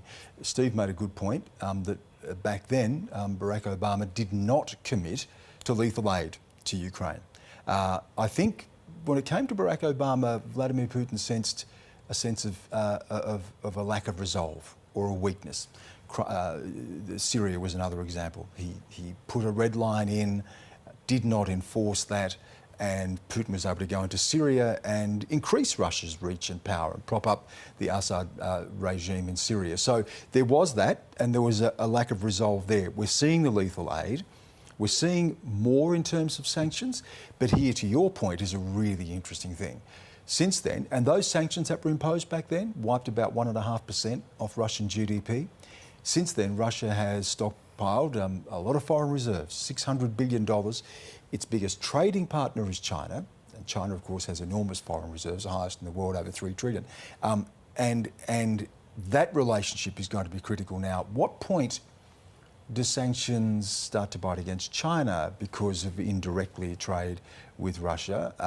What will China say about this? What will China even impose? So there are things to play out, but I think this is quantitatively and qualitatively different in the response, albeit Russia may be in a stronger position to absorb some of it in the short term. There is a question, though, Stan, another question that I wanted to ask you, because of this apparent weakness of the West that Vladimir Putin sees. Would that have been solidified when he saw the shambolic withdrawal of United States from Afghanistan last year? Undoubtedly. I mean, that image of American helicopters leaving and the mad scramble to get to the airport and the Taliban riding through the streets of Afghanistan brought back memories of the American retreat from Vietnam, Saigon. So, of course, that's part of his calculation. More than that, though, I would say, is the fact that he knows for sure, because Joe Biden has said as much, that they're not going to put troops into Ukraine. Joe Biden said Americans and Russians shooting at each other is going to be a world war.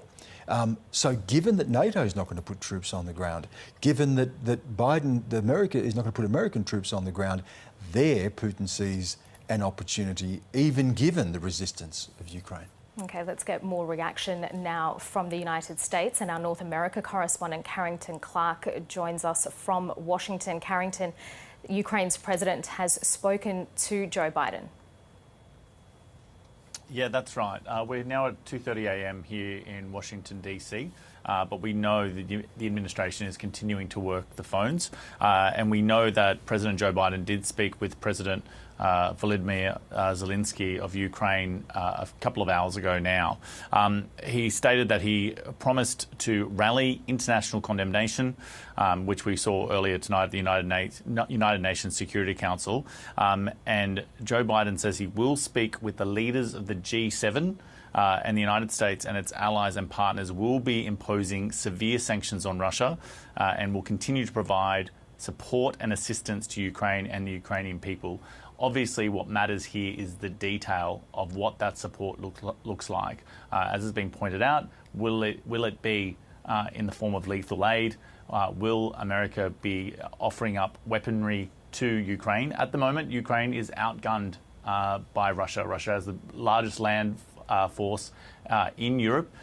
Ukraine has a sizable army of its own. It has about 200,000 military troops, about 1 million reservists are being called up. But it doesn't have the weapons to compete with Russia, particularly Russia's ability when it comes to things like ballistic missiles, which we can see have been missiles which have been obviously utilised in the early stages of this conflict.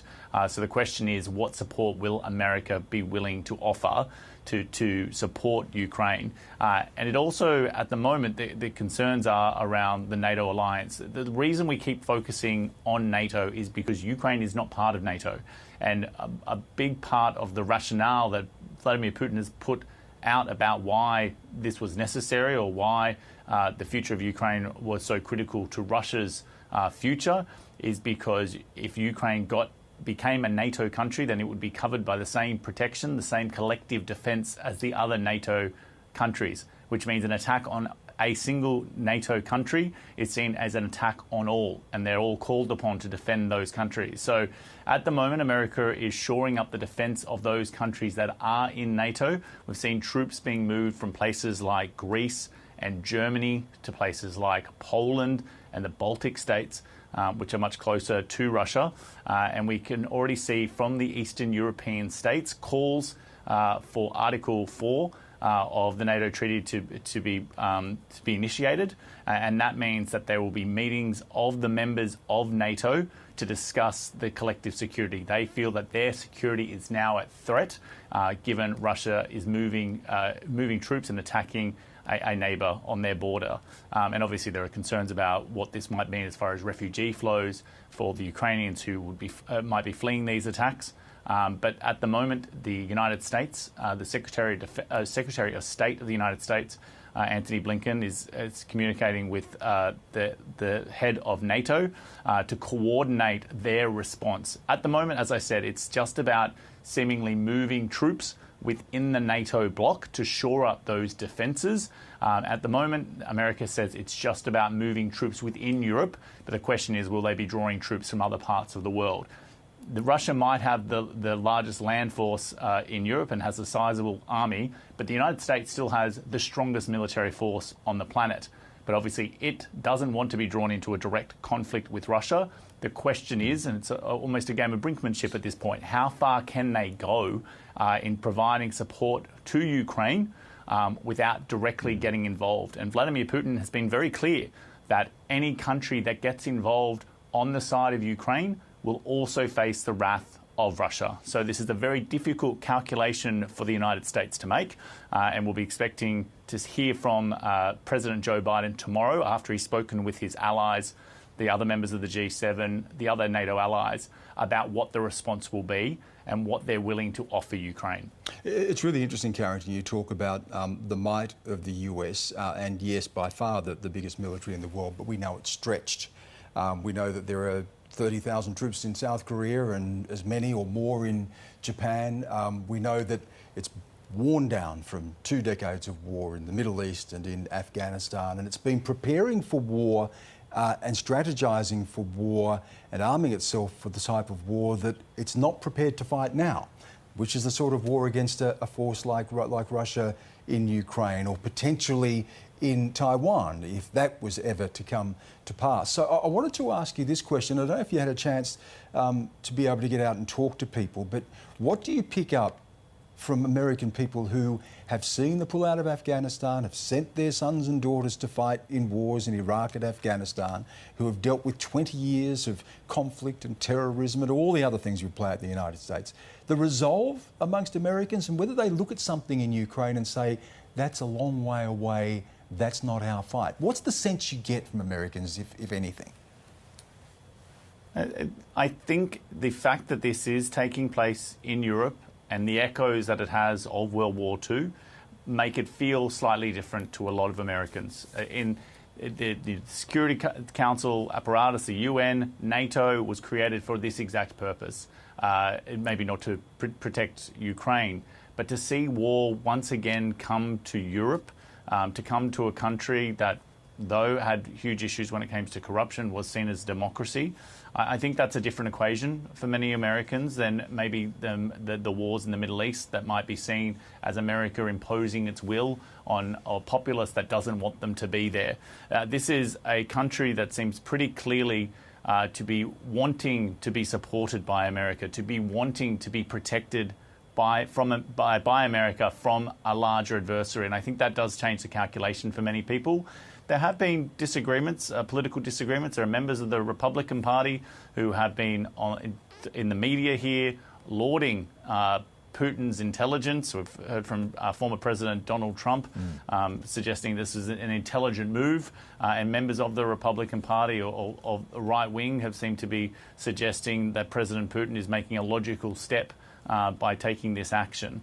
And we won't really have a feel for exactly how the American population feels about this. At the moment, American troops, American sons and daughters aren't a direct threat.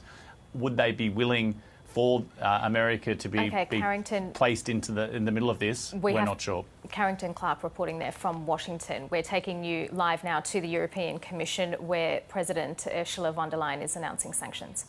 With Ukraine and its people, we will continue to support them. Ukraine will prevail.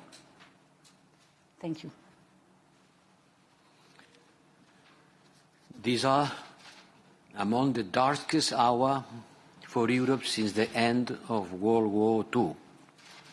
A major nuclear power has attacked a neighbor country and is threatening reprisals of any other state that may come to its rescue. This is not only the greatest violation of international law, it's a violation of the basic principles of human coexistence. It's costing many lives with unknown consequences ahead of us. The European Union will respond in the strongest possible terms. President of the European Council, President Michel, has called for a meeting of the European Council this evening, and they will agree and provide political guidance to adopt the stronger package, the harshest package of sanctions we have ever implemented. As High Representative for the Foreign Affairs and Security Policy of the European Union, I will be in touch with our partners around the world to ensure the international community will be fully grasping the gravity of the moment and to call strongly and united on Russia to cease immediately this behavior, intolerable behavior, and Russian leadership will face unprecedented isolation. This is not a question of blocks. This is not a question of diplomatic power games. It's a matter of life and death. It's about the future of our global community. And we will stand united with our transatlantic partners and with all European nations in defending this position. We stand united in saying that no violence and destruction as means to obtain political gains. We, the European Union, remain the stronger group of nations in the world, and this should not be underestimated. More immediately, we will be designing urgent assistance to Ukraine in this dire situation. We will also be active in supporting evacuation operations, including of our own staff in zones affected by this Russian attack. The European Union, together with transatlantic and like-minded partners, have made unprecedented efforts to achieve a diplomatic solution to the security crisis caused by Russia. But Russia has not reciprocated these efforts and instead has opted unilaterally for a grave and premeditated escalation conducting to war. President Putin needs to stop this senseless aggression. And today our thoughts are with the people of Ukraine. We will stand with them.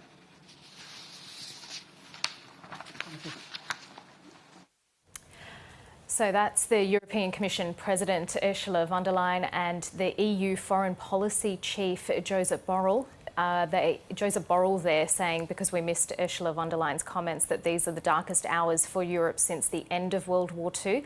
A major nuclear power is attacking a neighbour country and it's threatening reprisals of any other state that may come to its rescue.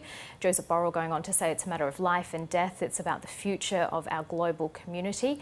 He said the EU will be designing urgent assistance to Ukraine in this dire situation, and they'll also be active in supporting evacuation operations. Interesting too, he said that Russia will remain isolated.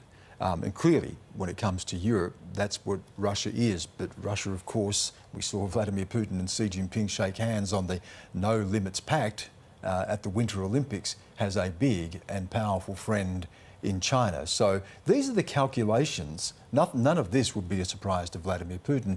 These are all the calculations that he would have made before he launched this action.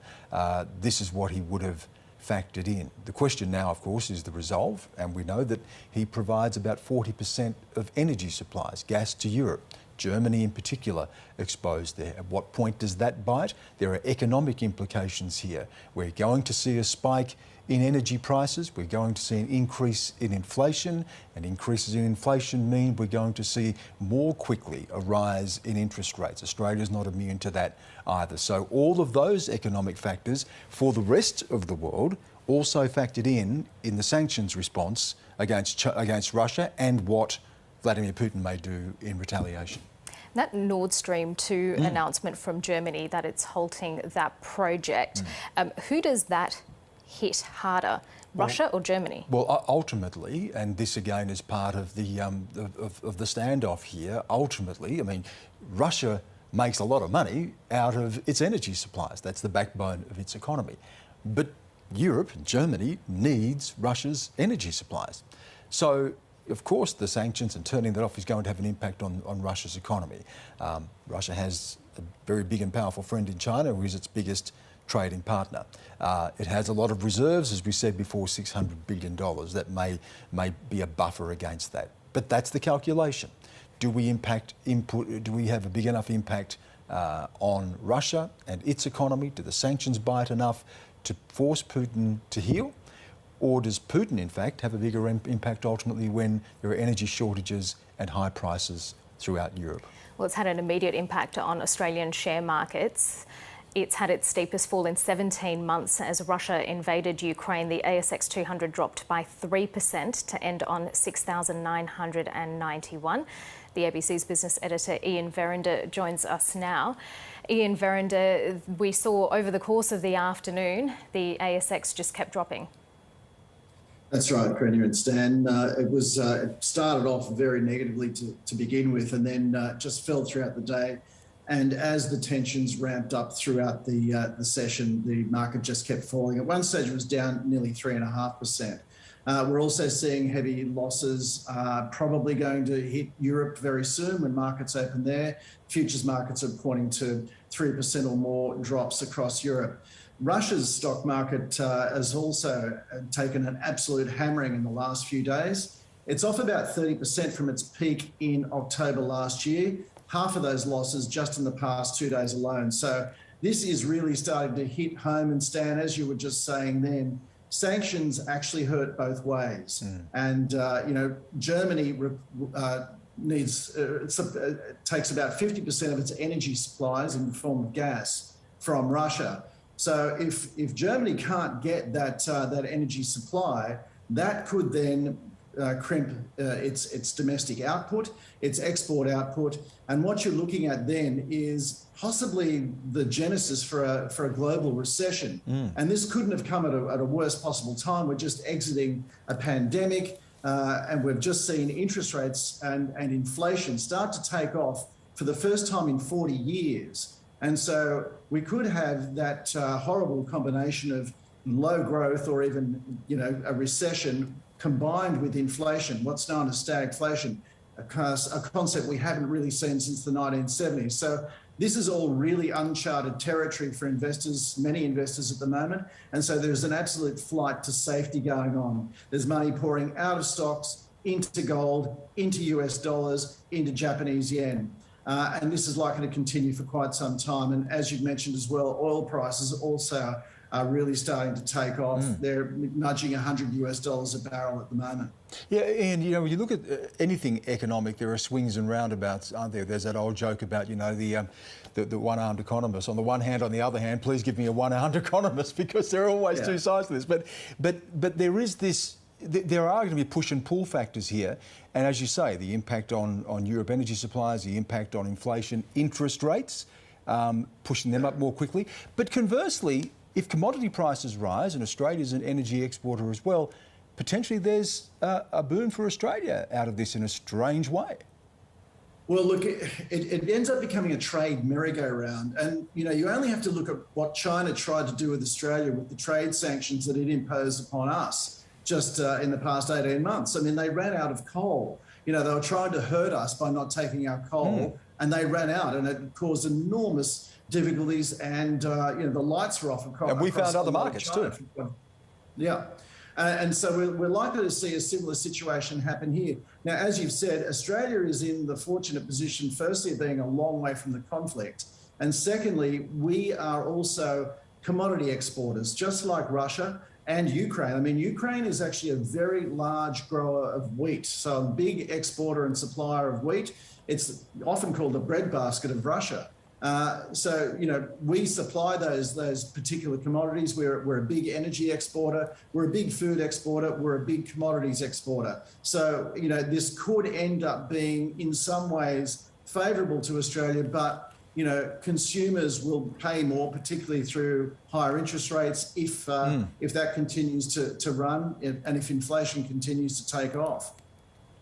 Okay, Ian Verinder there with that analysis. Let's cross to National Affairs correspondent Greg Jennett, who's at Parliament House for us in Canberra. Greg, what has Scott Morrison announced after his private briefing this afternoon? Karina, Stan, Scott Morrison, when you map out the day from the international dateline, I suppose he was one of the first Western democratic leaders to stand up and run through an official condemnation, and that's exactly what he delivered at the government offices in Sydney. Scott Morrison had earlier been briefed in private by advisors and security agencies, of course well aware about the brewing forces that had developed over the last 48 hours in particular. He'd spoken this morning about the first tranche of sanctions coming into effect. They were signed off by the Governor-General, although they don't actually come into effect, many of them, until next month. But anyway, once at 2 o'clock, roughly speaking, Sydney time, Vladimir Putin had issued the order for this so-called special military operation into Ukraine. Then Scott Morrison came out to condemn it in absolute terms. He says it's a brutal invasion and Ukraine should be condemned. He went on to say that it was a flagrant breach of international law. But more particularly, the Prime Minister wanted to build on that suite of sanctions that had been announced a little over 24 hours or so now. So to it, he has added extra Russian officials and extra financial institutions. Why don't we hear directly from Scott Morrison outlining this second tranche of financial penalties that are being applied to Russia? I've also announced financial sanctions, which mean Australian individuals and entities cannot do business with 5 Russian banks, and this was in addition to restrictions on Australians investing in the State Development Bank, VEB. We are now progressing the second phase of those financial sanctions. The Acting Minister of Foreign Affairs, Senator Birmingham, has completed the process of applying sanctions to an additional 25 persons. This includes army commanders, deputy defence ministers and Russian mercenaries who have been responsible for the unprovoked and unacceptable aggression, and 4 entities involved in the development and sale of military technology and weapons. So, Greg, how effective can any action Australia takes be? Well, to be completely frank here and to draw on Scott Morrison's own obligatory acknowledgement, Karina, not particularly. I don't think by anyone's assessment there are vast Russian financial investments in Australia or even a great deal of trade, notwithstanding what Ian Verrinder has just run us through. There are some opportunities potentially lying out in the future to increase that. But let's talk about what currently applies, about $1 billion, roughly speaking, of annual trade between the two countries. So Scott Morrison has acknowledged that Australia's leverage here is very much at the margins. The point is, though, Karina, that it's part of an alliance or a group of partners that are moving in tandem to, or in unison, to apply all these sanctions. So they're all fully consulted and fully coordinated before they're delivered. And so that strength in numbers approach that Australia is adopting here is where the real power lies, not unilaterally between Australia and Russia. That much Scott Morrison admits himself. OK, Greg Jennett with that analysis from Canberra. Well, there's been widespread condemnation of Russia's actions at an emergency UN Security Council meeting. Secretary-General Antonio Guterres addressed Russia's president directly, calling on him to give peace a chance. And I must say, President Putin, in the name of humanity, bring your troops back to Russia. In the name of humanity, do not allow to start in Europe what could be the worst war since the beginning of the century, with consequences not only devastating for Ukraine, not only tragic for the Russian Federation, but with an impact we cannot even foresee. Well, the announcement that Russia authorised troops came halfway through that emergency meeting. Here's the moment when the US ambassador found out the news. At the exact time as we are gathered in the council seeking peace, Putin delivered a message of war in total disdain for the responsibility of this council. This is a grave emergency.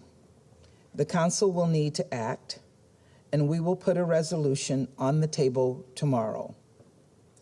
As President Biden said tonight, Russia alone is responsible for the death and destruction this attack will bring.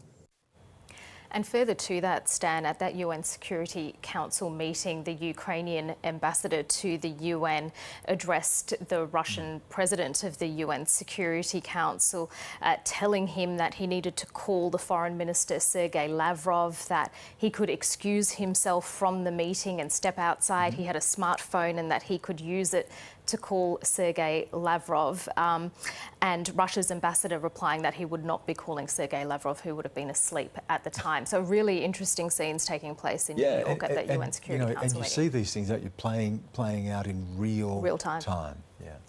And investigative reporter Tanya Kozrevia is in Kyiv and joins me now. Tanya, it's a fast-moving situation there. I believe you woke up to the sound of explosions?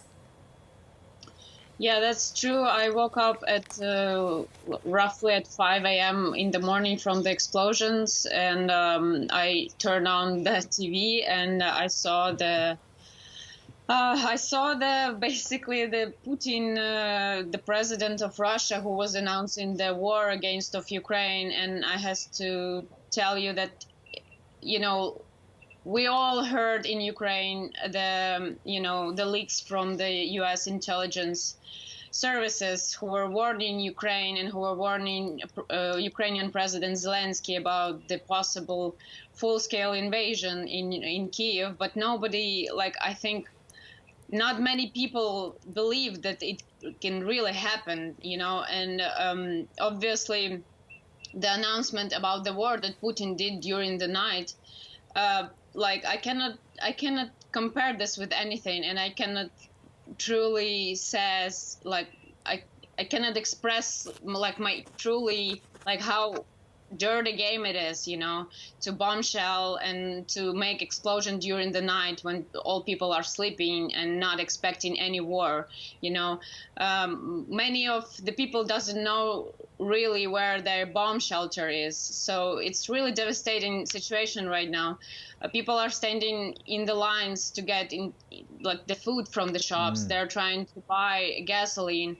I see from my window a huge traffic jam on the west direction. You know, people are trying to leave Kyiv and they're trying to head the western direction, obviously closer to the Polish border, where they can cross the border and leave the country. Because we can see on the map that the bomb shelling, they're not only in Kyiv, and they're all over the country. And obviously there is no safe place anymore in Kyiv. I mean, in the whole Ukraine, you know, so it's really devastating situation, and nobody was expecting such a scale invasion, you know, this scale invasion, and nobody was expecting Russia will start this war, like full-scale war, you know, like we had the knowledge about the conflict in the Donbas, and like people in Ukraine were hoping to make a peace deal, you know, nobody was urging or asking about the war with Russia. Like, we are, you know, we are a peaceful country and we are not declaring war to Russia. We were not expecting Russian troops here. And I think, you know, to receive the news like that in the morning, it's really devastating for many Ukrainians, not just me, who, like, I'm a journalist, you know, I was following this topic for 2 months already, and even for me it was a big surprise. Yeah. Tanya, it's interesting when you talk about that, because we heard from Vladimir Zelenskyy even in recent weeks saying, you know, the Americans and the Europeans are blowing this out of proportion. It's not going to happen. Why are you pulling your ambassadors and diplomatic staff out of the country? And now we're hearing him very resolute and saying that if you attack Mr. Putin, you will see our faces, you won't see our backs. So to that extent, how prepared are people for how long this could go on, what will be required, and the resolve that is needed? Well, I can tell you for sure that this night was like the facility that was targeted is mostly military facilities, right? It's like airports, it's border control, it's military bases. So this is what was targeted from the air, right? And by the explosions and from airstrikes. And now we see that some tanks are crossing the border. But I have to tell you that it's a lot of information out there right now, and a lot of disinformation. So it's hard to, you know, to verify something. And like me personally, I'm calling to like the officers that I know, and I'm trying to get the information, like verified information.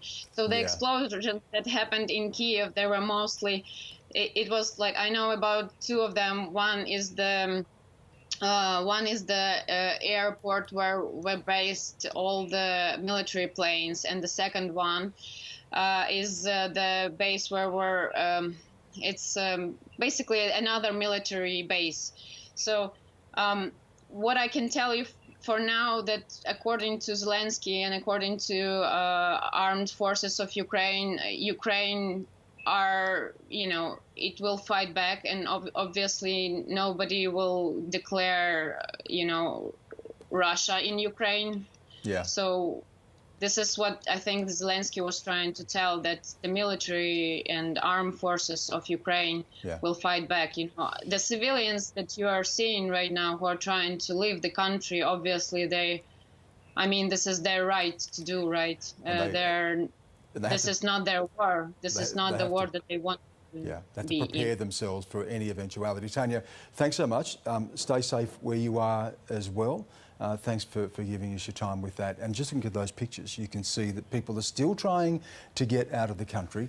Those messages of resolve, but on the other hand, the reality that you're facing an overwhelming force, and Tanya repeating what Anna had talked about earlier, just getting the things you need, the simple things, the necessities of life to be able to get through in the midst of traffic jams. So these are roads heading out of the capital, Kyiv, heading west to places like Poland. It's expected that trip could take multiple days. We'll be back with more shortly. Stay with us on ABC News.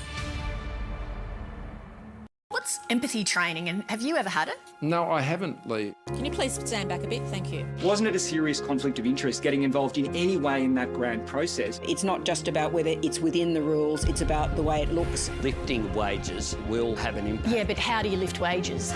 There are 9 ministers for housing in this country. What are they all doing? 1,000 jobs. Address the question. Now is the time to speak. 7:30 tonight, ABC TV and ABC iView. Every Thursday, your questions get the nation talking. It's probably the grubbiest thing I have seen. There's no room for loose language. No topic is off limits. Allegra, you're rich. Does it make it easier to get into Parliament? I thought this was coming to me. Coming up, Q&A puts the spotlight on anxiety and mental health. David Spears is joined by Yelena Dokic, Brooke Blurton, Bridget Archer, Stephen Jones, Mark Cross and the legendary Archie Roach Live. Q&A tonight at 8:30 on ABC TV and ABC iView. Missile strikes, Ukrainians wake up to air raid sirens as Russian troops begin their invasion. Further deployment of NATO infrastructure and the deployment of weapons in Ukraine is unacceptable. Ukraine's president declares martial law and calls for peace as the military strikes begin. If possible, stay at home. Please. We are working, the army is working. The entire security and defence sector of Ukraine is working.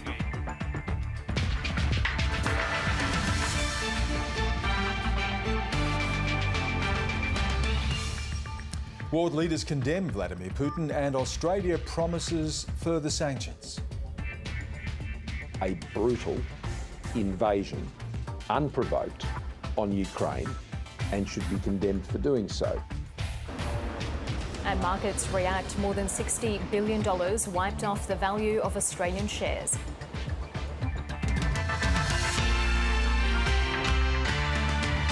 Hello, welcome to ABC News. I'm Stan Grant. And I'm Karina Cavallio. Ukraine is under a full-scale Russian assault. Explosions and air raid sirens have been heard in several Ukrainian cities, including the capital, Kyiv. Russian missiles have blasted air bases and other military facilities. The United Nations Secretary-General has begged Russia to withdraw its troops in the name of humanity. And the US President says Vladimir Putin has chosen a premeditated war that will bring catastrophic loss of life. From the north to the south, Ukraine is under attack. Explosions were heard across the country before sunrise. This photo from the Ukrainian president's office showing an explosion in the capital. As air raid sirens rang out across Kyiv, authorities confirmed Russian troops had crossed the border into the country.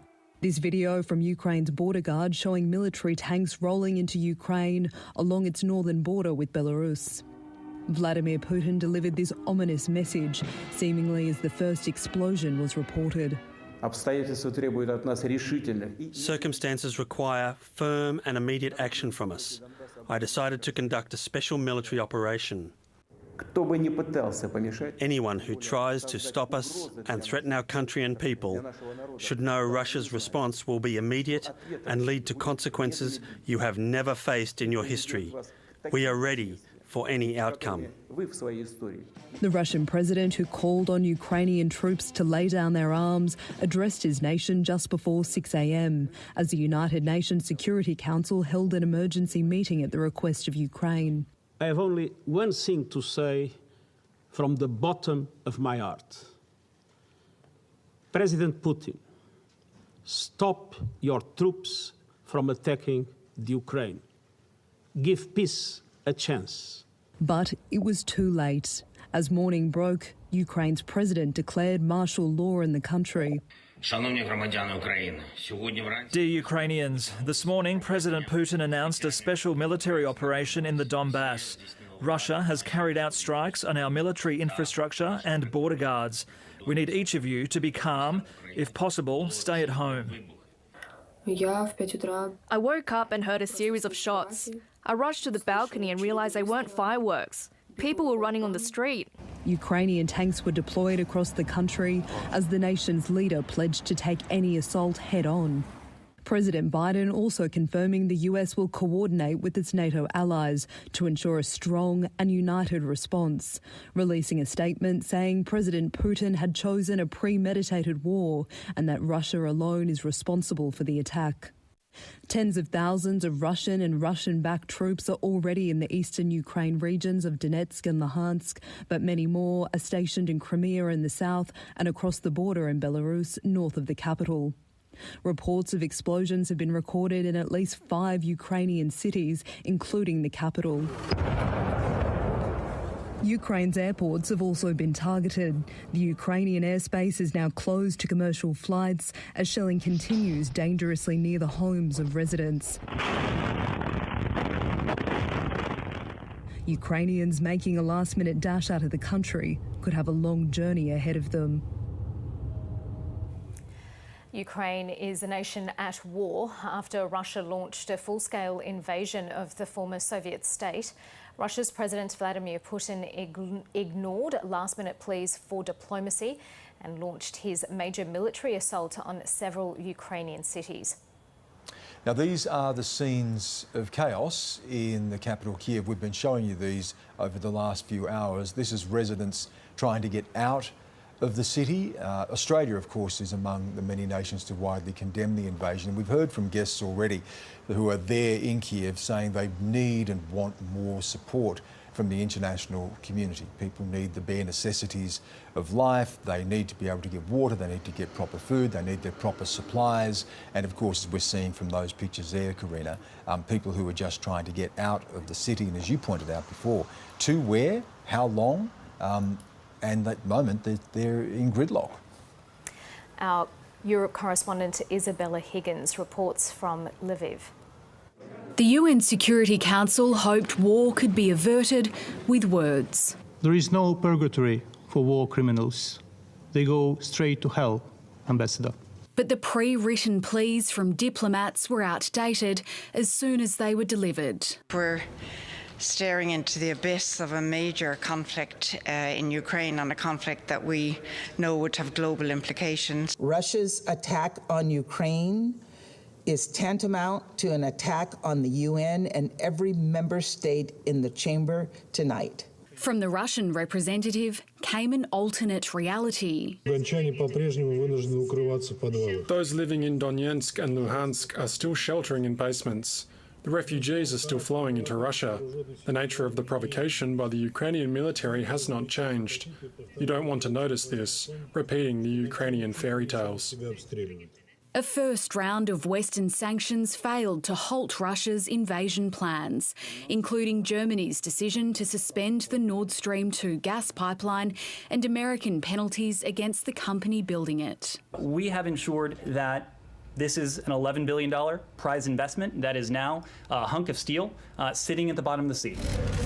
Are you going to toughen up sanctions, Prime Minister? Threats from London to target Russian banks and oligarchs fell on deaf ears. Boris Johnson tweeted, President Putin has chosen a path of bloodshed and destruction by launching an unprovoked attack, warning the UK would respond decisively. Tonight, the US president is monitoring developments from the White House, praying, he says, for the Ukrainian people. For weeks, the United States has been warning of severe and unprecedented consequences if Vladimir Putin invaded Ukraine.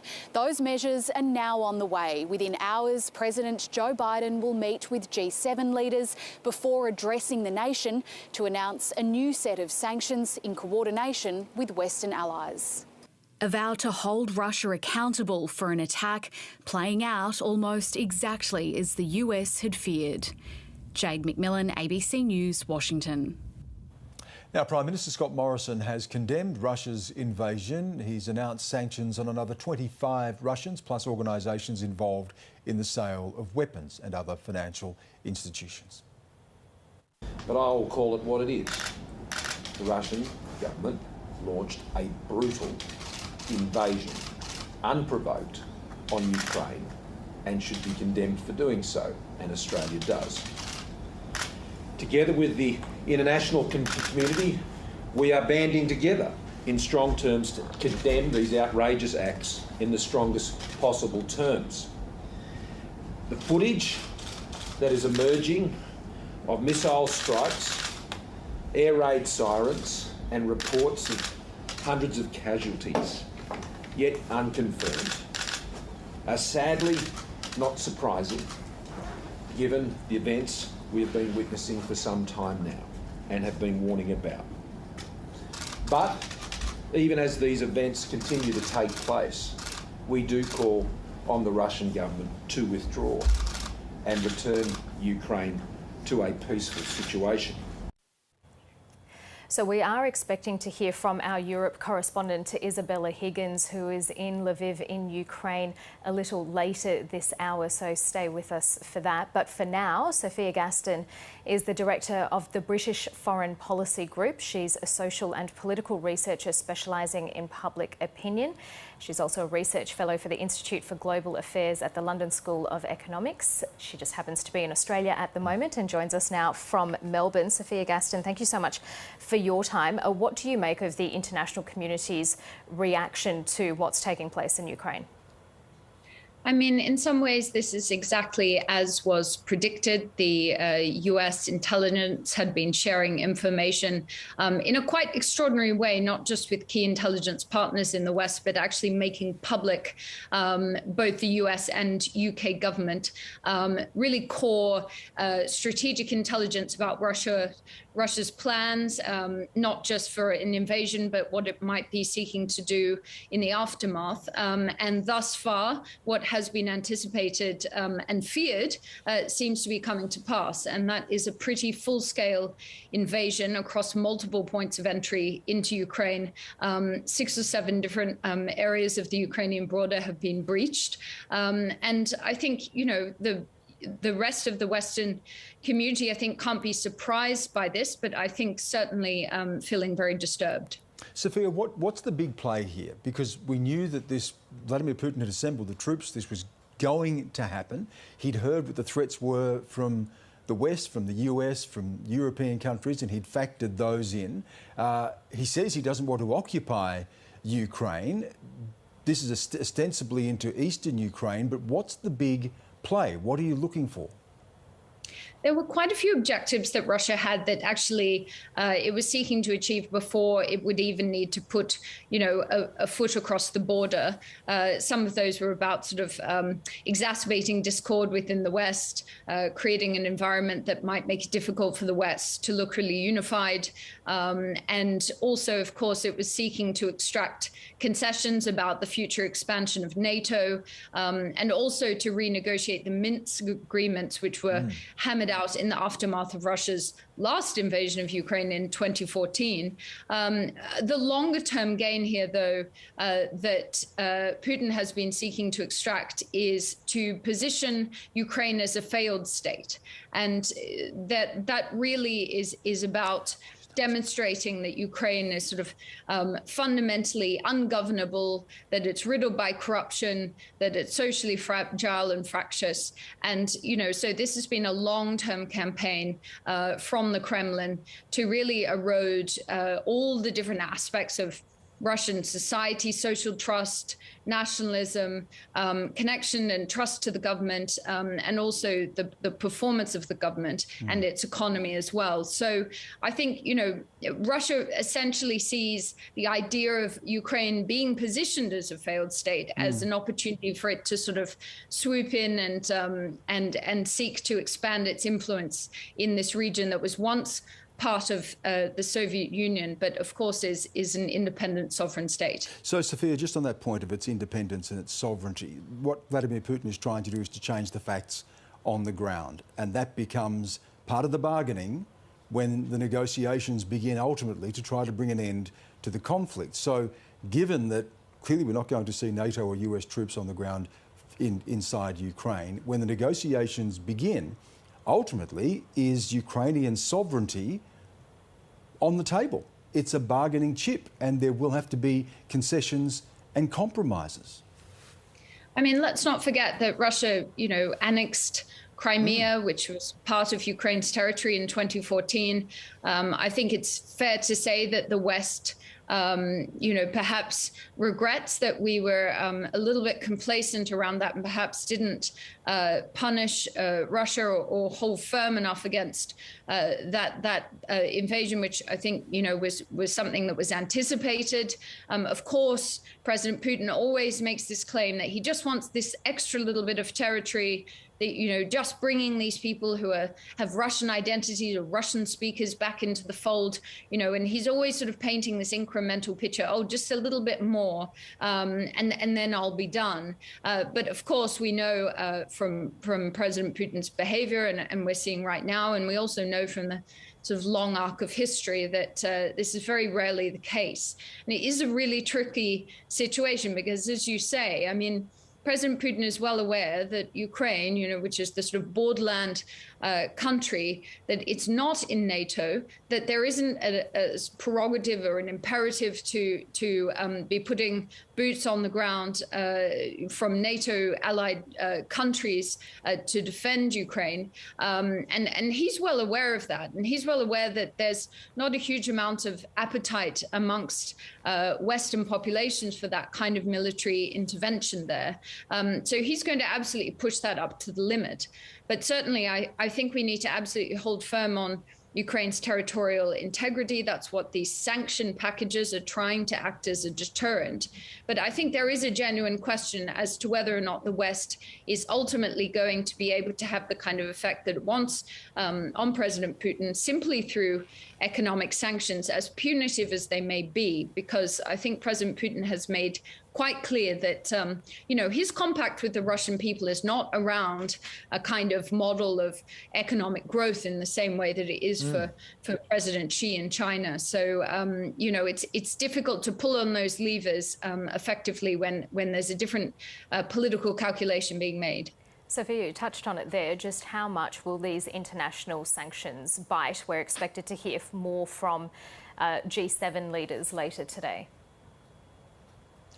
Yes, I think, the sanctions that were announced earlier in the week, they were certainly more far-reaching than we have had before. They're more complex. They're trying to get, to a much wider and deeper group of individuals around Putin and his circles in the Kremlin.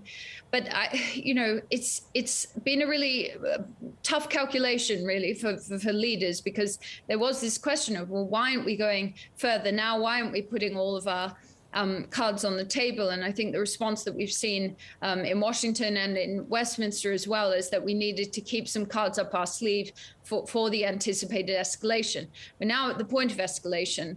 And so, I think there will certainly be another package of sanctions announced today that will be even more far-reaching. But I do think there is a question about, how much effect this really will have on the ground. I think Putin seems absolutely focused and intense now on pursuing this hard power military exercise. And, at the end of the day, the question is, will these sanctions actually provide enough grit and muscle to compensate for the fact that the West will not be putting troops on the ground? We heard earlier, Sophia, that this is an attempt to try to isolate Vladimir Putin, and clearly within Europe that may be the case, but it overlooks the fact that there is a great and powerful friend in China, and that no limits pact that they shook hands on during the Winter Olympics. I wonder if I can get your thoughts on how China factors into this, what that discussions leading up to this may even have been between Xi and Putin, and how much of that support can Russia rely on from China to be able to withstand the sanctions and the isolation it's going to get from other parts of the world? Yeah, it's really difficult to know exactly the full extent and nature of their conversations, but I think we can have a pretty good guess. That conversation that you referred to, their meeting in the recent Beijing Winter Olympics. They announced an international relations partnership on the back of that, which really was quite unprecedented and rather provocative, certainly towards the West. Some of the sort of measures and the language in there was not dissimilar to the sort of announcements that we usually see coming out of forums like the G7. And, you know, there were certainly some concrete practical aspects to that partnership, including a new gas pipeline agreement between Russia and China, which could in some ways, again, shield Russia from some of the impact of potential sort of sanctions and punitive behavior from the EU side of things. So I think that is substantial, and it's important for us to be watching that partnership closely. But it's also true that President Xi is operating in a completely different paradigm in terms of the relationship between the Chinese state and the Chinese people.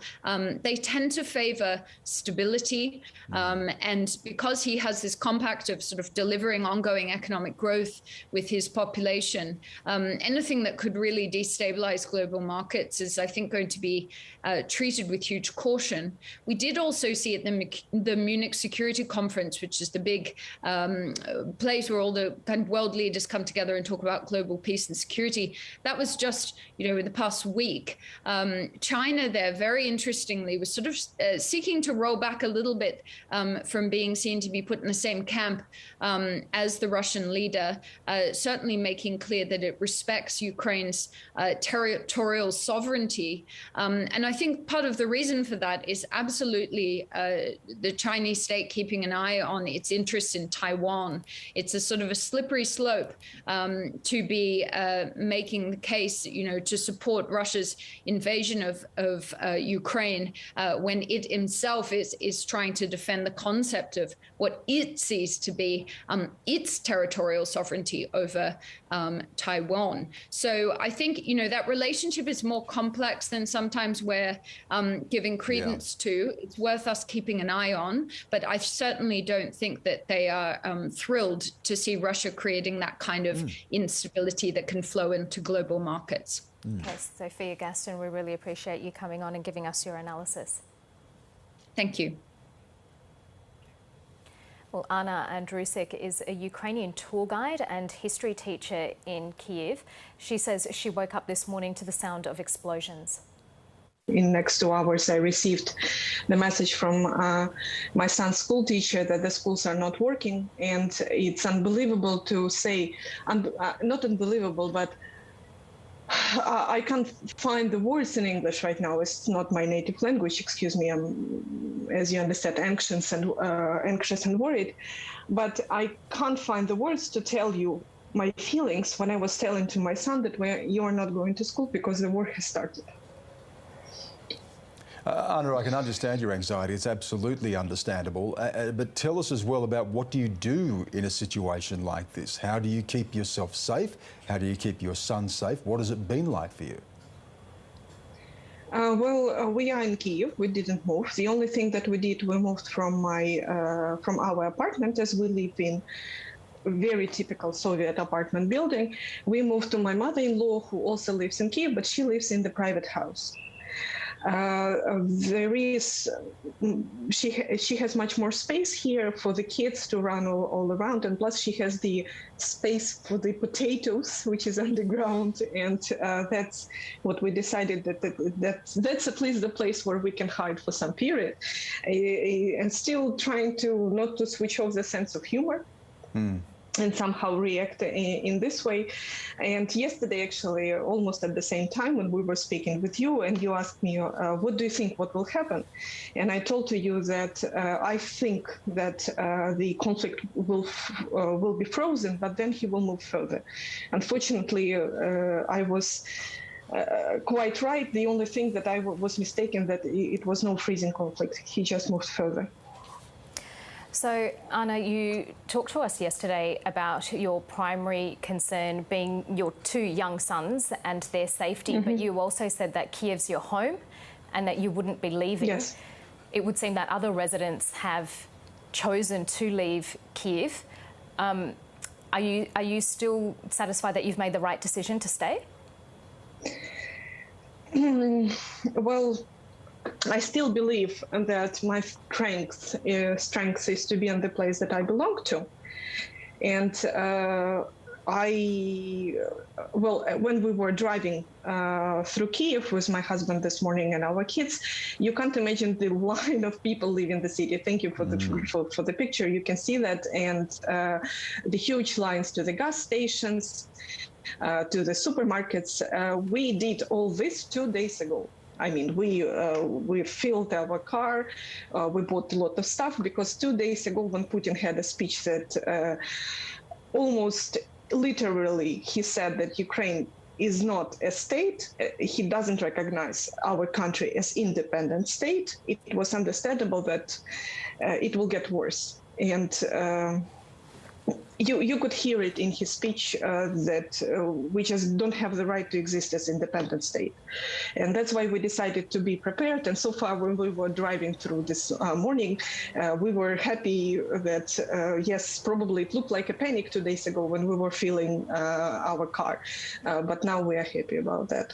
Anna, just looking at those pictures of people leaving, it does raise this question, a couple of questions really. One, where do people go in any event? And two, what about preparing for having to really dig in, preparing potentially for the worst? Simple things like getting food, getting water, making sure that you have all the essentials of life. This must be going through your mind as well. All the time, all the time. Well, Ukraine is a big country, not so big as Australia, obviously, but we have more people living in our country than in your country. Meaning that all of us have relatives all over Ukraine, and if there is an option to move to your relatives who live in the western part of Ukraine, and that's possible, that's how people decide to move out of Kyiv. As you understand, Kyiv is a capital, that's why we have a lot of people here who were not born here, who were born in some other parts of Ukraine and have parents, brothers, sisters, in-laws who live somewhere where they can live. It happened so that I married a guy also who was born in Kyiv. So all our closest relatives are based in Kyiv. Second thing, that I am a child of people, well, actually, I'm a grandchild of people who were living during the World War II. And during my teenager time, I have heard the stories about the World War II. And in my family history, not all of them were in the army. Some were in evacuation, but a lot of were during occupation here. And they were in Kyiv. My grandmother, she was 11 years old, and my great-grandmother, she stayed in Kyiv. I'm not sure that I'm doing the right choice right now. Probably that's, I don't know, family history is talking on me that I shouldn't leave the city. And so far, the other thing that really helps me, and that's what saying our president and our army, that our army in 2014 and nowadays is two different things. So the best, what you can do as a country, I mean, you guys, is to help Ukraine and to help our army. Anna Andrusik speaking to us from Kyiv earlier. To finance, more than $60 billion has been wiped off the value of Australian shares after Russia invaded Ukraine. Here's Alan Kohler.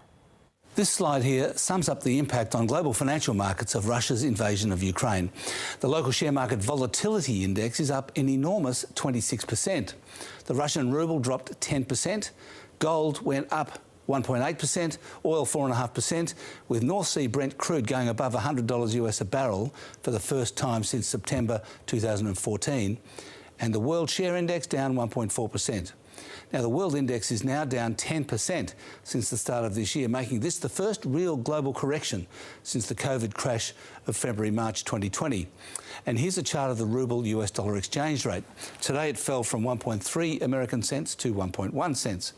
Before the Russian financial crisis 24 years ago, the ruble changed hands for 20 US cents each. But on the 11th of August 1998, it fell to 4 cents overnight and has never recovered, just kept falling. And of course, today's decision to invade Ukraine won't do anything to turn that around. Not that Mr. Putin is worried about that.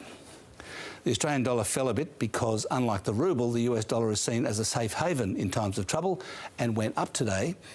And the Australian share market fell 3%, the biggest fall in 18 months, with the nation's biggest company, BHP, down 6.7%. Banks also fell. Qantas lost 5% after reporting a $1.3 billion loss. But gold miner Newcrest jumped in response to the higher gold price, and the company formerly known as Leighton, Civic, jumped a third after its 75% shareholder Hochtief of Germany lobbed in a takeover offer valuing it at $8 billion. The US share market fell 1.8% last night, and Asian markets were also sold off today. And that's finance. So Stan, the FTSE in London on the open has dropped 2.7%, so more than 200 points. So share markets around the world reacting and responding to this news. We have Ian Verrinder earlier, didn't we, talking about the potential for a global recession as you start to see high interest rates, high inflation coming at a time which is coming out of COVID and trying to get growth back into the global economy again. It's not a good outlook. Let's check the weather now with Lara Himes.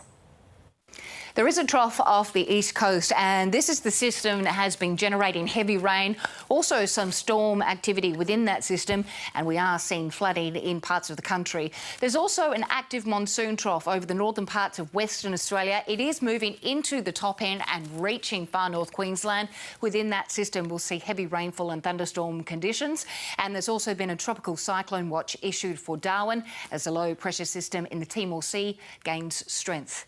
Looking to the capital cities for tomorrow, wet weather down the eastern coastline. We'll see cloudy conditions forecast for Adelaide, cloudy conditions for Perth and rainy conditions for Darwin with a top of 30 degrees.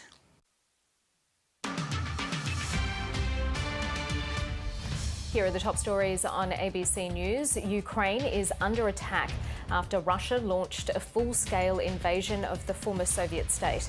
Ukraine's president has called on world leaders to use all possible sanctions against Moscow and President Vladimir Putin. Russian forces have fired missiles at several cities in Ukraine with gunfire heard near the capital, Kyiv. European leaders and NATO ambassadors will hold two separate emergency meetings later today to discuss the next steps. Well, the Prime Minister, Scott Morrison, strongly condemned the attacks, accusing Russia of launching a brutal and unprovoked military invasion of Ukraine. He's placed more financial sanctions on Russia, targeting 25 military figures and 4 entities involved in the sale of weapons. The federal government believes as many as 1,400 Australians remain in Ukraine and is urging them to leave as soon as possible.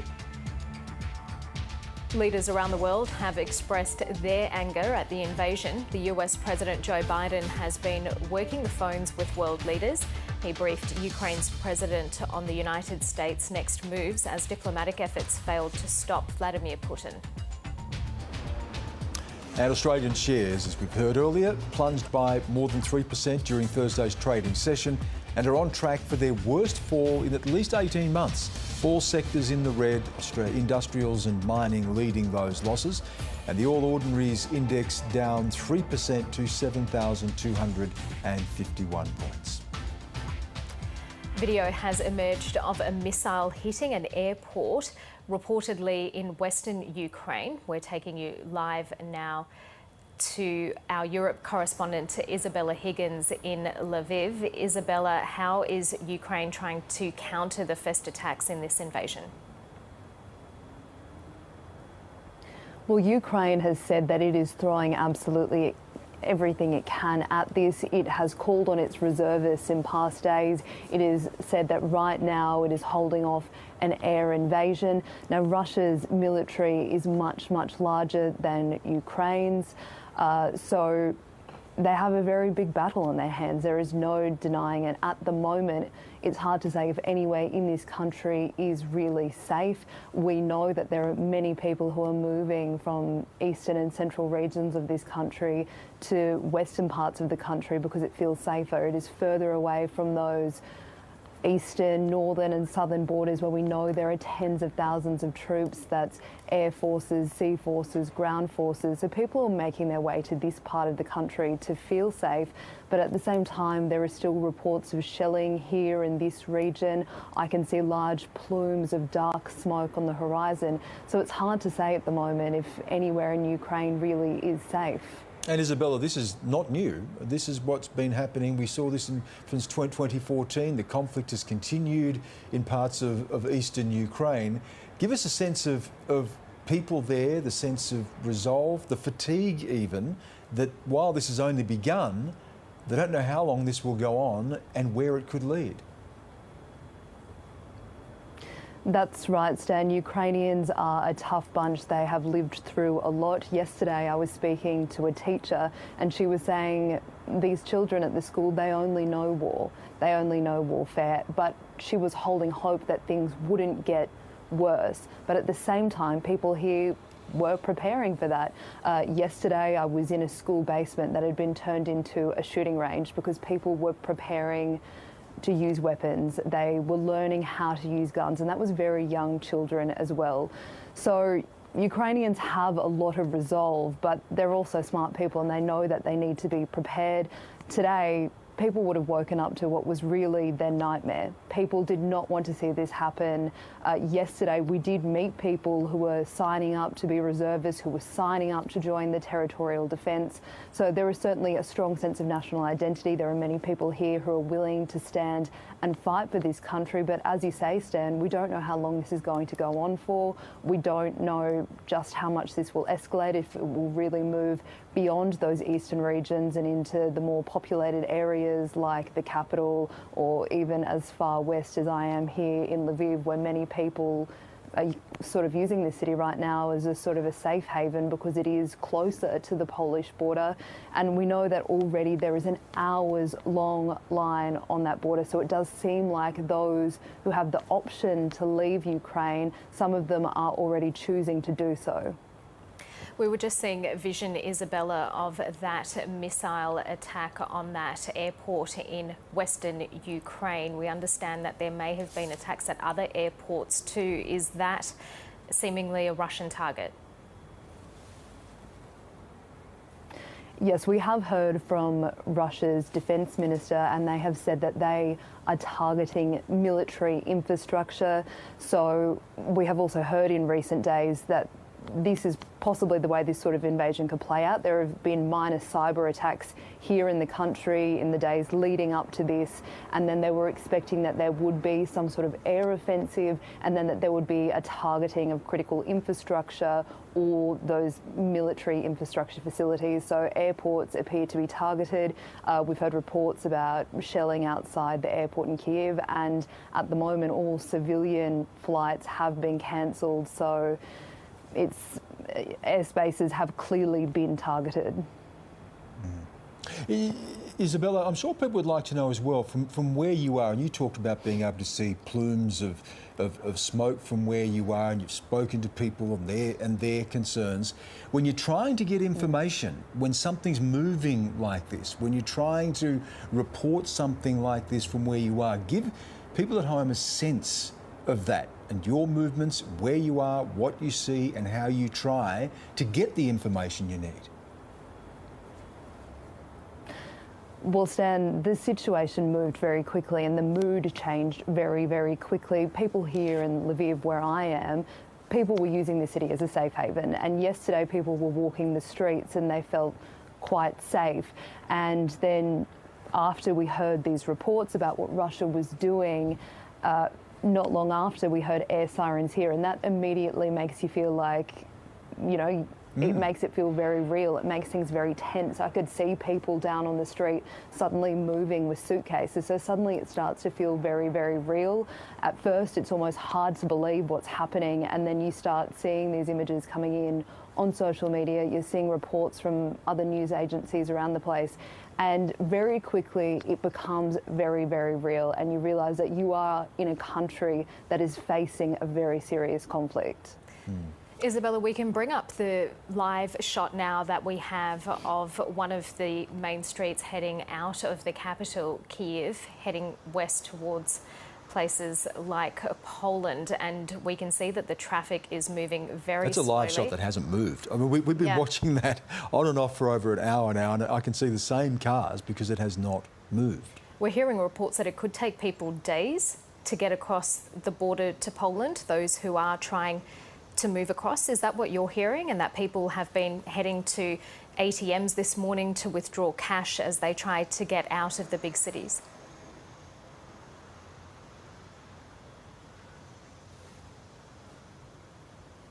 Horrendous outside of Kyiv, and you can see the photos, you can see it for yourself.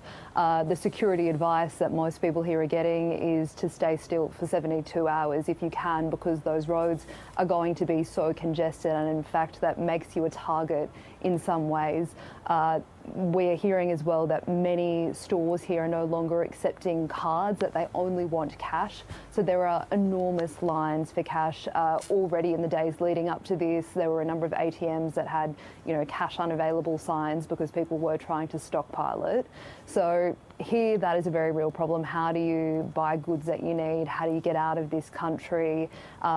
The roads clogging up was something that everyone was warned about, and it seemed like people moved pretty quickly. There were obviously air sirens going off in Kyiv, and that clearly has motivated a lot of people to get moving. As I said, some people have already made it to the Polish border, and from what we're hearing, reports on the ground there, that line to get across is hours and hours long. People aren't expecting to get over there quickly.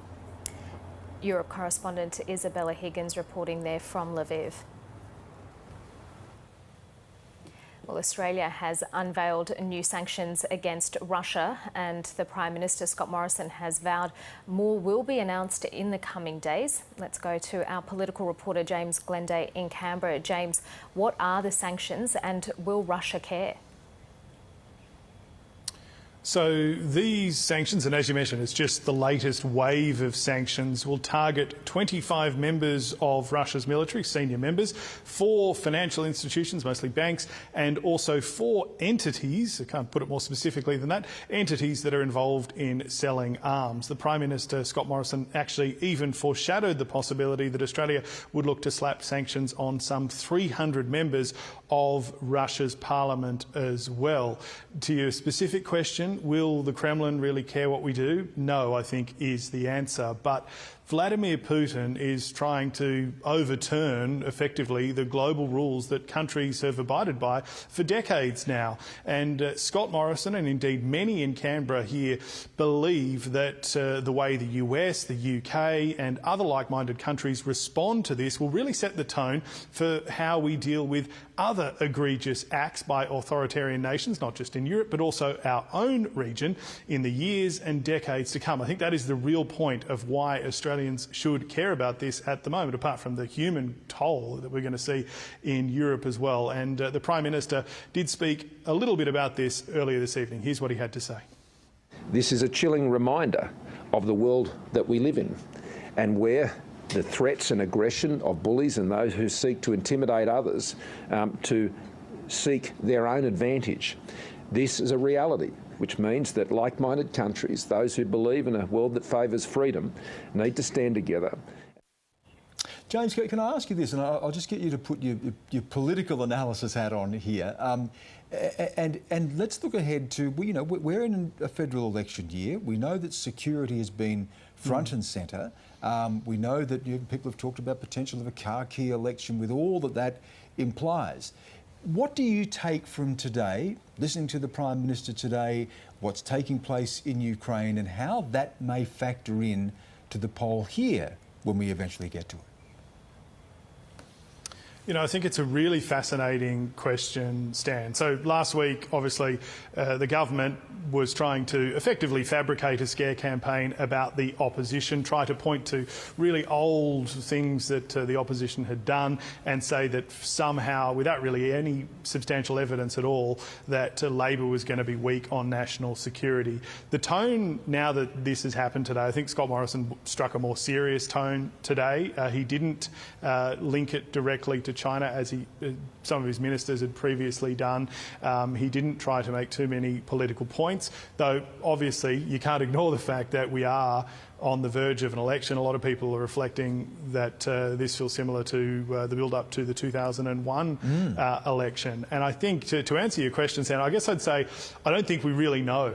I think this puts a massive layer of unpredictability into the things that are going to go next. I mean, if you'd asked me this morning, I would have thought that maybe Vladimir Putin might have settled with just recognising those two parts of eastern Ukraine, and whether he would actually do what he's done now, because many people would argue that this might not be in Russia's long-term interest. So I just think it really adds that whole extra layer of unpredictability to it. But ministers have been pretty clear that we are not going to be offering military support to Ukraine. We'll be looking at doing more things like visas, perhaps special humanitarian visas for people who have to flee the fighting, and we might be looking at other ways of helping Ukraine, not just in cyber, but perhaps we'll be sending maybe potentially equipment, but certainly maybe humanitarian aid. Thanks, James. Thanks. Well, let's get more analysis now from Andrew O'Neill, Professor of Political Science at Griffith University. Professor O'Neill, thank you so much for your time. So despite the warnings, we're hearing from people on the ground in Ukraine that it still came as a surprise what took place in the early hours of the morning there. Did it come as a surprise to you? I think this was probably one of the most telegraphed invasions in world history. So we saw a massing of significant Russian forces over a sustained period of time. Many of the statements from the Kremlin were quite explicit, I think. Very thinly veiled speech from Vladimir Putin the other night that simply saying that he didn't accept the legitimacy of Ukraine as a sovereign state, and he applied that to all former Soviet states. So I think in terms of the posture of Russian forces, the sustained build-up of those forces over time, the types of forces that were deployed to Ukraine's eastern region, again, I think this was well telegraphed. I think the big question now is, where does this go from here? How far will Russia go? Yeah, Andrew, Stan here. Good to see you. I wanted to ask you about that. We know what the US and European response is going to be because they told us, and we've seen it, and yes, it is sanctions, but we know it's not going to be troops on the ground inside Ukraine. What is going to be required here? What would you be looking for to put enough pressure on Vladimir Putin, or can you not at this point? Look, my view is the die is cast, essentially. This is a highly integrated, well-planned operation on behalf of Russia. A lot of analysis recently has pointed to the fact that Russia has been eating away at the inside of the Ukrainian state ever since the annexation of Crimea in 2014.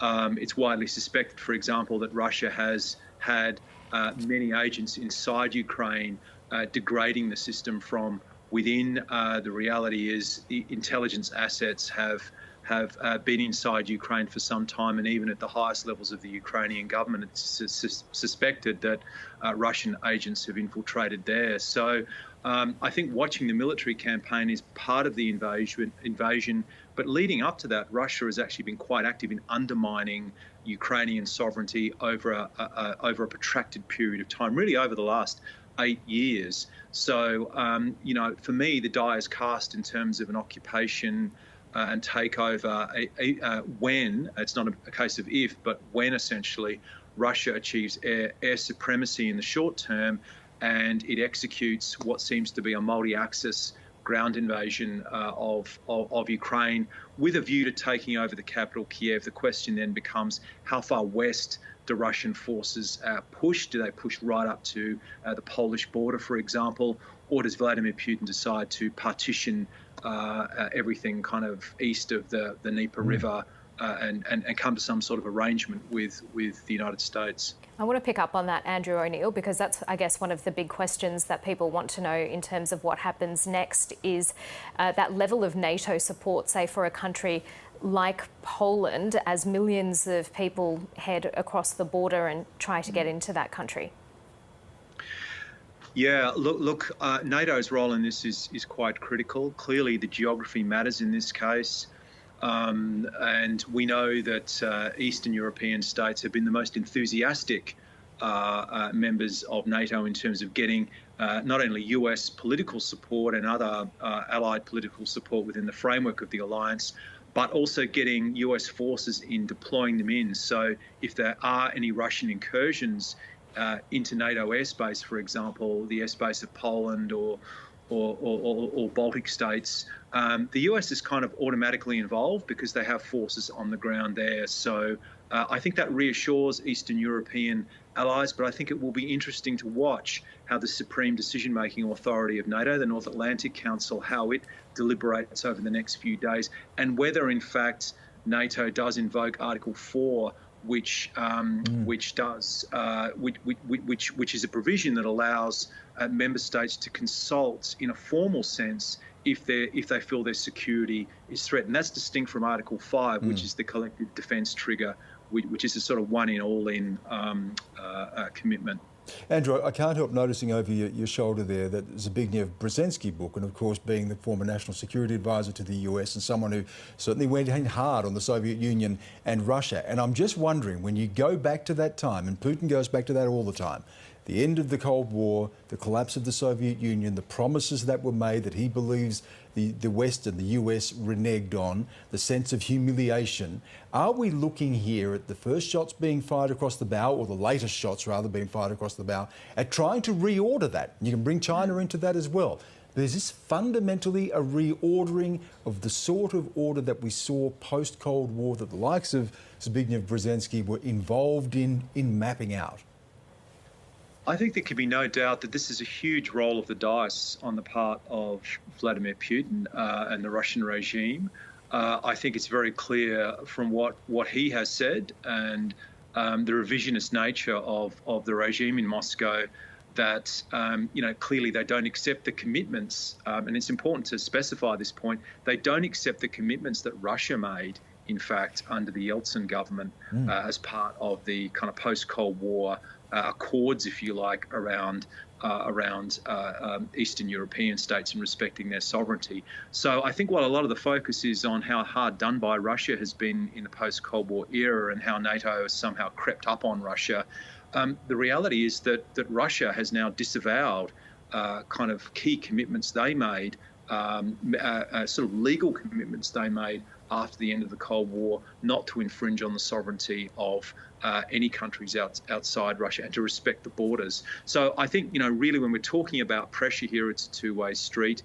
I think the United States is very aware of the potential that Vladimir Putin may decide to keep continuing a westward push and really take it up to Poland potentially and other countries that are closely bordering Ukraine, and then I think we're in a whole different environment, to be honest. You were talking there about Eastern European states. I wanted to ask about another country in the region, and that's Turkey. It's a NATO member, but it's in a bit of a bind over Ukraine. It stopped short of sanctions against Russia. Yeah, look, I think this is interesting. I think we need to disaggregate, if we can, and it's not always easy, I guess, the extent to which NATO members are militarily committed to the alliance. So when they sign up to the alliance, they sign up to the commitments in the alliance. On the one hand, from, I guess, sort of things that you could say are extraneous to the alliance in a strict kind of military security sense. And I think sanctions have to be seen in that light. So there is clear reluctance. There was some reluctance, obviously for some time on the part of the German government, to really go hard on the Nord Stream certification. And the German government has now done that. That's a huge step for Germany to take. But there are other governments within the NATO alliance that are not enthusiastic and, in fact, are quite reluctant to go down that path, just as there are other US allies in the Indo-Pacific, like South Korea, for example, that have only recently sort of committed to following through on sanctions. So I think you're going to get quite a lack of evenness, if I could put it like that. And Turkey clearly has a very close economic relationship with Russia, as do EU states as well. Professor Andrew O'Neill, thank you so much. Thank you. Thank you. Turkey's fascinating too, of course, because you've got everything, all the hangover of the Middle East and what's going on there. We know that Turkey and Russia have rubbed up against each other very uncomfortably when it comes to what's happening on the ground inside the Middle East. So these things do, as you point out, these things do evolve and they resonate way beyond what we're seeing in Ukraine. Yeah, there's so much to unpack here. Professor Sam Green is the director of the Russia Institute at King's College London and author of Putin versus the People, he told The Drum. Comments made by President Vladimir Putin about the country's previous conflicts might shed some light. He did, in his speech, he drew a parallel between this war and earlier wars that Russia has fought since the end of the Soviet Union, including in Chechnya and in Syria. And if we look at the way that they have fought those wars, it will be very frightening indeed, because they did it by flattening cities and major population centers and really showing very little regard for the lives of innocent civilians. I'm not saying that that's what they're going to do in Ukraine. It is true that the Russian military has form on that, though, and it does give us pause. I mean, the Ukrainian army is a lot more capable than it was in 2014 when war first broke out in eastern Ukraine, and it was really unable to resist the advance of Russian-backed separatists. I think it is now a battle-hardened army. It's an army that's gotten a lot of advice from NATO allies. It's an army that has gotten a lot of equipment from its partners in the West as well. And we've heard from the government that they intend to fight. We've heard from ordinary Ukrainians that they intend to fight. But it's really hard to know what's going to happen until things begin to happen on the ground. For the moment, the government is in place. Nobody's fleeing. Things seem to be relatively calm and orderly. But we do see the bombs falling, and really it's.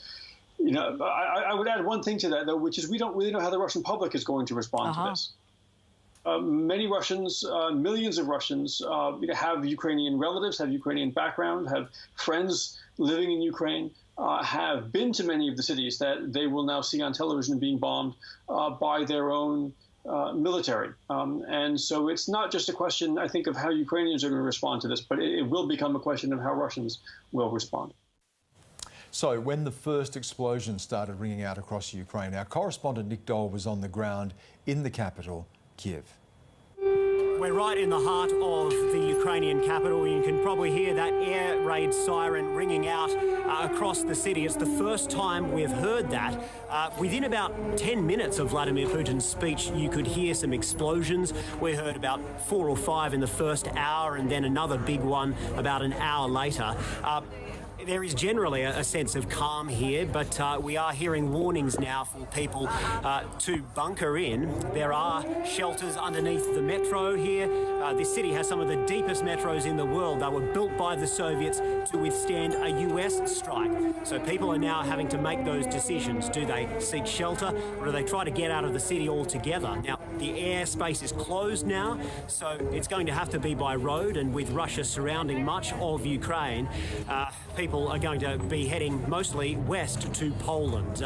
So a very difficult situation for many Ukrainians waking up. There's been a lot of anxiety over the last few weeks about exactly what a Russian strike might look like, but for many Ukrainians, their worst fears are now being realised. Okay, so that was Nick Dole reporting from the capital, Kyiv, in Ukraine. Time for a check of the weather now. Here's Lara Himes.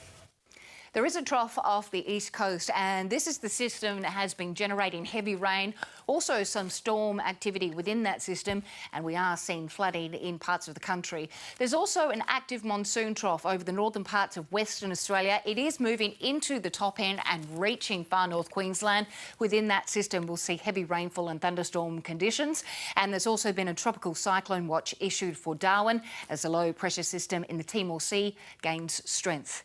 Looking to the capital cities for tomorrow, wet weather down the eastern coastline. We'll see cloudy conditions forecast for Adelaide, cloudy conditions for Perth and rainy conditions for Darwin with a top of 30 degrees. Before we go, let's bring you that latest vision that we have had verified come into us of a missile hitting an airport in western Ukraine. I think that those pictures are coming up now. This is the Ivano-Frankivsk, as you say, in western Ukraine. And you know, when you see things like that, you hear about an attack and you hear about bombing and so on. You see something like that and you see absolutely the impact of it.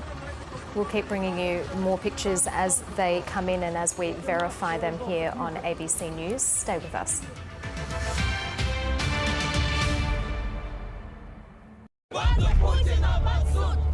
There is a team of professional killers that serve the state. Russia on the rise. It's getting worse and worse. The frightening face of Putin's power. Where are you taking my friend? And those paying the price for speaking out. People don't want to live there anymore. Four Corners, Monday 8:30, ABC TV and ABC iView.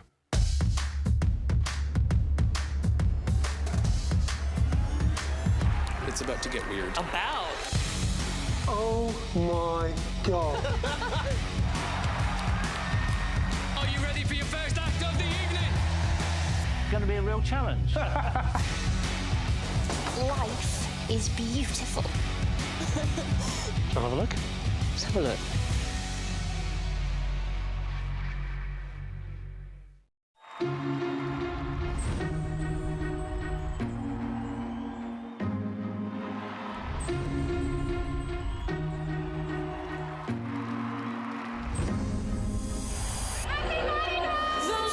Return to the SCG for a stadium spectacular like no other, with a star-studded lineup of glittering entertainment and a dazzling parade of fabulousness. Celebrate with us, the ABC, home to Mardi Gras 2022. Streaming on ABC iView? From March, you'll need to log in with an ABC account to watch. So log in and save something you want to enjoy later by adding it to your watch list. Pick up where you left off across logged-in devices. Plus, check out recommendations to unearth new shows and movies. Bloody magic. Log in with an ABC account and make ABC iView yours. Tonight, Ukraine at war. President Vladimir Putin orders the invasion and explosions ring out over multiple cities. Ukraine's president declares martial law while thousands of citizens flee for the border. We need each of you to be calm. If possible, stay at home.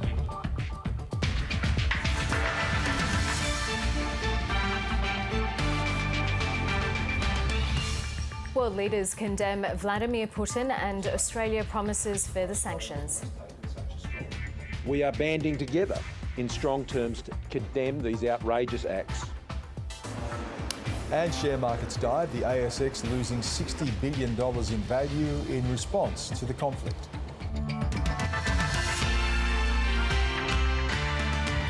Hello, welcome to ABC News. I'm Karina Carvalho. And I'm Stan Grant. Ukraine is under a full-scale Russian assault. Explosions and air raid sirens have been heard in several Ukrainian cities, including the capital, Kyiv. Russian missiles have blasted air bases and other military facilities. The United Nations Secretary-General has begged Russia to withdraw its troops in the name of humanity. And the US President says Vladimir Putin has chosen a premeditated war that will bring catastrophic loss of life. From the north to the south, Ukraine is under attack. Explosions were heard across the country before sunrise. This photo from the Ukrainian president's office showing an explosion in the capital. As air raid sirens rang out across Kyiv, authorities confirmed Russian troops had crossed the border into the country.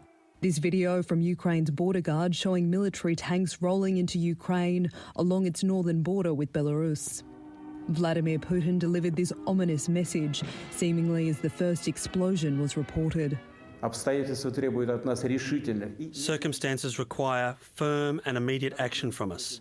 I decided to conduct a special military operation. Anyone who tries to stop us and threaten our country and people should know Russia's response will be immediate and lead to consequences you have never faced in your history. We are ready for any outcome. The Russian president, who called on Ukrainian troops to lay down their arms, addressed his nation just before 6 a.m. as the United Nations Security Council held an emergency meeting at the request of Ukraine. I have only one thing to say from the bottom of my heart. President Putin, stop your troops from attacking the Ukraine. Give peace a chance. But it was too late. As morning broke, Ukraine's president declared martial law in the country. Dear Ukrainians, this morning President Putin announced a special military operation in the Donbas. Russia has carried out strikes on our military infrastructure and border guards. We need each of you to be calm. If possible, stay at home. I woke up and heard a series of shots. I rushed to the balcony and realised they weren't fireworks. People were running on the street. Ukrainian tanks were deployed across the country as the nation's leader pledged to take any assault head-on. President Biden also confirming the US will coordinate with its NATO allies to ensure a strong and united response, releasing a statement saying President Putin had chosen a premeditated war and that Russia alone is responsible for the attack. Tens of thousands of Russian and Russian-backed troops are already in the eastern Ukraine regions of Donetsk and Luhansk, but many more are stationed in Crimea in the south and across the border in Belarus, north of the capital. Reports of explosions have been recorded in at least 5 Ukrainian cities, including the capital. Ukraine's airports have also been targeted. The Ukrainian airspace is now closed to commercial flights as shelling continues dangerously near the homes of residents. Ukrainians making a last-minute dash out of the country could have a long journey ahead of them. So when those first explosions began ringing out across Ukraine, our Europe correspondent Nick Dole was on the ground in the capital, Kyiv. We're right in the heart of the Ukrainian capital. You can probably hear that air raid siren ringing out across the city. It's the first time we've heard that. Within about 10 minutes of Vladimir Putin's speech, you could hear some explosions. We heard about 4 or 5 in the first hour and then another big one about an hour later. There is generally a sense of calm here, but we are hearing warnings now for people to bunker in. There are shelters underneath the metro here. This city has some of the deepest metros in the world. They were built by the Soviets to withstand a US strike. So people are now having to make those decisions. Do they seek shelter or do they try to get out of the city altogether? Now, the airspace is closed now, so it's going to have to be by road, and with Russia surrounding much of Ukraine, people are going to be heading mostly west to Poland. So a very difficult situation for many Ukrainians waking up. There's been a lot of anxiety over the last few weeks about exactly what a Russian strike might look like, but for many Ukrainians, their worst fears are now being realised.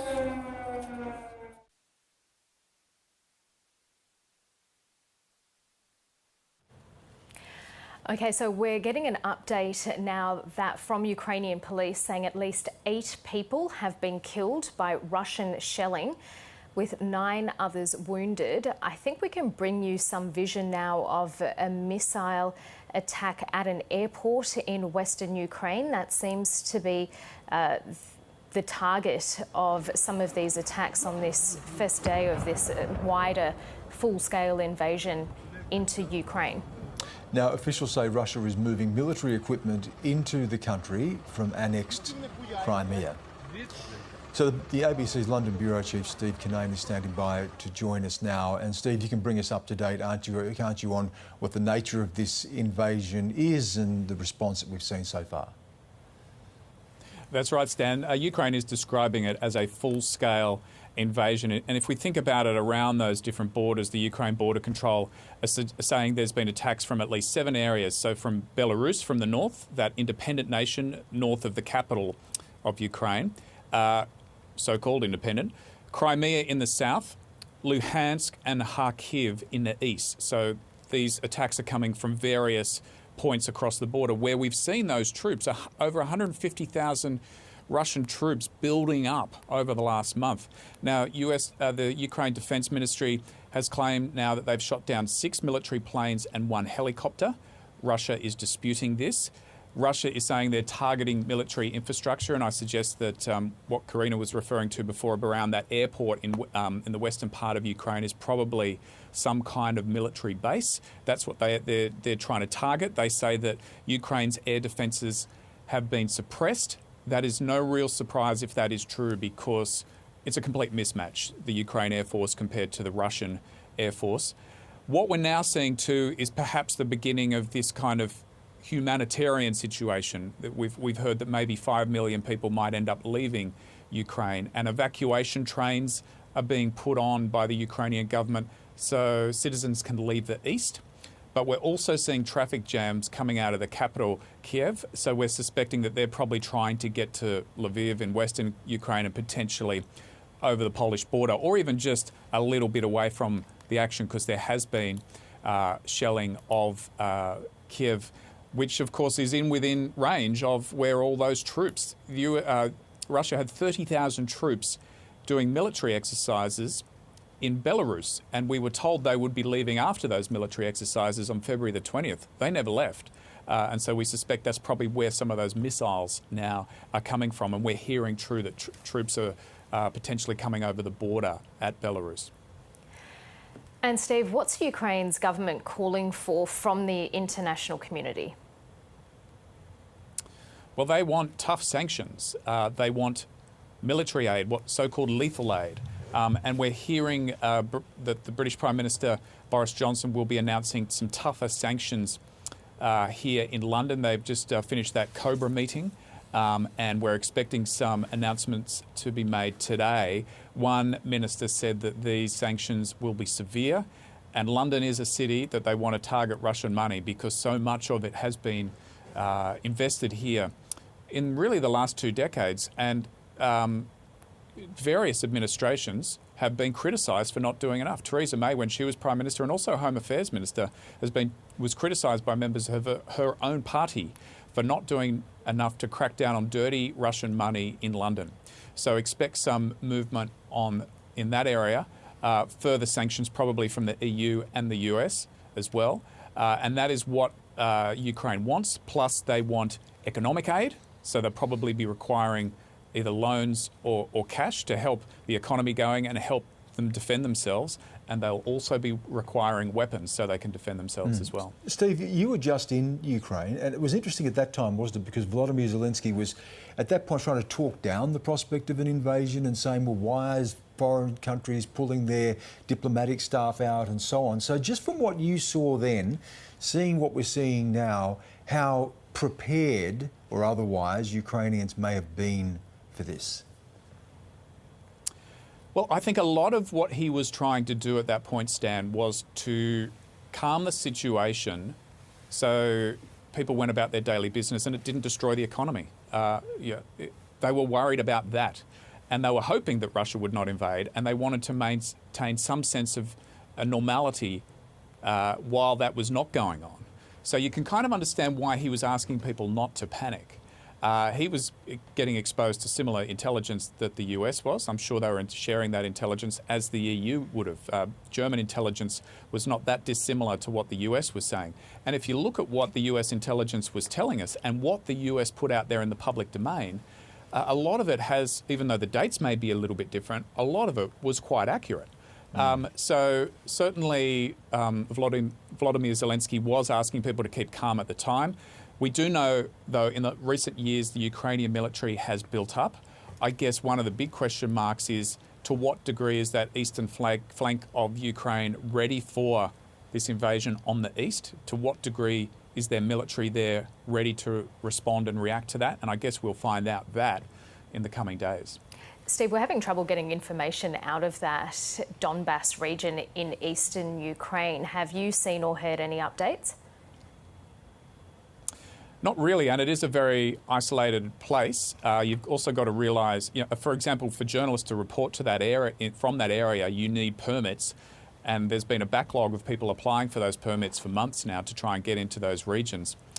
So they're very isolated. And also, a lot of citizens have left those areas since they became war zones, really, essentially, from 2014 onwards. And in a lot of circumstances, there's just old age pensioners living in some parts of eastern Ukraine where they just cannot get out. They've got no alternative. They've been living there all their lives, and they either have no alternative or they don't want to leave. So we've seen certainly a flight of a lot of young people out of those areas, and areas where there's actually an economy where they can get jobs. So it's probably not a great surprise that we're not hearing a lot out of those areas, but I'm sure that we will in the coming hours and the coming days about what's going on. Assuming the communications is not jammed there, because Russia has the ability to do that kind of thing. And I guess the fact that the Ukrainian government is already organising these evacuation trains out of that region suggests there may be a massive flight of citizens out of the zone, and we may hear from them when they're on their way out, but because they've left, we may not hear much more about what's going on in the ground. Okay. Steve, thank you for that. Steve Canane in London there. Joining us now is Sonia Mitsak from ANU Centre for European Studies. She has strong family links to Ukraine, having been born in Australia to Ukrainian parents. Sonia, thank you so much for your time.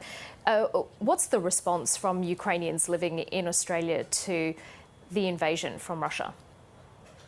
Well, of course, Ukrainian Australians are united in their condemnation of what we see happening in Ukraine today, but I should point out that unfortunately, while we have been anxious and concerned for many weeks now, we have not been surprised. And that's actually because what the troop build-up we have seen over the last weeks, the 150,000 troops surrounding the Ukrainian border, is actually part of a war which Russia has waged against Ukraine since 2014. So Russia actually began a war 8 years ago when they first Russian forces occupied Crimea and then entered those two eastern regions, Luhansk and Donetsk in eastern Ukraine. Now, since then, 15,000 soldiers and civilians have already been killed. So what we see today is actually part of that larger war effort. Sonia, how's your family doing? Have you been in contact with family on the ground? I have been trying to, yes. I have family both in western and eastern Ukraine, and I have friends in Kyiv, in the capital city. My family in Chernihiv, in the northeast of Ukraine, is perhaps in the most immediate danger right now. Chernihiv is a city close to the border with Belarus, and there was an intensification of the troop build-up there over the last 2 weeks. My cousin's son was a frontline soldier. He actually voluntarily enlisted in 2014. He travelled to those eastern regions and he fought there. He returned to civilian life only when he himself was seriously wounded, and he opened a centre for rehabilitation for returned soldiers in the city of Chernihiv. Now, weeks ago when I started to contact him on a daily basis, he was telling me that he will arrange for his wife and young children to evacuate, but that he will fight. He will stand and defend his city and his country. Now, 3 hours ago when I spoke to him, I managed to catch him on Viber. He simply said, "I can't talk now, the war is here." And recently, 20 minutes ago, I could not get through to him anymore. And so I know that his life may be in danger as we speak. Yeah, we did see some attacks on Kyiv, which is in the northeast of Ukraine as well. I think we have some vision of that we can bring up, some shelling. I think these were nighttime pictures or early morning pictures just before dawn. So that must be the biggest concern for your family right now, is his well-being and safety? His well-being and safety, but having said that, it's unclear as to whether people will be able to evacuate. He, for example, has young children. I have friends in Kyiv, a husband and wife. The husband is disabled. So they told me earlier today that they have been advised, the people living in their locality have been advised to get themselves to bomb shelters, but they cannot go because he is disabled and unable to move. So even in the case of my cousin's son, whether he'll be able to arrange for his young family to evacuate is not clear. And Sonia, I mean, there's so much happening, and clearly your own personal family circumstances here and your fears, as you've told us, and given your research fellow hat as well, I wonder if you can think through for us what may play out here, how prepared Ukrainians would be for what may eventuate. Sure. Well, look, first of all, I should just very briefly, and I will do it briefly, outline what is the backstory to this 8-year war and to what's happening today. And there are two things I need to say. The first is that Putin has imperialistic ambitions to take control of Ukrainian territory and recreate a Russian empire. Now, these kinds of ambitions actually go back hundreds of years, from the Tsarist Empire through to the Soviet Union. But Putin himself has never accepted the dissolution of the Soviet Union. So that's the first thing to say. The second thing is that Russia does not accept an independent Ukraine. And what I mean by that is that Putin does not accept that Ukrainians are a separate people with their own language and culture and identity. And that ideology is at the base of Putin's actions. Now, both of those things we witnessed recently when Putin addressed his own Russian people. He went on Russian television and he effectively said those two things. He said that Ukraine is not a real nation and we are simply going to, I'm going to create for you another empire. Ukrainians understood that. Ukrainians understand that this ideology is what is at the base of Putin's motions. Ukrainians have also been living with this threat of war for 8 years. And so they have become incredibly resilient. Now, I say that saying that, of course, in the event finally of your own city, your own home being attacked, of course, the level of distress must be unbearable. But nonetheless, they have built up. Their army is not what it was 8 years ago.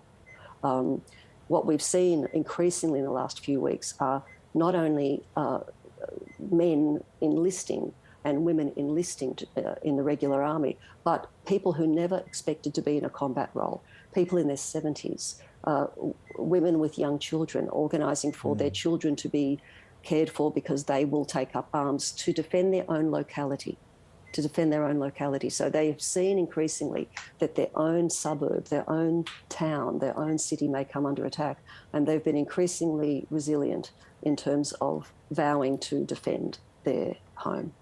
Can I just pick up on something you raised there, because you've that really concise backstory there and the history to this and going back to Tsarist Russia and all the rest of it. But one of the things we hear a lot about is the diverse nature of Ukraine, the geographical split, east and west, Russian speakers, Ukrainian speakers. And I wonder if you could take us through how that plays into this. Sure. And is there a sense of a divided country and the level of loyalty, if I can use that word, that may exist in some of those eastern parts to Russia? Sure. Look, Stan, thank you very much for that question. It's a good question. We hear about this divided Ukraine, Western Ukraine, as opposed to Eastern Ukraine, Russian-speaking, Western Ukraine, largely Ukrainian-speaking. Unfortunately, we hear too much about it because it does not exist in reality in the way people live their lives. A part of this is Russian disinformation, what we could call propaganda, which has been part of the war effort.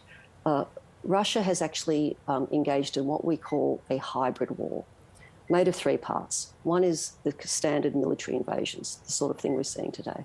Secondly, cyber attacks, and we can talk a little bit about that if there's time to. There's been a concerted effort of cyber attack on Ukrainian government and private institutions, agencies.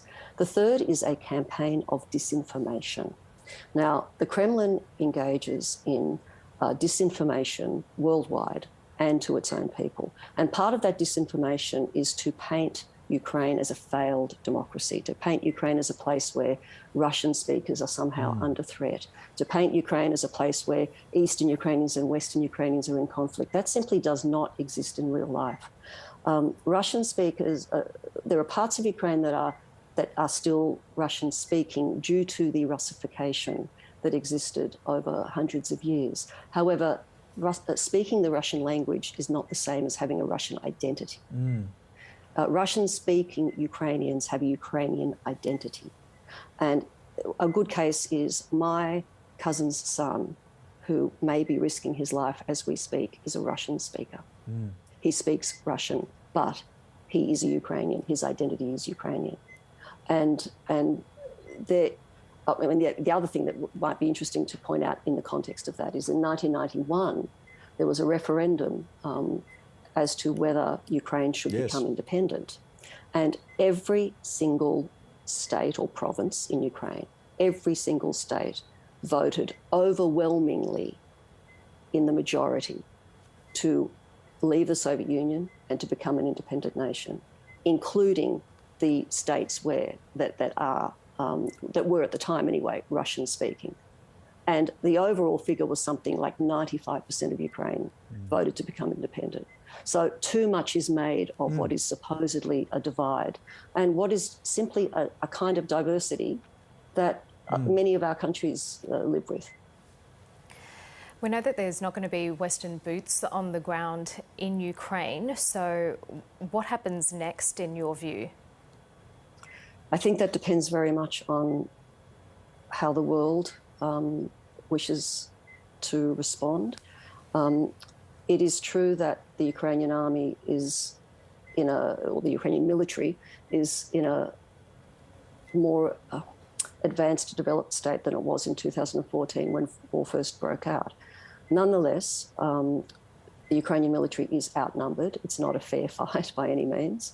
And Ukraine does need military assistance, and it needs economic, it's going to need humanitarian assistance because over 8 years, there's already been 1.5 million displaced Ukrainians. Now, of course, there will be even more. But the question, I think, is whether countries like the United States, Canada, Britain, who have already been providing military assistance, whether they ramp up that military assistance to include the kind of weapons that Ukraine can really use to defend itself. When I say military assistance, that does not necessarily mean the sending of foreign troops. Up until this point, Ukraine has not actually asked for any foreign troops to be sent, for any troops from any other country to be sent. But Ukraine does need equipment, it does need training, and it does need weapons, both offensive as well as defensive. Sonia Mitten, we really thank you for your analysis. Thank you. Anna Andrusik is a Ukrainian tour guide and history teacher in the capital, Kyiv. She says she woke up this morning to the sound of explosions. In the next 2 hours, I received the message from my son's school teacher that the schools are not working. And it's unbelievable to say, not unbelievable, but I can't find the words in English right now. It's not my native language, excuse me. I'm, as you understand, anxious and worried. But I can't find the words to tell you my feelings when I was telling to my son that you are not going to school because the war has started. Anna, I can understand your anxiety. It's absolutely understandable. But tell us as well about what do you do in a situation like this? How do you keep yourself safe? How do you keep your son safe? What has it been like for you?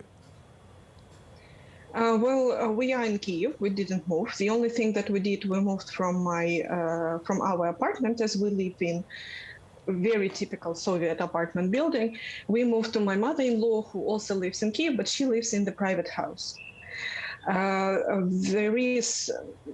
She has much more space here for the kids to run all around, and plus she has the space for the potatoes, which is underground, and that's what we decided that's at least the place where we can hide for some period, and still trying to not to switch off the sense of humor. And somehow react in this way. And yesterday, actually, almost at the same time when we were speaking with you, and you asked me, what do you think what will happen? And I told to you that I think that the conflict will be frozen, but then he will move further. Unfortunately, I was quite right. The only thing that I was mistaken, that it was no freezing conflict. He just moved further. So we'll leave Anna Andrusik there and take you live to Kyiv in Ukraine, where the President Vladimir Zelenskyy is speaking. Підтримка нашого населення. У нас армія, Повірте мені, у нас армія таких потужних людей. Наше населення – це також потужна армія. So that's Vladimir Zelenskyy speaking in Ukrainian. So we won't bring you that because there is no translation on it. He should speak in English maybe straight after. So we'll monitor that and come back to it and bring it to you as soon as we can. It's been interesting, though, hasn't it, just to hear the people we've spoken to tonight and starting to put some flesh on the bones to this about what the conflict is and where these fault lines are.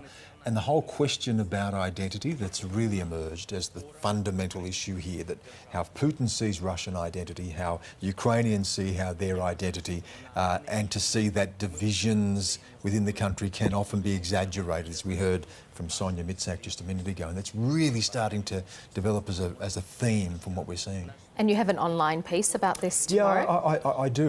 I wanted to write about this question of identity and how difficult it is for us to understand it. Let's go back to Vladimir Zelenskyy. He's speaking now. I think we have a translation. To defend our sovereignty, every citizen is involved in the future of our country. Anyone who has a military training, who has a military experience, has to come to the internal ministry and make yourself available for that, to protect our population. From as of this morning, we have injured soldiers. Please give your blood to the hospitals, give your blood to our defenders.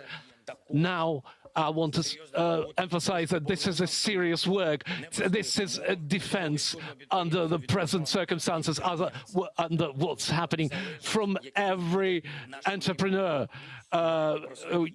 you are responsible for our future.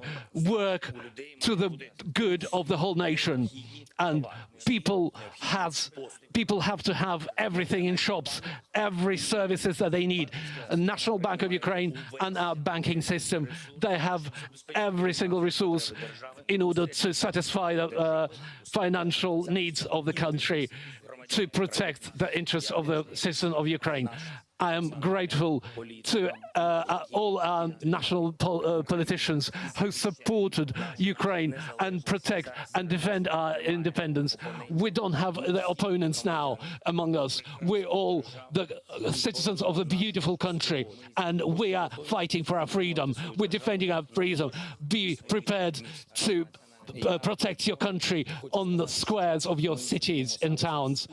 We will relieve the sanctions of every citizen of Ukraine who is ready to protect and defend our country with weapons in their hands as a territorial defense forces.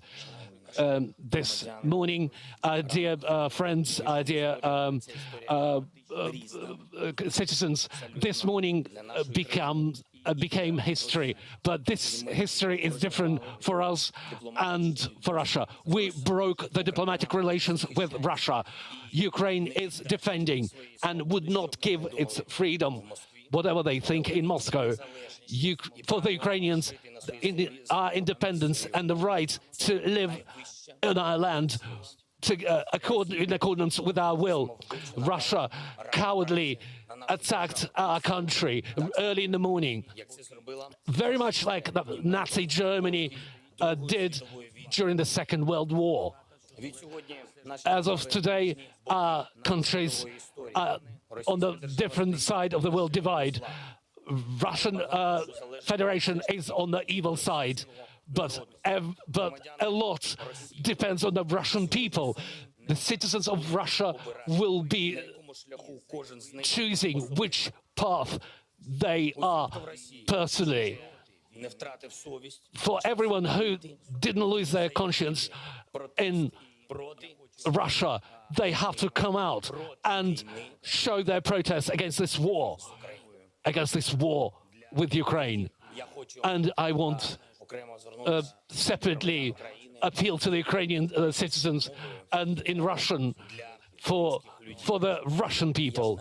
I know this information. You're not going to be shown in your social media or your TV channels, but blocking this is evil. This is the wish to annihilate a nation. This is not possible. You cannot block history. It's impossible. And dear citizens of Ukraine, are strong citizens of Ukraine. Some of you have friends, relatives, journalists in Russia. Who knows bloggers? Please contact them.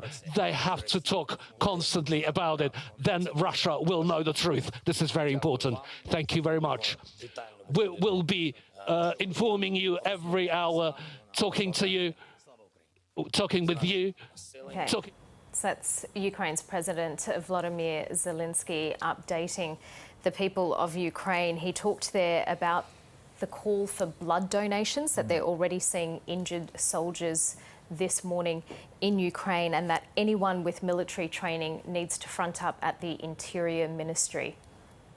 Yeah, and making it very clear what, as he says, we're on the right side and he's on the evil side, the language even invoking Nazi invasion back in, in World War II. So you can start to see this rallying of Ukrainian people. Phil Williams is joining us now. I'm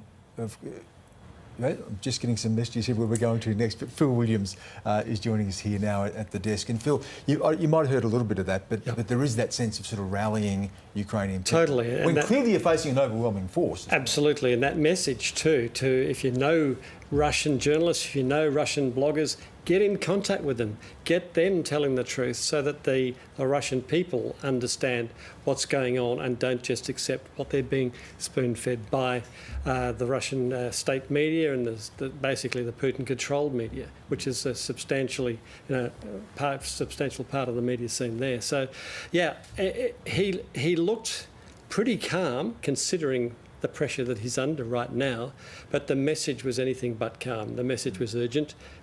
We need everyone to take up arms that can take up arms. We need blood supplies, and we need to extend our influence beyond our own borders and make sure the Russian people understand what the Russian president is actually doing.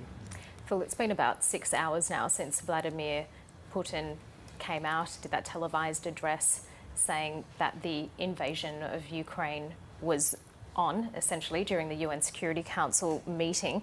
What's transpired in that time? Because we saw a flurry of activity and now things seem to have quietened down a bit. Yeah, there was that initial flurry of attacks, missile attacks, long range probably, but also we believe some from aircraft, Russian aircraft, and they have hit various places. The Russians have claimed it's all military targets, and certainly the Ukrainians officials have confirmed military targets, the Ukrainian military targets, have been the centre of those particular attacks. But there's also some deaths as well. I think 8 is yes, the number. eight deaths is what they're talking about. They're claiming that 50 Russians have been killed. Look, these are rubbery figures. Both sides are prone to exaggeration when it comes to this, and we won't know the truth, I suspect, for quite some time. But the reality is that the Ukrainian government faces this enormous pressure, and we have the spectre of Russian tanks, APCs, armoured pieces, field artillery being towed through the border up near Belarus, which in effect is complicit in this, and heading down towards the capital. Now, where are they going exactly? What are their intentions? Do they actually intend surrounding Kyiv or actually going into that city? We don't know. But the message, the counter message from the Ukrainians is, and particularly from the government, is, when you come, we're going to give you hell, and this is not going to be a walkover. But as we said before, even facing an overwhelming force as they do. Absolutely, and they've got history to look back on, the recent history in Crimea. The Russians moved in at a time of enormous political upheaval and change of government, and faced no resistance effectively, and just took the territory. And the Ukrainians have basically said, you're not going to do that again. if you come in again, we're going to fight hard and we're going to fight long. And, you know, there are 900,000 reservists that are potentially, you know, could take up arms. That's a lot of people out there, even in guerrilla groups, that could make life very, very difficult and very, very bloody for the Russians as well. Okay, our former chief foreign correspondent, Philip Williams, you're going to stay with us in the studio for a little while. Let's go back to Ukraine now, and joining us is the Chief of Staff of the Council of Civic Oversight of the NATO-Ukraine Implementation Programme, Ostap Krivdy. Ostap Krivdy, thank you so much for your time. You're in Lviv in Ukraine, is that correct? Yes, that's correct. I was sent here to coordinate international outreach for the community which calls itself Free Ukraine Movement. So, while pursuing Ukraine's integration to NATO, now more urgent and issue that goes in parallel is resisting Russia. Our community will resist Russians in coordination with the territorial defense. We are building up the network on the ground. So there are hundreds of thousands of Ukrainians who went to the front line and who are committed to fighting for their land. And I fully agree with an expert which you have. Russians will not have here an easy walk. Ostap, you mentioned there the question of Ukraine joining NATO, which is in Ukraine's constitution, and NATO has an open door policy if a country can prove that it can make a contribution to NATO. But in reality, and you know this, that was some years away, and Vladimir Putin wants to stop this. And now that this military invasion is beginning in earnest, isn't that precisely what's going to be on the table? Don't you fear here that Ukrainian sovereignty could be negotiated away, and any compromise could see commitments for Ukraine never to join NATO? Look, thank you for the right question. Putin started this war exactly for Ukraine not to join NATO. Well, I would rather think of the example of the Western and Eastern Germany. Imagine that Stalin goes along with occupying Berlin and the Berlin Wall wasn't there. Imagine that Stalin was capable of pursuing further into Germany using his communist partners. So that's not the case with, if we compare those situations right now, Western Ukraine is the whole free Ukraine. And it is at the front line of the free world. So we are the shield for the Baltic nations, for Poland. We are the added value for the European security and specifically for security of NATO in Europe. We are one of the strongest European armies. And yes, this is a culmination of the situation when Putin lost all the other means. He lost political subversion. He lost hybrid warfare. He lost economical pressure. So now you see that Nord Stream 2 cannot be put in place and he's failing. So this is his last resort, I would say. And I think he will fail. But it's a big card to play, Ostap, isn't it? And now that he's committed forces there, when the negotiations ultimately do come to a resolution of this, is that the fear that Ukraine becomes a bargaining chip? Because we know that NATO and the US are not going to put troops on the ground to defend Ukraine. Thank you for the question again. It depends on Ukraine. If we allow ourselves to be the bargaining chip, it will be so, but we won't. Like during Maidan times, when we stood firm and the dictator has to run in 2014. Now we still, again, we will stand the ground. We will be firm. One of the things that was in shortage in capital yesterday was rifles and live ammunition.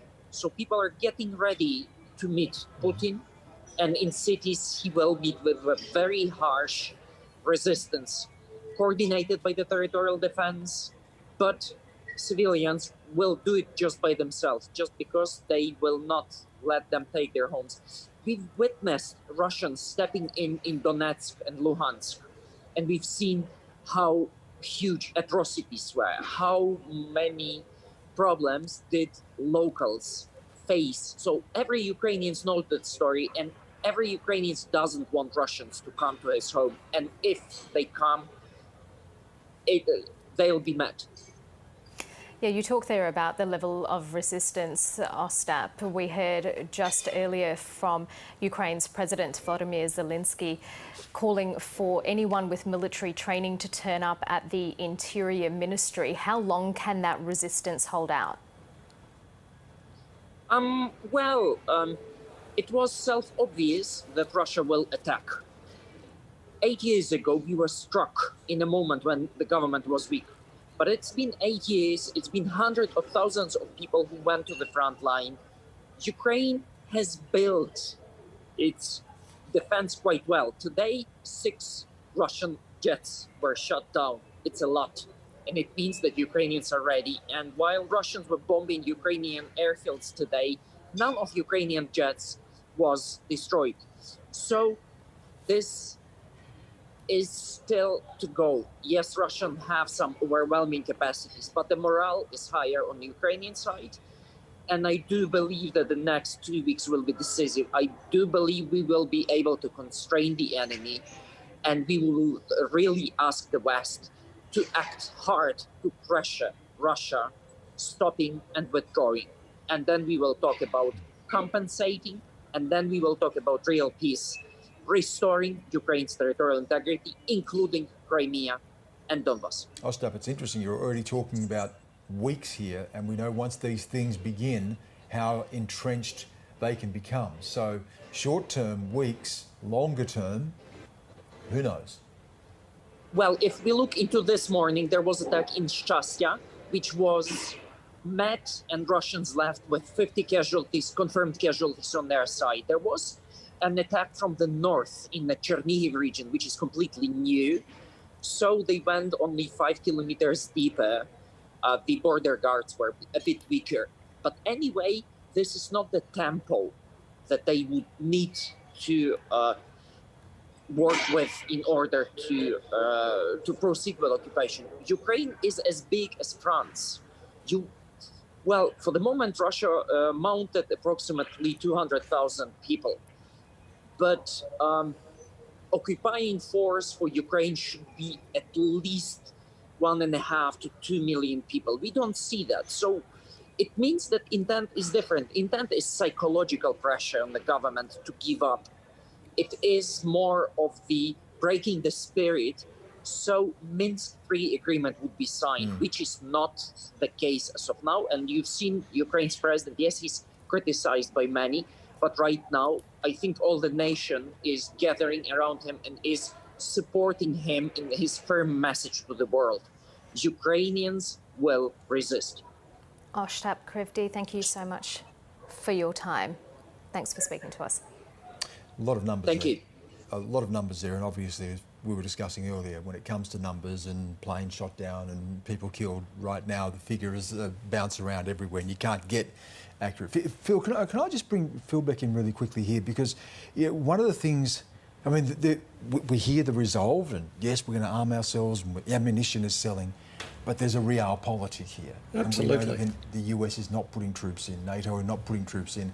Ukraine is a long way from becoming a NATO member, which would be crossing the Rubicon, and there'd be even more action from Vladimir Putin. So there is a realpolitik to this too. Absolutely. And even if that optimistic, very optimistic view of the level of resistance that the Russians are going to face is true, if that was the case, then Putin is simply going to redouble those efforts. I mean, of course, he won't want to risk everything at once if a little bit of push does the job. Well, if that doesn't, then there may be more pushes to come and more severe pushes to come.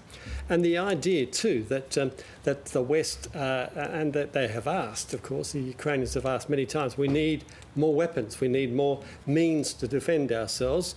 And there has been some assistance there, but you've got to have an intact army. You've got to have structures to deliver weapons to in a way that they can be delivered. So it's supposing a fair degree of success of the Ukrainian army for a while, holding off against the Russians, at least in some areas, particularly in the West, if there's going to be a serious long-term ability of the Ukrainians to not only resist the advances but push the Russians back. Now, of course, he was speaking about regaining Crimea, regaining Donbas. I mean, unless there's a revolution in Moscow and a deposing of President Putin and a collapse of the government there, that's not going to happen. So there is a lot of wishful thinking. And of course, you would understand, from the Ukrainian point of view, we've got to talk this up. We've got to talk up our possibilities. Well, it's an existential thing. It's not even a conflict over territory. It's a conflict over who you are. Exactly. It's a different order of magnitude. And that is the problem, for the Ukrainians. Who they are is not who Putin wants him to be. And, if they don't change their mind voluntarily, he's going to force them. Phil, stay with us. The leadership of the European Union has strongly condemned Russia's actions. European Commission President Ursula von der Leyen says the conflict must end now. Once again, in the centre of Europe, innocent women, men and children are dying of fear for their lives. We condemn this barbaric attack and the cynical arguments to justify it. It is President Putin who is bringing war back to Europe. And in these dark hours, the European Union and its people stand by Ukraine and its people. We are facing an unprecedented act of aggression by the Russian leadership against a sovereign, independent country. Russia's target is not only Donbas. The target is not only Ukraine. The target is the stability in Europe and the whole of the international peace order. And we will hold President Putin accountable for that. And we know that millions of Russians do not want war. President Putin is trying to turn the clock back to the times of the Russian Empire. But in doing so, he is putting at risk the future of the Russian people. I call on Russia to immediately stop the violence and to withdraw its troops from Ukraine's territory. We will not let President Putin tear down the security architecture that has given Europe peace and stability over many decades. We will not allow President Putin to replace the rule of law by the rule of force and ruthlessness. So that's European Commission President Ursula von der Leyen speaking a short time ago, talking about the need for really strong sanctions. We're also hearing that Britain's Prime Minister Boris Johnson will address the nation in a short time before he makes a statement in Parliament. So let's bring our former chief foreign correspondent. We miss you here, Phil. I'm very former. We wish you were still with us. The international community and how it responds, we keep hearing that there will be strong and tough sanctions. Will they be enough? No, they won't. I don't believe that Putin is going to reverse in the face of these sanctions. He's made that calculation already. He'll know pretty well what's coming.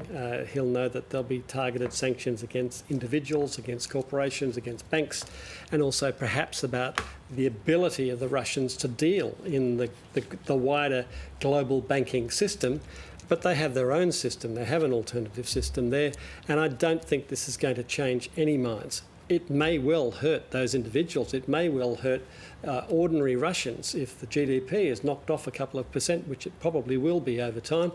But that is not going to change this president's view that this is worth the fight. And that his view, of course, is written not in in ideology. It's written in the blood of Ukrainians and his own Russian soldiers. OK, Boris Johnson has just tweeted saying this is a catastrophe for our continent. I will make an address to the nation this morning on the Russian invasion of Ukraine. I will also speak to fellow G7 leaders, and I'm calling for an urgent meeting of all NATO leaders as soon as possible. The Australian share market, as we've been hearing, had its steepest fall in 17 months in response to the international crisis. Yeah, the ASX 200 dropped by 3% to end on 6,991, and the Business Host, Alicia Barry, has this special report.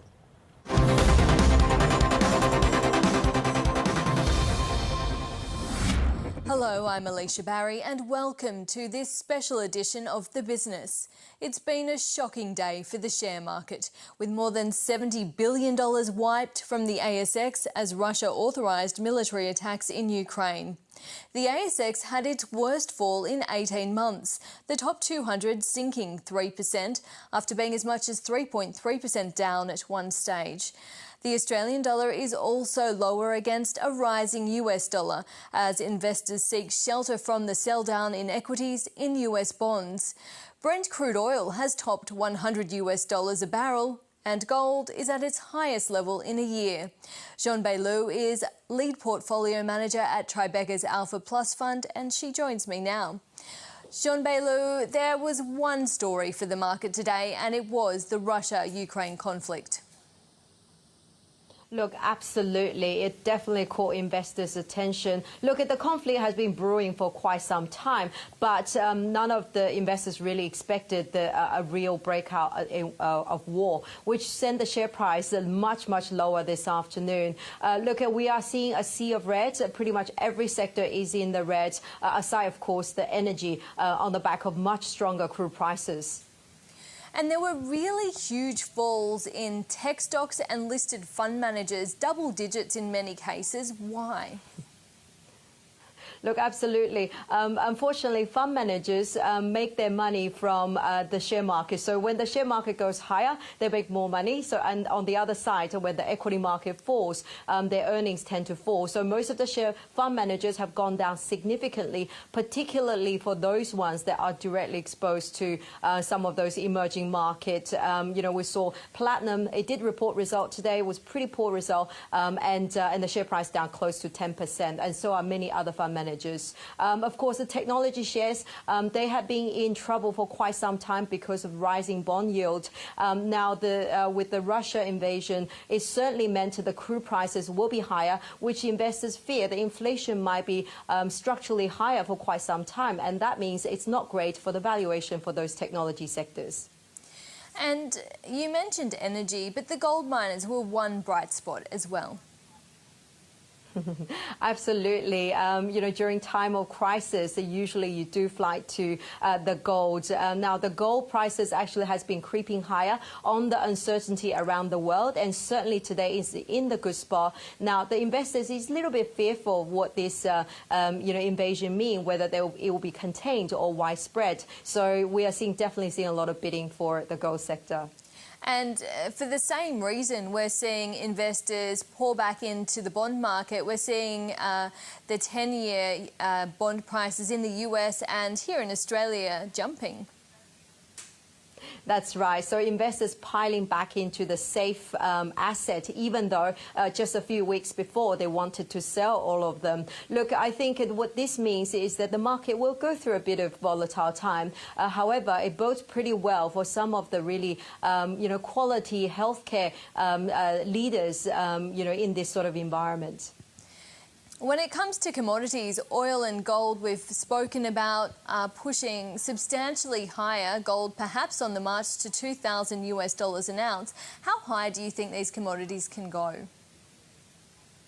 Look, we are seeing a very sharp spike on the invasion. History would suggest that share market will look past some of those conflict and geopolitical conflict quite quickly, unless it becomes widespread. So at this point, it certainly looks like you know, the market will move past this, and the equity market will start improve. And on that basis, it does mean that the gold potentially, you know, is as good as it gets.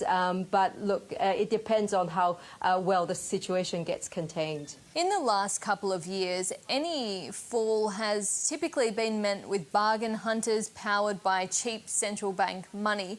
Do you think this conflict could actually be the catalyst for sustained selling, a crash even?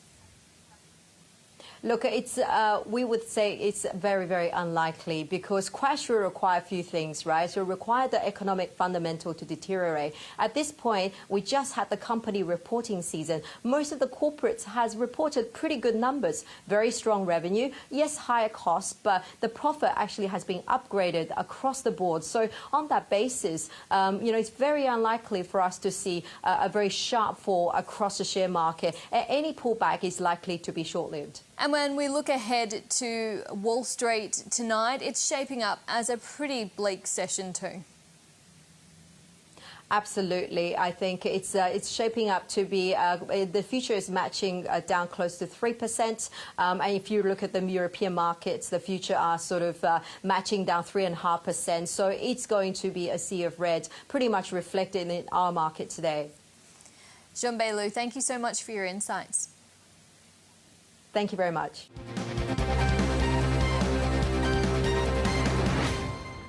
Okay, well, that's where we'll leave our coverage for now. We will be back with more analysis in a couple of minutes' time. Stay with us here on ABC News.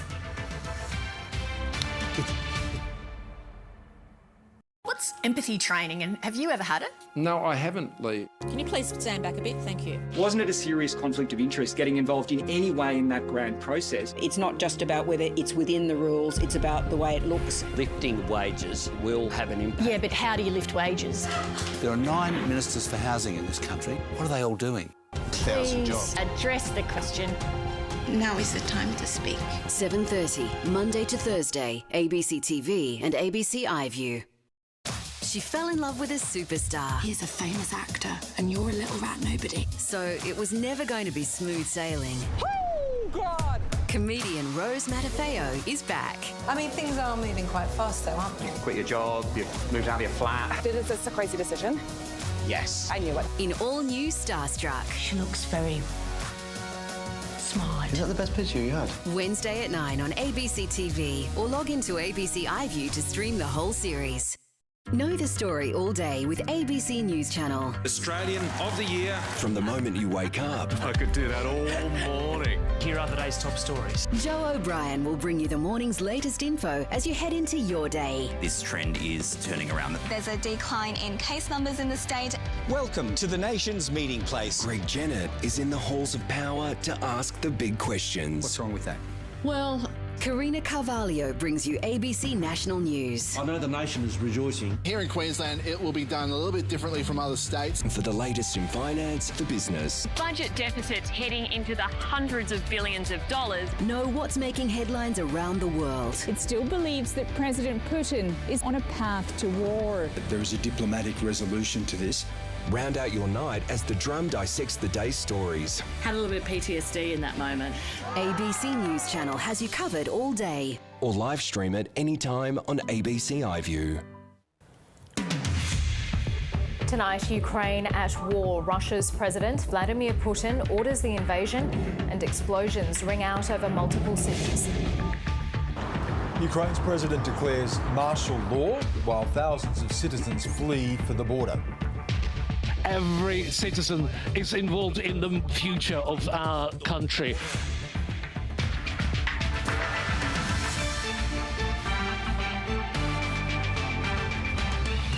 Ukraine's president calls on all citizens with military training to defend the nation while thousands flee for the border. We are banding together in strong terms to condemn these outrageous acts. World leaders condemn Vladimir Putin and Australia promises further sanctions.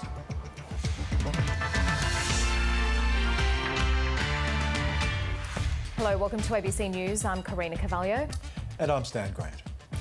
Ukraine is under a full-scale Russian assault. Explosions and air raid sirens have been heard in several Ukrainian cities, including the capital, Kyiv. Russian missiles have blasted air bases and other military facilities. Ukraine's President Vladimir Zelenskyy has issued an urgent plea with citizens to come forward and assist the military and blood drives after reports of several injuries following Russian attacks. He's also called on Russian journalists and bloggers to tell the truth about what's happening in Ukraine. Every citizen is involved in the future of our country. Anyone who has a military training, who has a military experience, has to come to the internal ministry and make yourself available for that, to protect our population. From as of this morning, we have injured soldiers. Please give your blood to the hospitals, give your blood to our defenders. Now, I want to emphasize that this is a serious work. This is a defense under the present circumstances, under what's happening. From every entrepreneur, you are responsible for our future. Work to the good of the whole nation, and people have to have everything in shops, every services that they need. A National Bank of Ukraine and our banking system, they have every single resource in order to satisfy the financial needs of the country, to protect the interests of the citizen of Ukraine.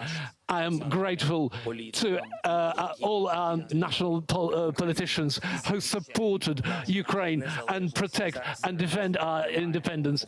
We don't have the opponents now among us. We're all the citizens of the beautiful country, and we are fighting for our freedom. We're defending our freedom. Be prepared to protect your country on the squares of your cities and towns. Now, our Europe correspondent, Isabella Higgins, is in Lviv, and she joins us from there now. Just take us through what you've seen there today. Well, Stan, you can really feel a sense of urgency in the community here now. People have woken up to this news, and it's now midday, and we are seeing mass mobilisations of people, images of really long queues in places like train stations, bus stations. Here, what we're feeling is there is a mad rush for people who are trying to find drivers to take them over to the Polish border. Fuel is in very short supply. Money is in very short supply. So people are really feeling this now, and they are taking actions. So within the last couple of hours, the shock is subsiding, and people are really putting their action plans in place. As far as the city goes, in some ways, it looks like life is normal. When I look over to my left, I can see people just walking along the city streets, but then you talk to other people and they are really feeling the panic at this stage. I think earlier I was saying that we could see large plumes of smoke on the horizon. They have settled a little bit now, and it really, the disruption that we're feeling is that mass mobilisation of people who have decided that Ukraine is not a safe place to be right now. And Isabella, we've just heard from the Ukrainian president, who's called on anyone with any military or defence training to show up at the Interior Ministry, and also for residents to give blood because soldiers are already being injured. That's right, and that's another place where we are seeing lines in this city. We are seeing lines outside the Territorial Defence Service. So people in this city here in Lviv have seen what's happening, and they are immediately taking action, those ones who are choosing to fight. The Ukrainian president said, anyone who can hold a weapon, we need you. And certainly in dealings I was having with people here yesterday, it seems like there are a lot of people who are willing to take up those call to arms, certainly from what we're seeing in those lines outside the Territorial Defence Services. So people are responding here to what's happening, and they are answering those calls to stand up and fight. And what about the response from the international community? And do you get any sense there that people think that is enough, that the sanctions are going to be enough, what more support they would like from the rest of the world? Well, I think all along there was hope leading up to this that they would go hard and fast with the sanctions. When places like the US and the UK first announced their sanctions here in Ukraine, there was some criticism that they didn't go far enough. Of course, at that time, leaders in those places said we'll put more in if things get worse. Now, certainly, people are wishing that they had gone harder and faster with those sanctions. This is, of course, here in Ukraine, it's not part of the NATO military alliance. That's been part of this whole conflict that Russia never wanted to see Ukraine join. So they're not part of the military alliance, and the West has said that they will not be sending troops here at this stage. So we are seeing troops being deployed to neighbouring countries in Eastern Europe who are part of that NATO military alliance. But here in Ukraine, this country, it's going to need to rely on its own civilians, its own residents. It is calling on the West to provide financial aid, to provide equipment, weapons and humanitarian assistance, but they will be facing Russia's military might on their own, more or less, especially in the coming days. And in terms of that humanitarian response, Isabella, we're hearing that Poland is setting up reception points to accept refugees, and Germany will provide massive help in case there is a refugee influx. Yes, there have been organisations in Poland who have been watching out for this, who have been preparing for some time, organisations like the Red Cross. We were speaking earlier and we said that line to get into Poland was hours and hours long, going kilometres back. Well, that's only got bigger. So we can expect that there will be many people making their way into Poland today, tomorrow, in the coming days. There are many people who haven't been able to leave their homes yet just because the roads, the train, the public transport systems are so congested. So there will be people who are displaced. There will be people who need temporary accommodation. We're hearing stories of children who were already sent away. Basically, their parents sent them to a place like Lviv to stay safe, and now their parents are trying to make a journey to them in the West so that they can be reunited. So there's separated families, and moving forward we expect that there will be even more people who do need that assistance as they are further displaced. Okay, Isabella Higgins reporting there live from Lviv in Ukraine. Well, let's bring in our former chief foreign correspondent Phil Williams, who's here in the studio with us. And Phil, it's the developments, I guess, will keep coming over the next hours and days. Yes, we had this initial flurry a few hours ago when the first missiles started raining down on a number of locations around the country. It appears that that sort of action has calmed. However, then there's the other reports, credible reports, of the crossing of the borders in the north, near Kyiv also, again in the north. And we wait to see what's the result of the intensified fighting along the line of control where this war has been continued at a low level since 2014. So it's unclear yet, but it's clearly this is just the beginning. This is not the end. So you mentioned Kyiv. We're just getting reports in now from Reuters as well as AP that a boy may have been killed after an apartment building was shelled in the Kyiv region. And there's an advisor to Ukraine's presidential office saying more than 40 Ukrainian soldiers are dead and dozens have been wounded. That's not surprising. It's tragic, but it's not surprising, given the level of some of the artillery attacks and especially along that line of control, but also in around Kyiv. It's very close to the Russian border. Yeah, why is that region so significant? It's because of that proximity. There was a rebellion there in 2014 because it's a predominantly Russian-speaking area, but that was quickly turned around, and it didn't join the other rebellions in Luhansk and Donetsk. So that area has largely remained faithful to the Ukrainian government, despite those Russian connections, deep Russian connections. And we talk here, Phil, about the military strategy and how long it will go and what the West can do and what Ukraine can do to resist. But you've been there on the ground and you've seen fighting and you know what it looks like. So give us a sense of what this is going to look like just for the people that we're talking about here, the soldiers who are now dead, the young boy who's reported dead in eastern Ukraine. For people on the ground, what does it look, smell, sound like? Well, it's not pretty. And in the east, where I spent some time, you had sporadic fighting, and it could erupt anywhere at any time. And that was an issue when you were travelling in that area. When we were covering, for example, the downing of MH17, you could run into a firefight just down a road. You take a wrong turn. We tried to evade a roadblock at one point. Went down a country lane and seemed to run into the Russian army. It was they said they were not Russian regulars, but they did admit some of them were Russian soldiers on holiday. and spending their holiday at the front. So, that association with Russia and some very, substantial heavy armour goes back a long time. Take a long turn, and what do you see? You see Russian. You see Russian armour. Yeah, exactly. So it's unpredictable in that sense. This is a different sort of conflict because the Russians call the shots in terms of where it's going to occur.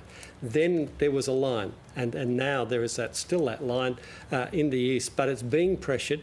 We don't know where it'll end up at the moment. So further to that, we can bring up the flight radar online, and you can see that the airspace above Ukraine is completely empty. Yeah, have a look at that. I mean, normally you can see all those planes that are currently in the air over Europe. Normally you'd have a similar sort of density, perhaps a little less, over Ukraine, but in the entire Ukraine, well, there's one there showing in Kyiv. Who knows what that is? But it's certainly not a passenger plane. It's certainly not an air, the normal sort of traffic that would be. That we would see on a daily basis. While we're on that map, just have a look at this as well. Okay, you look at a map of Europe, and you look at Ukraine, and you're talking about I think it's about the fourth biggest country in terms of landmass. Yep. 46 million people. So when we sort of talk about things like occupation or invading, it's a big country. It's a very big country. You need a lot of people to do it. Now, we crossed, of course, a bit earlier to a Ukrainian man who was saying you need 1.5 million to do it. Now, we don't know how many you actually need to do that. But do the Russians have that capacity with what they've got there? Or the will. President Putin said we're not invading. We're not occupying. What is he doing? Certainly there are Russian troops on the territory. There have been for a very long time, if you take Crimea and the eastern Donbas into consideration. But, these are early days, and we don't know the turn of the actual battle, battles to come. And, we may well see some Ukrainian victories. We may well see, the Russians take a beating at certain points. But you'd have to say that the money would be on the Russians ultimately to achieve their aims, their military aims, for sheer military might.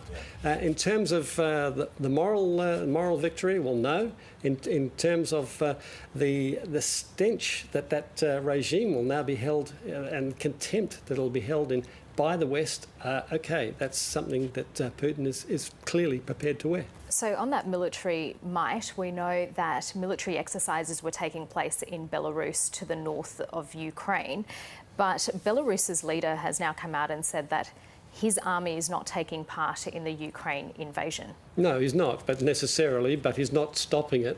He's allowing his country to be used as a springboard. Now, he doesn't have much choice, really, in the sense that Russia, again, is the gorilla in their room as well.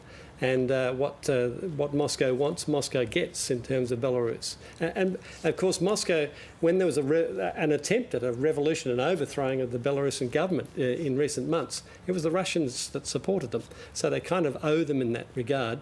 But it's certainly, they may not directly be helping, but they're certainly not hindering. And in a sense, in the Ukrainian eyes, certainly that makes them complicit. OK, Phil, stay with us. Let's get more analysis now and bring in Associate Professor Matthew Sussex, Academic Director of the ANU National Security College. Matthew Sussex, have you been surprised by anything you've seen taking place today? I suppose the only thing that's been surprising is the scale and the breadth of the Russian assault on Ukraine. We've had not just targets in near Luhansk and Donetsk get hit. We've seen large-scale attacks against targets in Kyiv, in Kharkov, but also, in fact, to the west of Ukraine as well, in places like Lviv, which, as you'll probably recall, is where a lot of embassies went to set up shop in the event of an invasion. Matthew, hi, it's Stan Grant here. Good to see you. Look, you look very closely at Russia and Eurasia. And I want to sort of get you to tell us why that is important, how Vladimir Putin sees in Russia as a Eurasian country, how that goes to the idea of Russian identity and into the mind of Vladimir Putin. Yeah, of course. Look, Putin has made no secret of the fact that he is an avowed Eurasianist. There's a debate or was a debate in Russia about whether Russia was part of the West, whether it was part of Asia, or whether it was an entirely separate region of its own. And Putin went for the third one.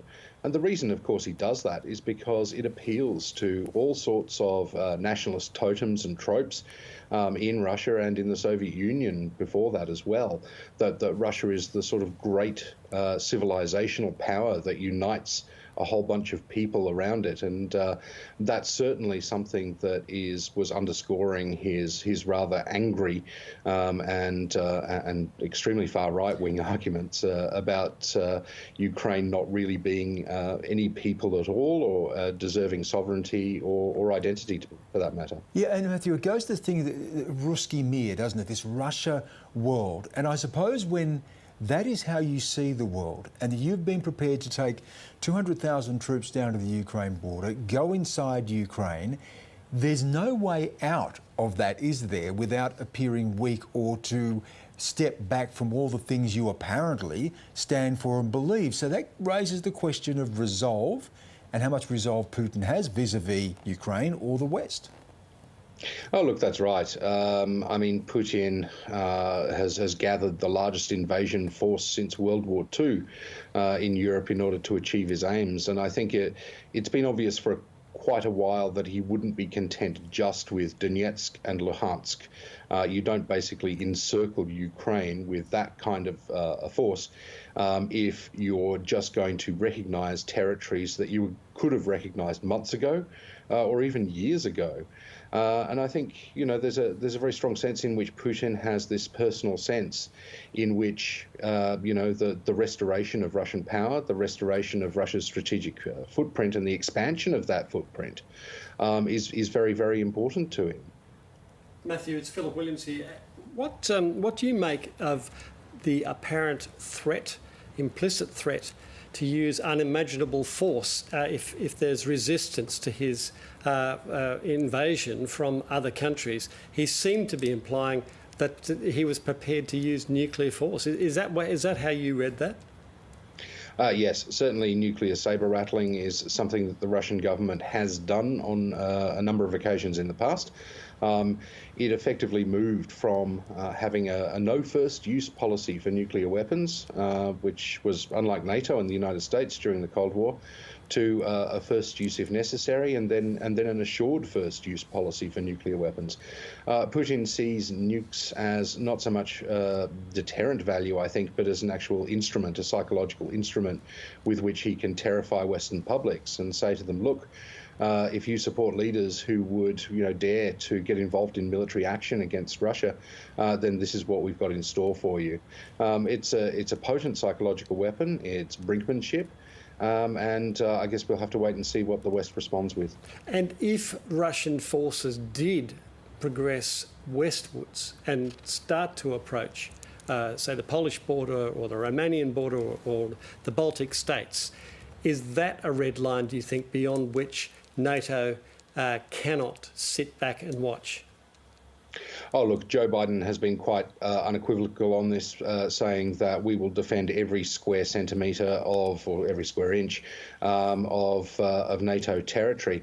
Now, of course, he's got a get out of jail clause when it comes to Ukraine because there's no Article 5 provision to defend Ukraine or protect it from a Russian attack. But you would think that if Russia's intervention, and let's face it, really is an invasion, it's a repeat of what Putin did in 2008 in Georgia, with probably regime change added into it.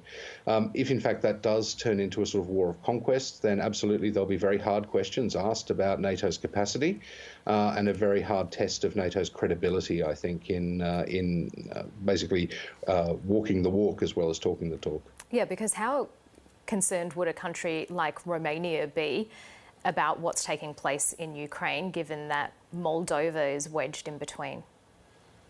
Oh, look, exceptionally, and it looks as though Transnistria, which is sort of another Russian enclave, Russia tends to surround itself with either ceasefires or statelets.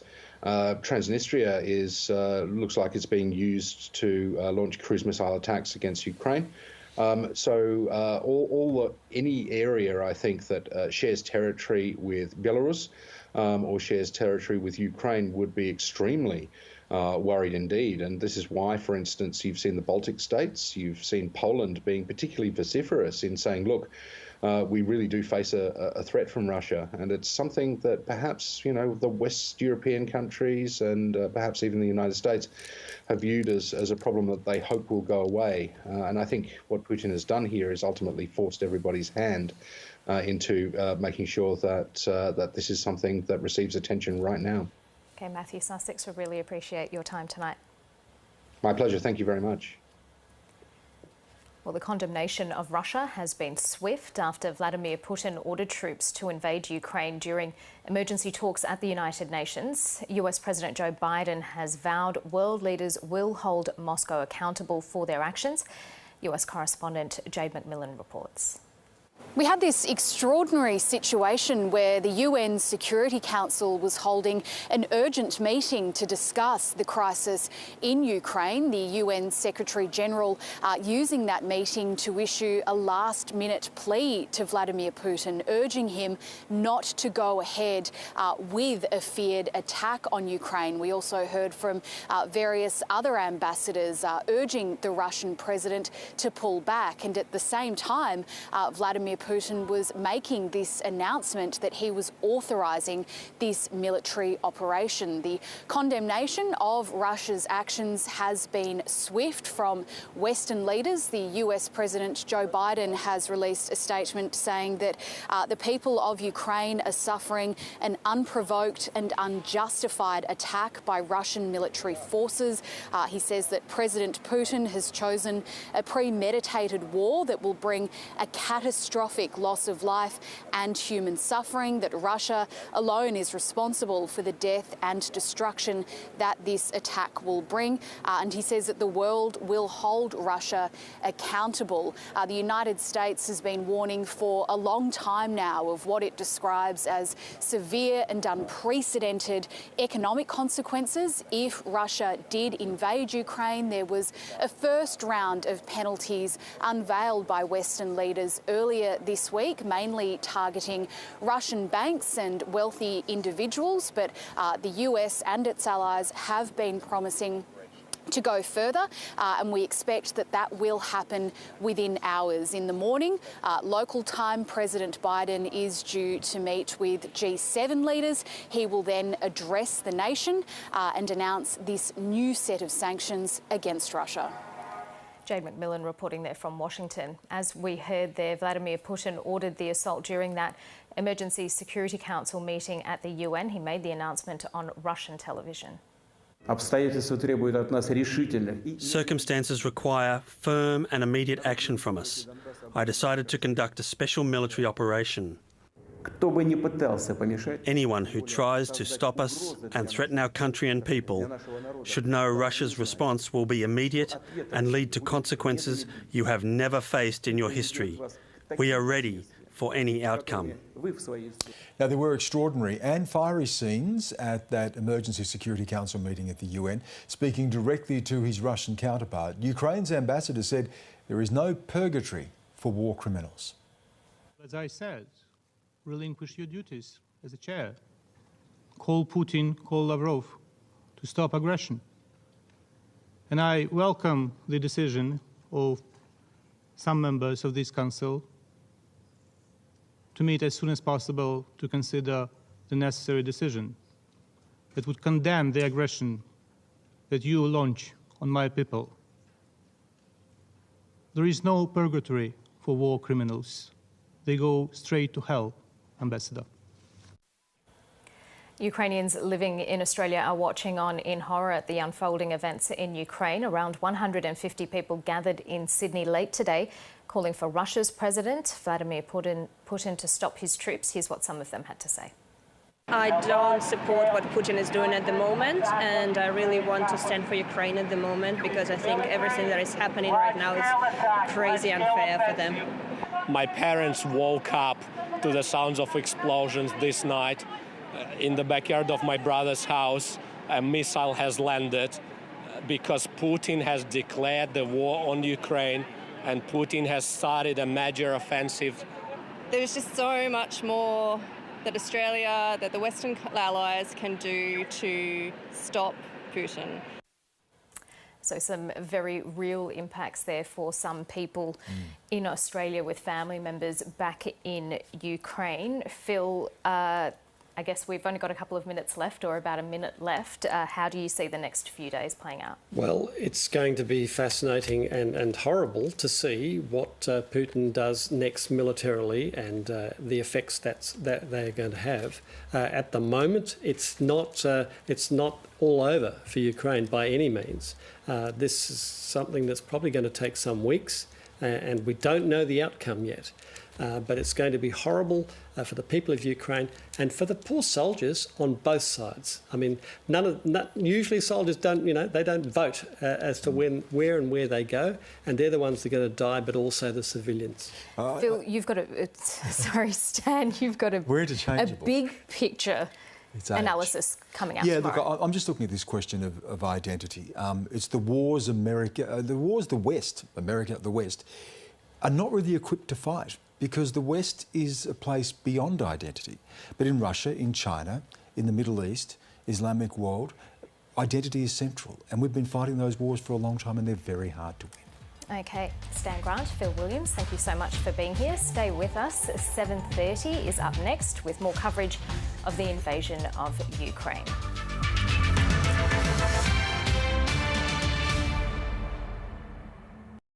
I want to read your brain on a case I'm working. There's been another killing and you're poking your nose in it with the person who tore this town apart. Troppo starts Sunday. Log into ABC iView to watch the whole series. Comedian Rose Matafeo is back. Quit your job, you've moved out of your flat. Is this a crazy decision? Yes. In all new Starstruck.